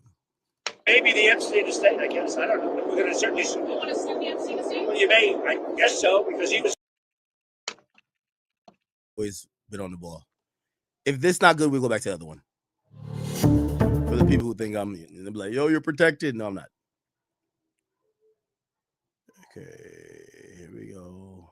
We put a lot of work behind the scenes into this. I do want to just say for everybody, for our general YouTube audience, we're going to be breaking this up into multiple clips. However, we really do recommend listening to this completely in full. For that, you do need to be a premium subscriber. So breakingpoints.com. All right, bro. The last 48 to find the most news. If you're listening to this in a podcast, share. Okay, let's get to it, bro. Here's what he had to say on board Air Force One. Well, they should be, because it looked like this guy Wolf, who's a writer, was conspiring with Epstein to do harm to me. And I didn't see it myself, but I was told by some very important people that not only does it absolve me, it's the opposite of what people were hoping, the radical left. That Wolf, who's a third-grade writer, was conspiring with Jeffrey Epstein to hurt me, politically or otherwise. And that came through loud and clear. So we'll probably sue Wolf on that. So according to Trump, the Epstein files absolves him. Maybe the Epstein estate, I guess. I don't know. But we're going to certainly sue. You want to sue the Epstein estate? Well, you may. I guess so, because he was conspiring with Wolf to do harm to me politically. That's not a friend. Trump talking there about how it doesn't implicate him. However, there were some bad things there for Donald Trump here in the files. Let's go and put the first one up here on the screen. This one got quite a bit of attention. I'm going to count all of these as responsibly as I can. So here it says, FBI report citing a confidential human source released in the final batch of the Epstein files claims Trump has been compromised by Israel. I will note. Okay, so this is kind of like the same thing as Jay-Z.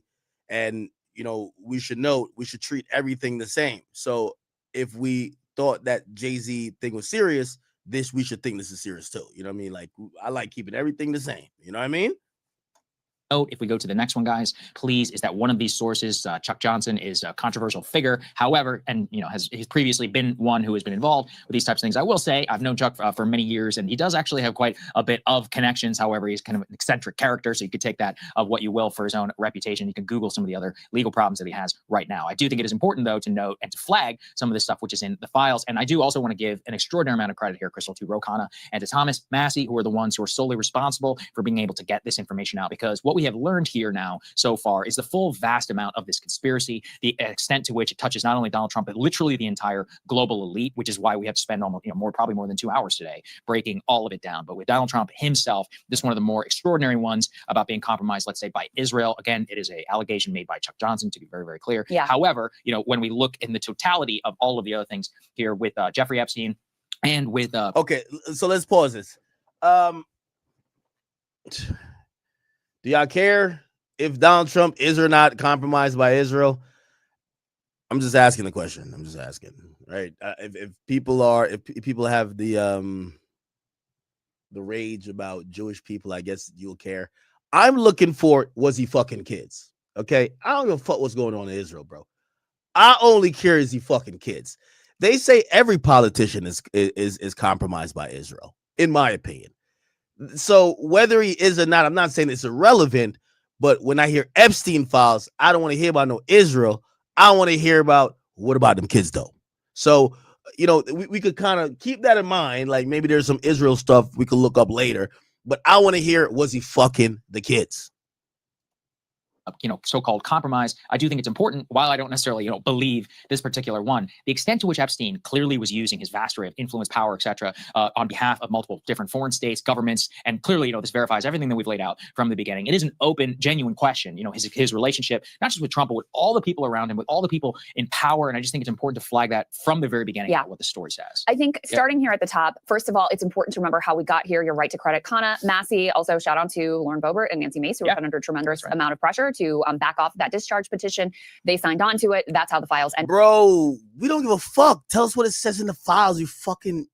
There are a bunch of failed redactions, and then there's a bunch of stuff that is... We don't care. What's in the files? When you think about Justice Administration, was backed by Dershowitz's behavior. Sheldon Adelson was behind Dershowitz and Netanyahu. CHS thought it was odd that Dershowitz, who was always left-leaning, then changed to back Trump. CHS stated this did not surprise them, since Dershowitz was always on the side of whatever the Israelis wanted, which included Trump. Sean Hannity was also backed by Sheldon Adelson. CHS was on the phone to take notes whenever Epstein and Dershowitz spoke on the phone. He stated Mossad would always call after they got off the phone with Epstein. CHS also saw bills coming, going for Dershowitz. Noticed there were never any bills presented to Dershowitz for Epstein or Maxwell, which CHS thought was odd. So that is the allegation that came from this particular source. Take that for what you will. Yeah, exactly. Important to note, again, who the source was. Now, let's continue, though. There were all kinds of sketchy behavior when the immediate release. Put A4, let's say, for example, up here on the screen, multiple allegations there about Donald Trump. Specifically, you can read some of these example for yourself. The DOJ actually... All right, shut up, man. Sir, whatever, hosted a party with Jeffrey Epstein, Sammy Sosa, and Trump. I imagine Sammy Sosa with a face full of powder. And at the door... And at the party, the caller, okay, so this is a random caller to the FBI. Okay, bet. At the party, the caller met an individual who was approximately between 18 and 23 years of age, who was brought in from Oklahoma for a modeling job, but then sold to a man in France. Sold? What the hell? Several women were being auctioned, so they said they were auction women. And women known as Colette L. and U was a madame. A couple of years later, a caller saw Colette at the Cheetah Club in New York. She told one of Santos' friend that Jamie Foxx was interested in spending the night with her and that he could pay her a lot of money.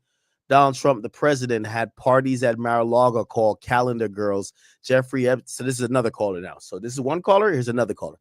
Donald Trump, the president, had parties at Mar-a-Lago called Calendar Girls. Jeffrey Epstein would bring the children in and Trump would auction them off. He measured the children's vulva and vaginas by entering a finger and rated the children on tightness. Pause. The guests were elder men, included Elon Musk, Donald Trump Jr., Ivanka Trump, Eric Trump. Attorney Alan Dershowitz was there with attorney Bob Shapiro. We were taken in rooms, forced to give oral sex to Donald Trump, forced to allow them to penetrate us. I was 13 when Donald Trump R-worded me.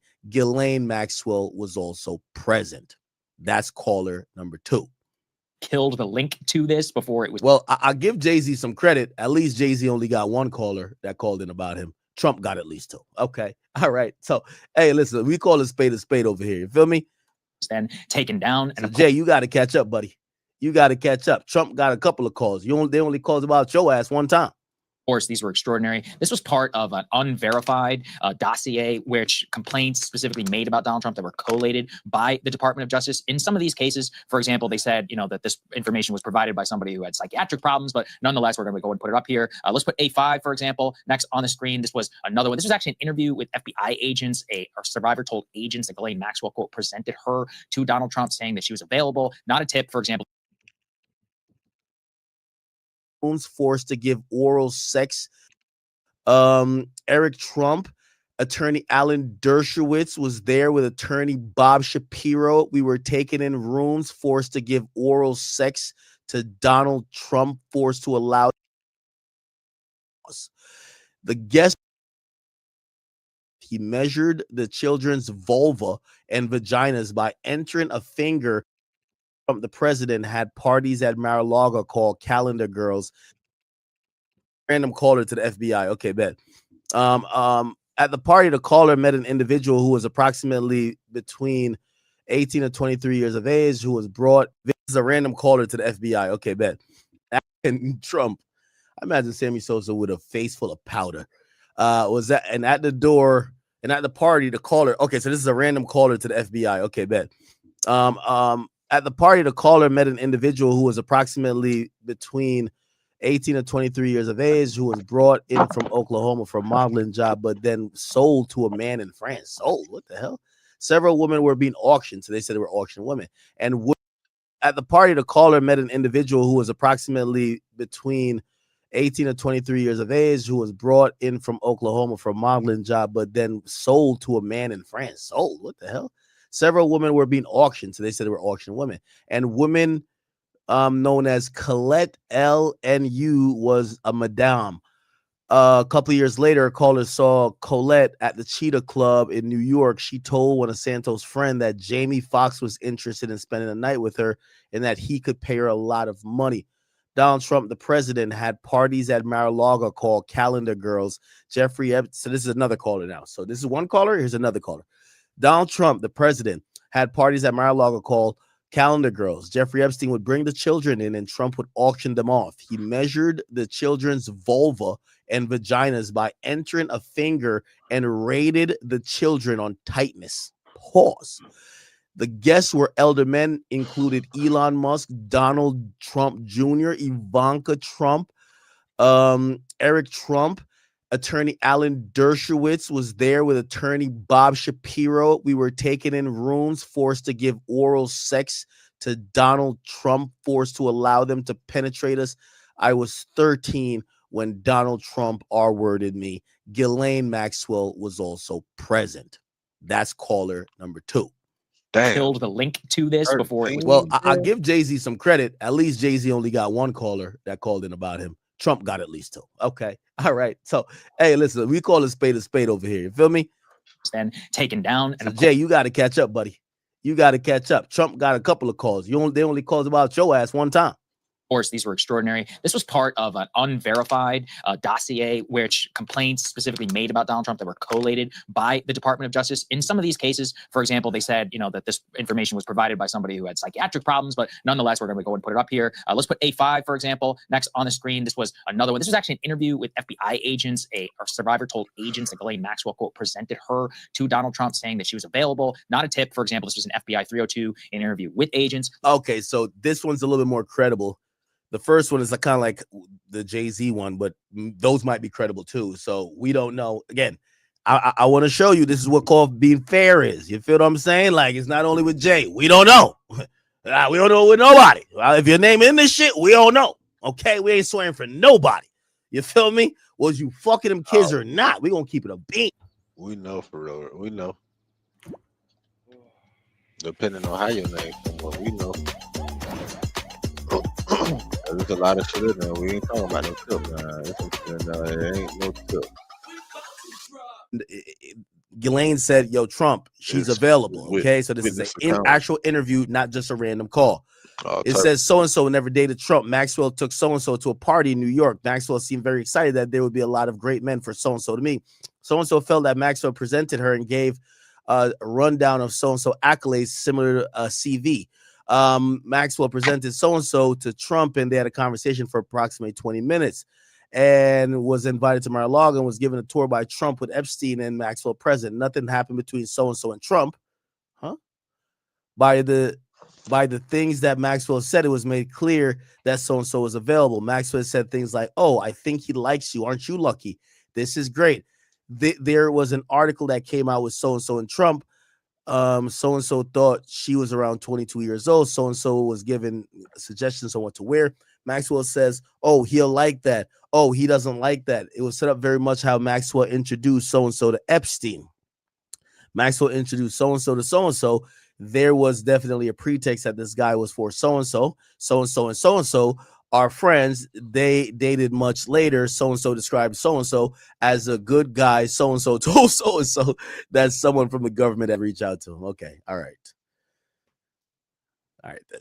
Well, there's no fucking here or allegations of fucking. Let's go ahead and go to A6. This was another one. Quote, a witness swore under perjury that Trump had, quote, threatened a young girl. She could disappear and then threatened to kill her entire family. This was in the data set 9. Trump, my nigga, this sounds like some Trump shit. Trump the type to tell a motherfucker, nigga, I got to get you clapped, nigga, like straight up. Like, yo, real talk, straight up. You feel me? Like, I can see Trump doing this. As a fact, Trump on some gangster shit. I could see. You know what I mean? Now, I don't know. Is he threatening her over sex? I don't know. Let's hear. Of the Epstein files, this was another particular one from a Tiffany Doe. Again, these have not been verified. For example, they were submitted and they were part of the official release. This would be more significant just because the penalty of perjury than like the anonymous tip line stuff, right, just in terms of how you think so about we're just this. trying to couch everything, just so everybody knows about, in particular, all of these.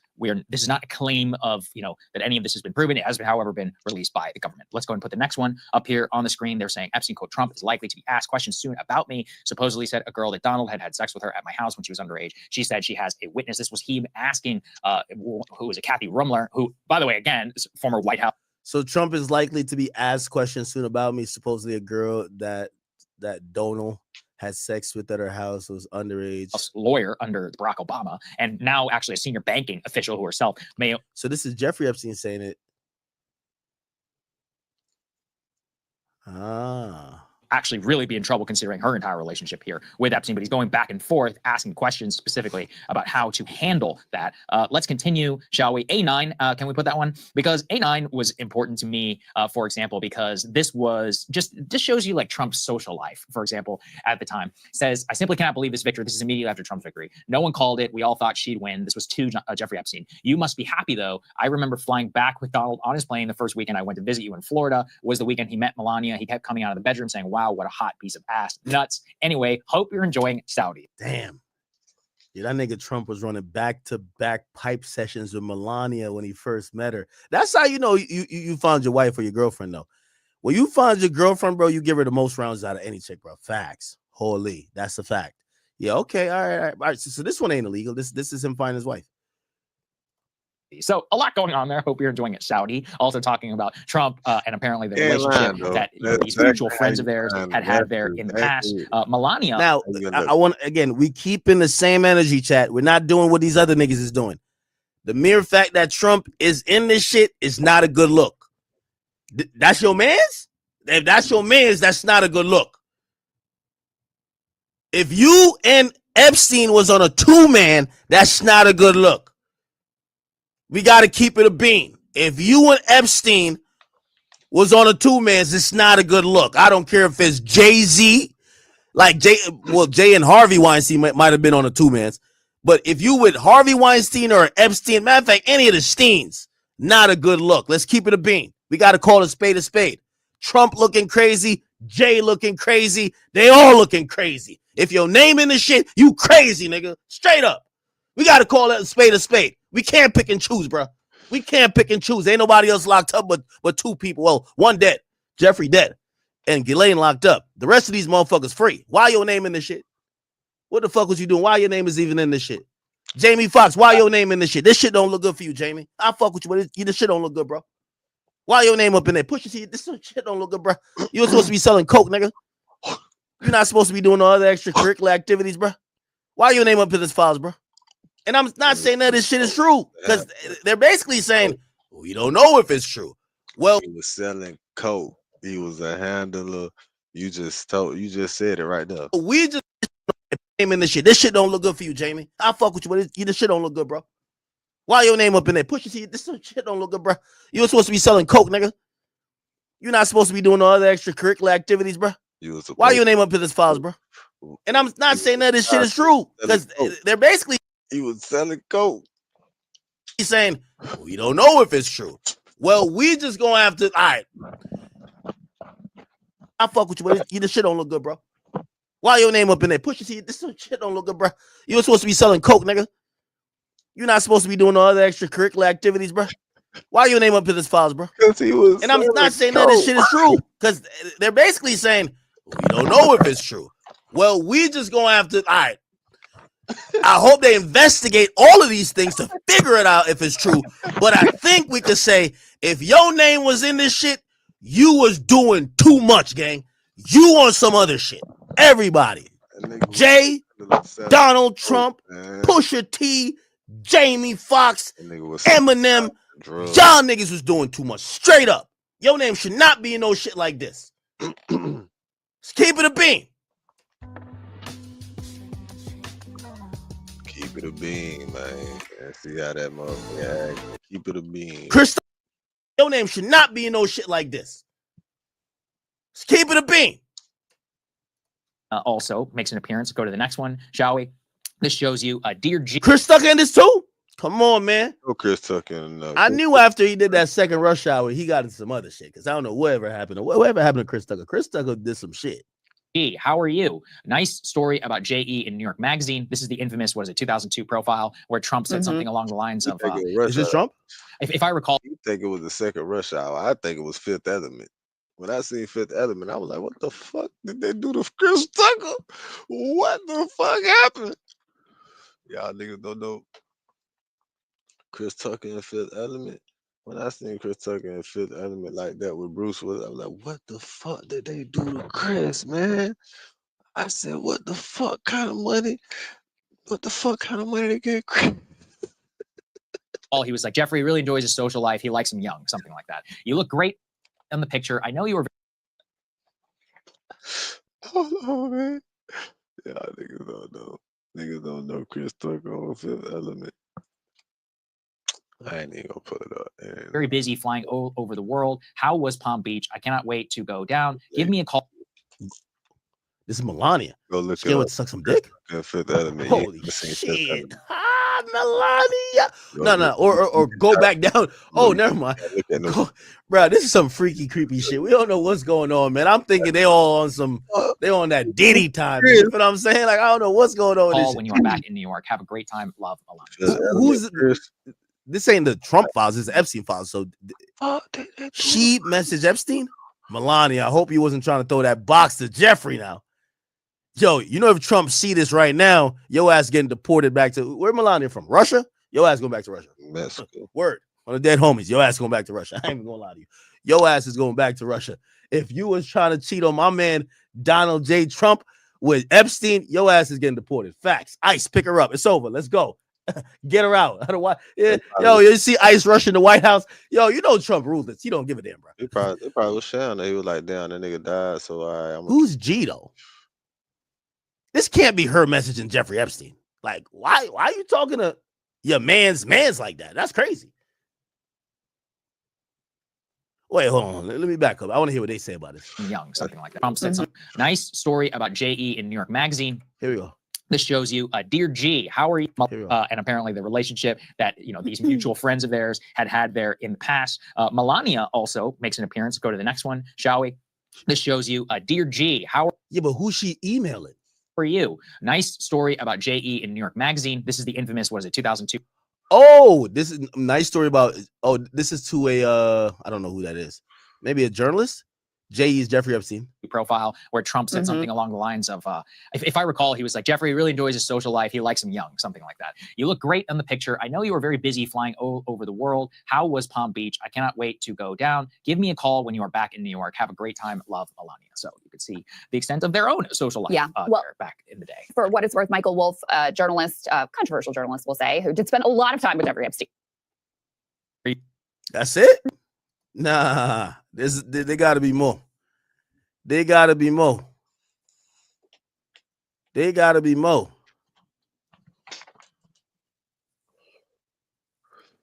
Should note that just because someone is mentioned in these documents does Man, let's not get the this shit. FBI made this list. Here we go. They were made them could ruin people's reputations. I know it's a hoax. It's started by Democrats. It's been run by the Democrats for 4 years. You had Christopher Wray and these characters. Nah, Trump, we gotta cut the bullshit, Trump. You my nigga, but we gotta cut the bullshit. That was your man's, bro. Like, stop playing, bro. Like, Harvey Weinstein was Jay-Z man's too. Like, bro, like, y'all like gotta be like, yo, it's a hoax. This ain't no hoax. That was your man's. Like, bet. So Trump's thing is that, yo, I cut him off. I found out he was on some weird shit. I cut him off. Cool. Let's say we believe you. You were still friends with him while he was doing some weird shit. Let's say you ain't know. That was your man's. That was your man's. You feel what I'm saying? So don't separate yourself too much. If anything, just tell us what you and him were doing. Like, when y'all were chilling, what were y'all doing? You know what I mean? Give us some context. And Comey before him. I would say that, these files were made up by Comey. They were made What? Hell no. Made up by Obama. They were made up by the Biden information. We went through years of that with the Russia hoax, with all of the different things that we had to go through. We've gone through years of it. Just to be clear, Christopher Wray was the president's pick for FBI director that he put into that job. This also comes as we're learning for the first time about Jeffrey Epstein's contact with Elon Musk. You may remember. Oh, I heard Elon in there. Elon, I ain't gonna lie, this ain't a good look. It's not a good look, gang. I'm being honest. None of y'all names should be in there. Jay-Z, you should stay your ass in Marcy, nigga. You and Dame Dash should have been slapboxing. Why is your ass in the goddamn Epstein files? Elon, you could have been building a spaceship. Why are you in the Epstein files, bro? This shit don't look good. Elon Musk dropped what he described as a really big bomb last year, and Trump was in the Epstein files, and that was the real reason. You too. They had not been made public. Well, it turns out, based on what we saw today, Musk is also Epstein files. Emails show that he tried coordinating multiple visits to Jeffrey Epstein's private island, and he was trying to get busy too. So I ain't gonna lie to you, man. Sometimes, yo, if you can't get up in the spot, I ain't gonna lie to you. This dead happened one time. We're trying to, like, this is what we teenagers. We're trying to go to a club, and I forgot what happened, but like, we ain't get in. Yo, one of my people was so tight. As we leaving the club, they call the cops and say, yo, there's a fire over there, man. There's a fire over there, man. Go check that out, man. Go check that out. What you mean? Yeah. Epstein was trying. Elon was trying to get on the island. They wasn't trying to let him in. Oh, what? Man, it's time to tell on these niggas, man. You either let me in or I'm telling on you niggas, man. Fuck that, man. You either let me in or I'm telling on you. Stop it. One from 2013. Healthy Choices grilled chicken and broccoli is tossed in a creamy Alfredo sauce. It's everything you could want in a meal. But how much protein? 28 grams. Tastes expensive. Half the cost of dining out. It's everything you could ask for. I'm a freaky nigga. You know Elon, the NBA young boy of like billionaires, right? Like the nigga got like 15 kids. How many kids? Who has more kids? NBA young boy or Elon Musk? Bro, we gotta ask the question. As of mid-2025, Elon got more. Young boy got to catch up. Elon got 14. Young boy only got like 12 or 13. Young boy, come on, man. Come on, my boy. Catch up. He got like 15 kids. How many kids?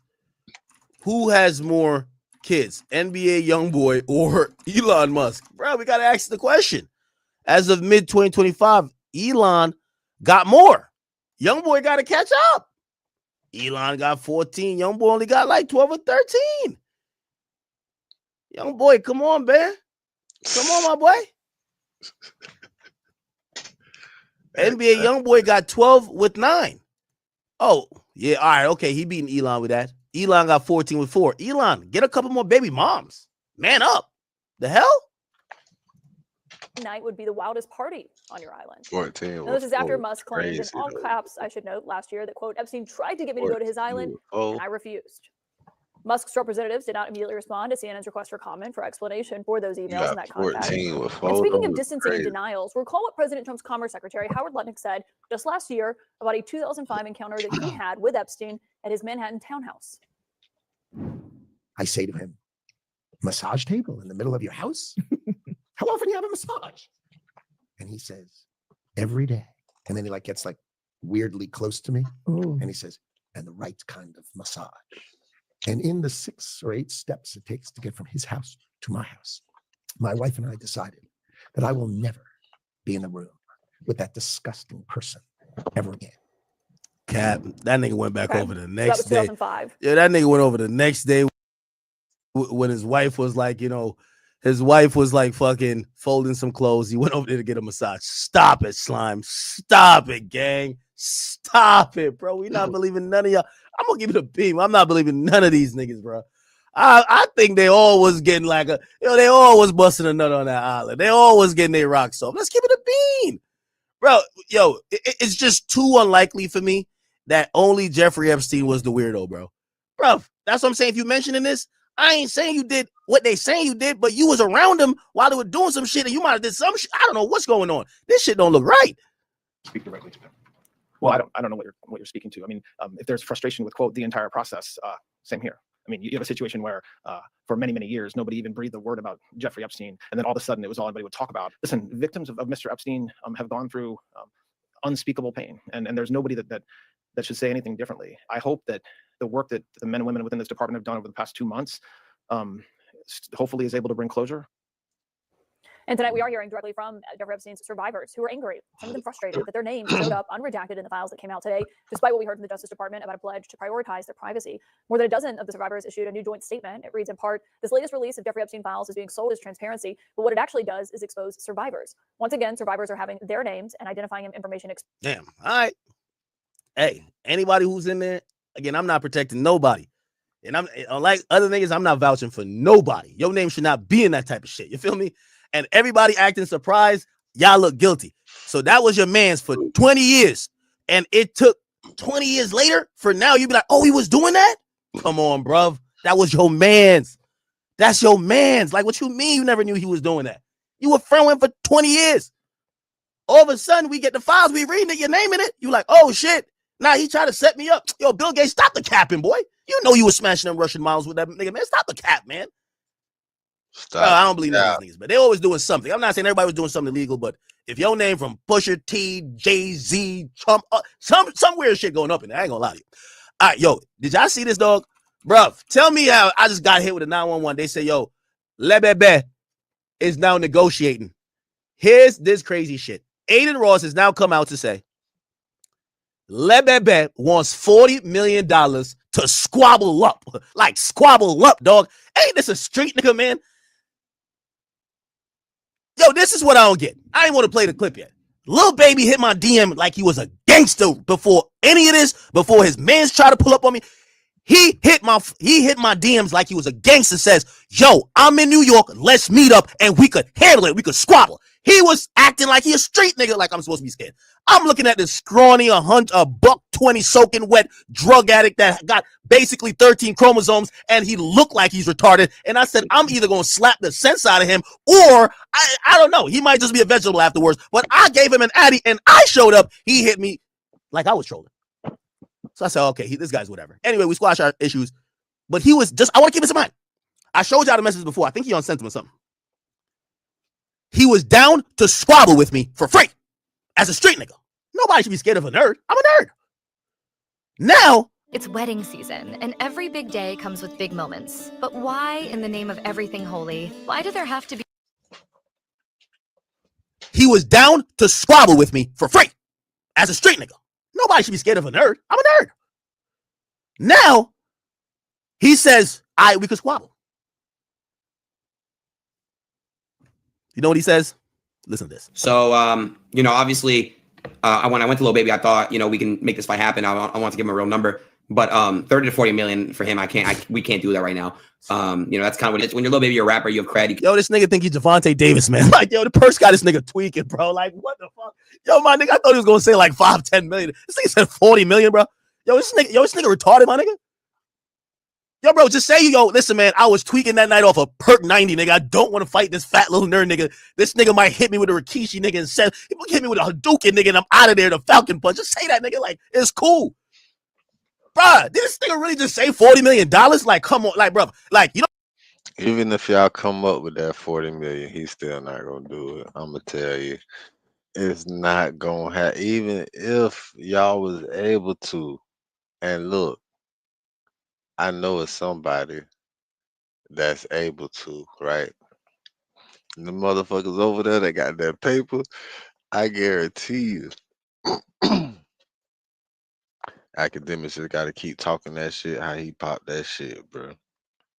Them people will put that money in both of their pocket. It'll be $100 million fight. They'll make that bitch like Jake Paul and Floyd Mayweather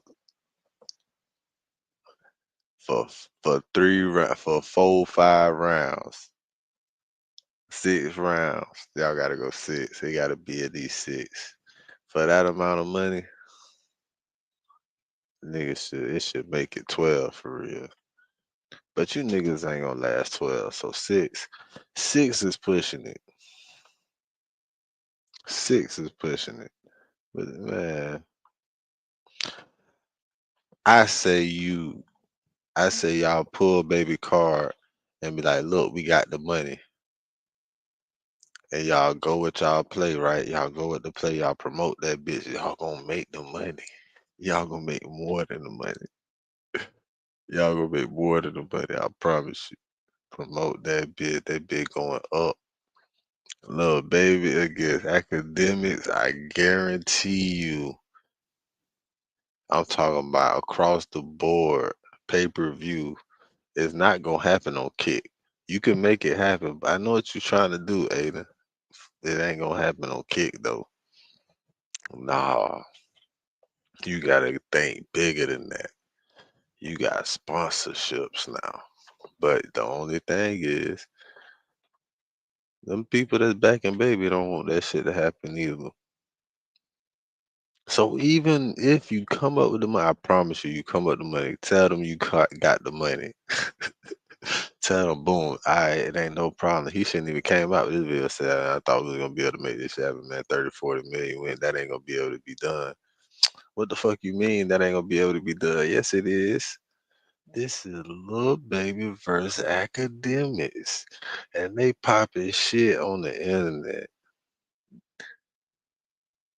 You don't think? Well, maybe not. Nah, bro. People gonna want to see it, but how long? You think it ain't gonna be like on Adam 22 versus that nigga? This shit. You think? I don't know. That shit would be crazy. Academics drop the nigga in the first round type shit.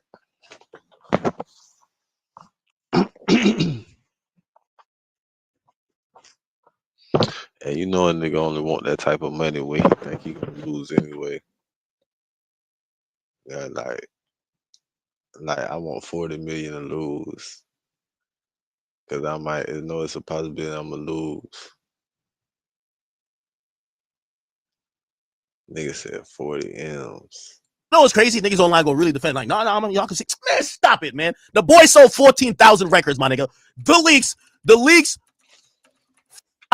Nigga, this nigga might hit me with a Rikishi nigga and said he hit me with a Hadouken nigga and I'm out of there. The Falcon Punch. Just say that nigga like it's cool. Bruh, did this nigga really just say $40 million? Like, come on, like, bruh, like, you know what's crazy? Niggas online go really defend like, nah, y'all can see. Man, stop it, man. The boy sold 14,000 records, my nigga. The leaks. First week sales, nigga. You did all that mush mouth rapping, nigga, and no, I ain't saying they gonna want to see it because of him. They gonna want to see it because of y'all. Especially you, how you talk shit. I don't think you understand academics. They gonna want to see you get in the ring. Most of all, more than a little bit, they gonna want to see y'all, you, especially. It sold 14,000, right? If it sold 14,000 the first week, and really then we counted the full week. Listen, here we go. See, here we go. He downplaying himself. It sold 11K. Oh, 11K one day. He not even thinking about himself. He not even accumulating himself for how much. Okay, and then it sold 34 the first week. Man, you sold. All right, let me give you the 34. Bro, you sold 34,000 the first week, nigga. How the hell you want 40 million, man? These niggas is delusional, man. Atlanta looking crazy right now, man. He's down so shit. Full pocket full of hoes. This is crazy. How you ducking a fade with me? Niggas say want 40 million. The niggas acting like this is Jake. This nigga That nigga said full pocket full of hoes. Boy, that nigga the side. Boy. 4 pocket full of hoes. But y'all not 4 PF no more, so that shit don't even matter. Like this is Pacquiao and Floyd Mayweather fighting. Cause somebody tell yo, have you seen this? Yo, this nigga can't be serious, bro. Bro, I wouldn't be even asking for that. And Loki, yo, I'm gonna keep it a beam. You know, I said whatever he get, nigga. I thought he was gonna be realistic. I thought Lebebe is on some like he's gangster. So I'm like, yo, I bet. Like what's up? Let's like, cause I'm telling you, he's like a scrawny drug guy. I'm like, I bet. Whatever he get, just give me half. Bro, this nigga's not. You know what he did? Exactly what Blueface said Chopper was gonna do. Watch, he gonna outprice himself. Nigga, ain't you a hood nigga? Y'all niggas should be fighting for fun. You squabble up just cuz. I'm the one that everybody says probably never had a fight. Okay, you're my first fight. You get to knock me out for all the shit that I taught before and will continue to talk till we squabble. It's the streets is going out sad, man. Streets is done, bro. Streets is done. I keep telling y'all, anytime these bitch ass rappers start. Eve to me is basically freedom. It's a giant open universe where you can do whatever. Well, call the right one out. Don't call out Blueface. And we'll continue to talk till we squabble. It's the streets is going out sad, man. Streets is done, bro. Streets is done. I keep telling y'all, anytime these bitch ass rappers start doing some weird shit, call them out for a squabble. Fuck all that. Let's squabble. You know what they're gonna say? Well, call the right one out. Don't call out Blueface. Blueface down to squabble with you. This nigga. Yo, anytime these little scrawny drug addicts start going whatever, just call them out for the squabble. They want no smoke, lactose intolerant, nigga. Jesus Christ, bro. I would have rather him just tell. I'd rather he would have just told Aiden like, yo, man, fuck that pussy ass nigga, man. I ain't squabbling with no bitch ass nigga. I would have rather him say that he could still look tough. But given a number that is out, bro, you sold 34,000 records first week, fool. Who on earth would pay you $40 million? Niggas wouldn't pay you $40 million to read an encyclopedia, and that would be the most challenging thing you could do. What is wrong with this retarded ass nigga?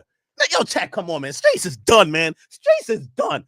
Yo, street niggas turn down the face with nerds. Streets done, man. It's done, bro. That shit is done, man. Bring back King Von, man. Where the real tough rappers at, bro? Where the gangsters at, bro? Rest in peace, King. This is crazy. This nigga sold 34,000 records first week. He did a belly flop. Nigga, hold on. Let me I gotta put this on the screen. Let me show you what 34,000 records actually. Well, we don't gotta do the math. 34,000 records.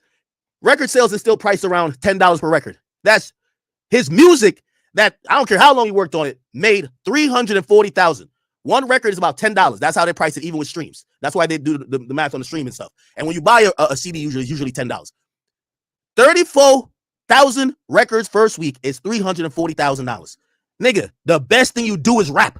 And you made $340,000 after you ducked the whole year claiming you were creating some shit, wouldn't pick up the phone for Spider. Then you drop this bullshit. You sell 34,000 first week, which is $340,000, and you are asking for $40 million in a fight. Nigga, get a grip. Squabble up, nigga. Do it for the A. What is up with this nigga? This is, yo, hold on, I gotta call Aiden. Yeah, that number is fake. It gotta be fake. Yo, no way. Yo, the gangster rappers. Wait, nah, this is no way. Wait, .com. No way, bro. No way. Hold on, now I gotta call Aiden real quick. Nah. This gotta be some fake shit. This is bananas, bro. Hold on. It gotta be some fake shit. No, it ain't fake. That shit is not fake. This is crazy. That boy want 40, and even if you come over to 40, he's still not gonna fight. Stop taxing. Man, stop all that white boy gay shit. Listen, yo, I just seen a clip. You capping, right? What? Lebebe did not ask you for no $40 million. You're lying. Well, to be fair, I offered him. I said, a number, if I can get this number, would you do it? He said yes. But it's just really hard for me to get that number. Bro, stop it, man. Yo, Lil Baby was yo, Google Lil Baby when the nigga had rotten teeth, nigga, and was wearing the same shirt 3 days in a row. He was supposed to be squabbling with crackheads in Atlanta for the free ski. What you come on, 40? Yo, he think he Canelo, bro? You're like, I said no, fucking retard. Yo, you think he Canelo? You think he Javante, bro? Come on, bro. Why are you mad at me? Yo, ask him to send you a video of him boxing somebody that you can know if you Why are you mad at me? Nigga, because you let him spin you like he, bro. Yo, why don't you just say to him? Respond to him and say this, bro. If you don't want to fight him, just tell me. Like because,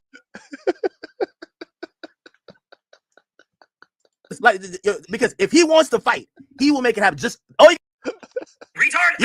Yo, you think he Canelo? You think he Javante, bro? Come on, bro.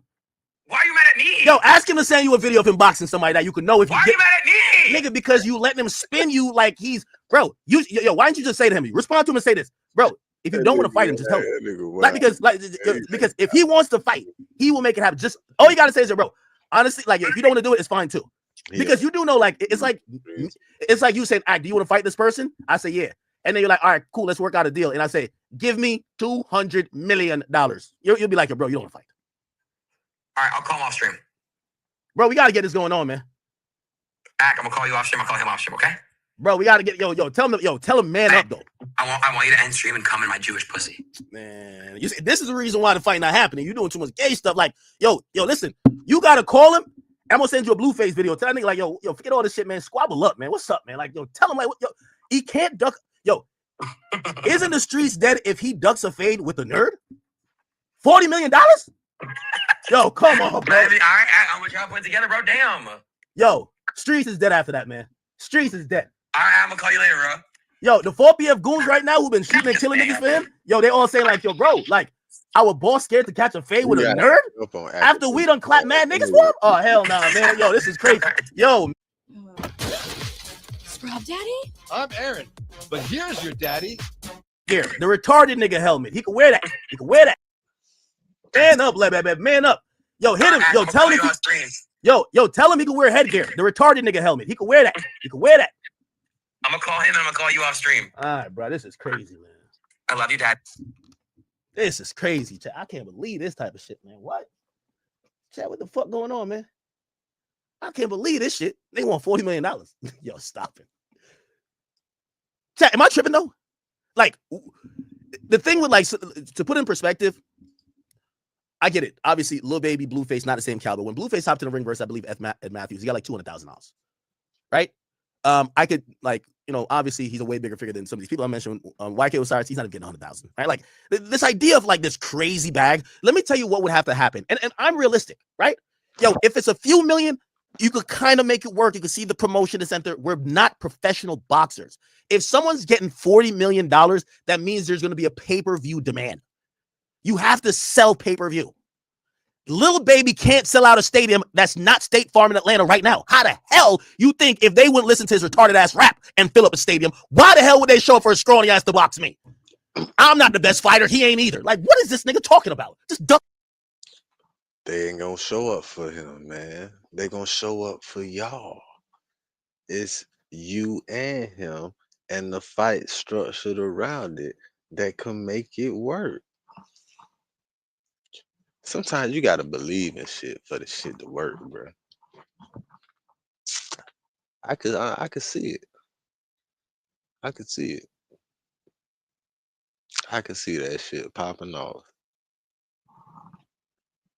40 M's. But then that's really taken away from all the undercards, cause like, what the fuck they gonna make? You got some other names that could be on that list too now. Like, shit, Vanessa, you want something to go? And all he really give a fuck about is 6 figures. He don't even give a fuck about 6 figures. I bet that boy getting that bitch for 65 bands. Yeah, getting that bitch with that boy for 65. Get him boy 65 bands a piece. That's 120. But Austin ain't gonna do it though, cause he also he gonna feel like, man, you're crazy as fuck. And y'all got this nigga making 40, cause he trying to make 40. That shit do sound crazy, man. That shit sound crazy as fuck. Yeah, ain't nobody paying to see that shit. Niggas would pay to see that shit though, but it ain't gonna be worth no goddamn $100 million fight. The $100 million fight for everybody. I think all the undercard. The fight already. $40 million? You gotta pay the 40? Bro, just really do the math on this. Professional boxers get that. Look, this is how they make the money, right? This is how they make the money. There's an arena. People are going to pay to come to the fight. That's a nominal fee that is part of what's going to go to the purses, right? And also the promoters. Then you have the sponsors. What's on your shirt, your shorts, what's in the ring, you know, this and third, the lead ups. A lot of like sponsors get in because big moments, whatever. The biggest part of cool. Then it's usually pay-per-view. It's pay-per-view. How much did Oscar De La Hoya make in fight versus Mayweather? I want to show you what this nigga is asking for. So Oscar De La Hoya made 52 mil. Well, this was the guaranteed purse. Okay, factor percentage. Okay. Which one? 25 million. 25. Okay, 25 million. Mayweather earned. Okay. All right, Mayweather, and this was okay. So Mayweather got 25 million for this one. What fight was this? Okay.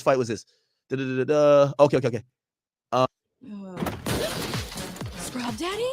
I'm Aaron, but here's your daddy. Look up pay-per-view buys. Okay, the highest purse for a fighter at the time. Now, the reason why I'm looking that up is I want to look up pay-per-view buys. Okay, at the time. What fight was this? Okay. The highest purse for a fighter at the time. Now, the reason why I'm looking that up is I want to look up pay-per-view buys. Okay, there was 2.4 million pay-per-view buys. They're spending $99 to watch Floyd and De La Hoya. That's why Floyd took home 25, De La Hoya took home 52. There was 2.4 pay-per-view buys. Do y'all understand? And this is why we talk about how dumb these rappers are. This is one of the biggest fights in history, where Floyd guarantee was 25, the other guy's guarantee was 52, but this guy wants 40. Do you think that, bro, do you even think 24 people would buy, all right, let's not say 24. You think 200,000 people would buy pay-per-view of me and Lil Baby fight? Come on, bro.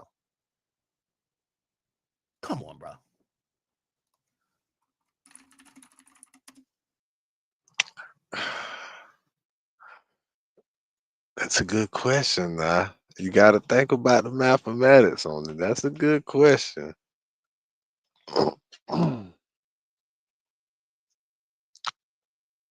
Is it possible that more people could buy me and Lil Baby fight?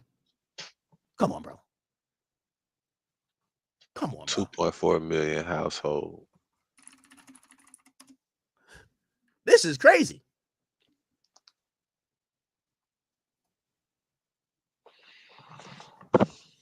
See, niggas in here coping. Lil Baby says, pay me like a superstar or don't call my phone again. This nigga think he's Canelo or something. Would anyone pay 40 million for that fight, or was this never happening? Baby says, pay me like a superstar or don't call my phone again. This nigga think he's Canelo or something. Would anyone pay 40 million for that fight, or was this never happening at all? Yo, what the hell? Somebody said, bro is getting his butt kicked, so 40 million is worth it. Somebody said academics catching hand. That's what I'm saying. So beat me up, right? Because remember, he's gangster rap. I'm there. It's worth $40 million.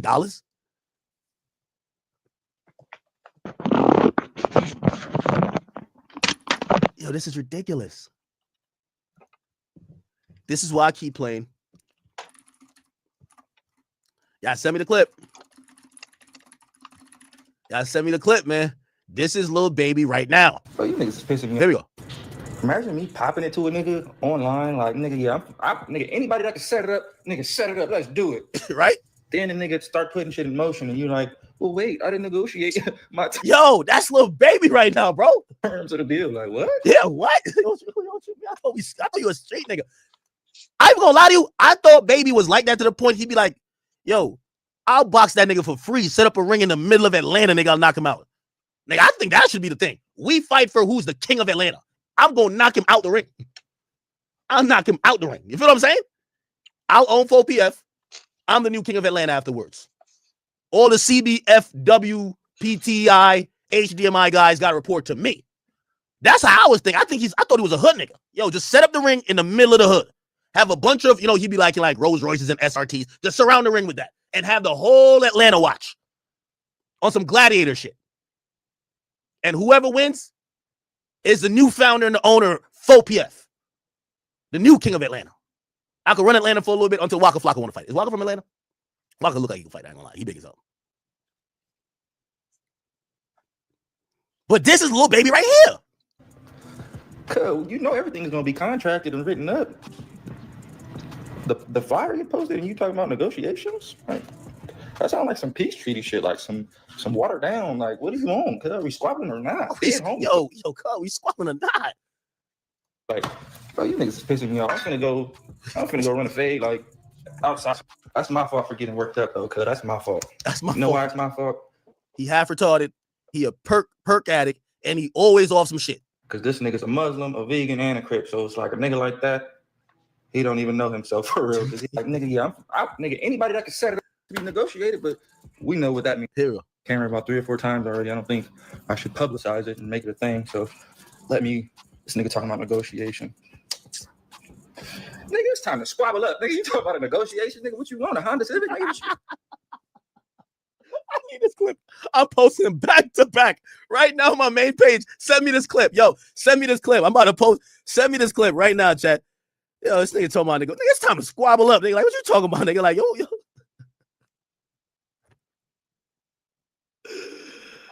Oh, man. I told y'all, bro. Between Young Thug and Lil Baby, man. Yo, Gunna, please come say, yo, Gunna, let me and you spar and let's save Atlanta. The street nigga, Lil Baby, is scared to get in the ring. Gunna, me and you could spar. We could do it for charity. Okay. We could, you've been doing your marathons. You got a lot of stamina. Pause. It seems. Me and you. Grip, stability, precision. That's the essence of driving. Lawful. You like that. Hopefully you don't got no issues with me, but if you do, fuck it. But we could spar for charity. I don't think you a bitch like that. I don't think you a bitch. Gunna, fuck it. Spar for charity and have somebody stream it. That's fine. I don't got no issues with you like that. Hopefully you don't got no issues with me, but if you do, fuck it. But we could spar for charity. I don't think you a bitch like that. I don't think you a bitch. Gunna, I don't think you a bitch like that. I'm gonna keep it a being with you. Real talk. I think me and you, we could do a little sparring for charity. Couple of rounds, 2 rounds. We ain't doing too many minutes now because I don't know about my cardio. But I'll do it with you. We don't gotta put no money involved. Maybe get some donations, donate it to a good cause. I'll do that with you. Lil Baby's a bitch. I can't. It's crazy. It's crazy. I can't believe it, bro. Atlanta's down bad right now. I can't believe it, bro. Yo, I'm gonna keep it a beat with you. If I was Lil Baby, I'm gonna duck this fight in the most gangster way, nigga. Nigga, if I'm Lil Baby, the first thing I would have said, nigga, I don't fight niggas. I don't fight niggas. I make niggas fight for their life. I'm saying some gangster shit like, oh shit. Yo, imagine if he had responded like that. He's like, oh shit. Nah, Baby on timing. Yo, what Wayne said? Yo, I ain't bought his gun to be boxing, nigga. Like, say some gangster shit that save your image. Give me $40 million. Man, you wasn't trying to fight anyway. Stop it, bro. This is crazy. This is bananas, bro. Yeah, he gonna say some shit like that when they're just investigating. Sad, y'all. Sad. Anyway. Chat, we have I think 1 or 2 more VIP tickets. I just looked at the sales. We're almost out of VIP. We have our live show coming up March 27. First time in Miami. I will be doing a live show for you.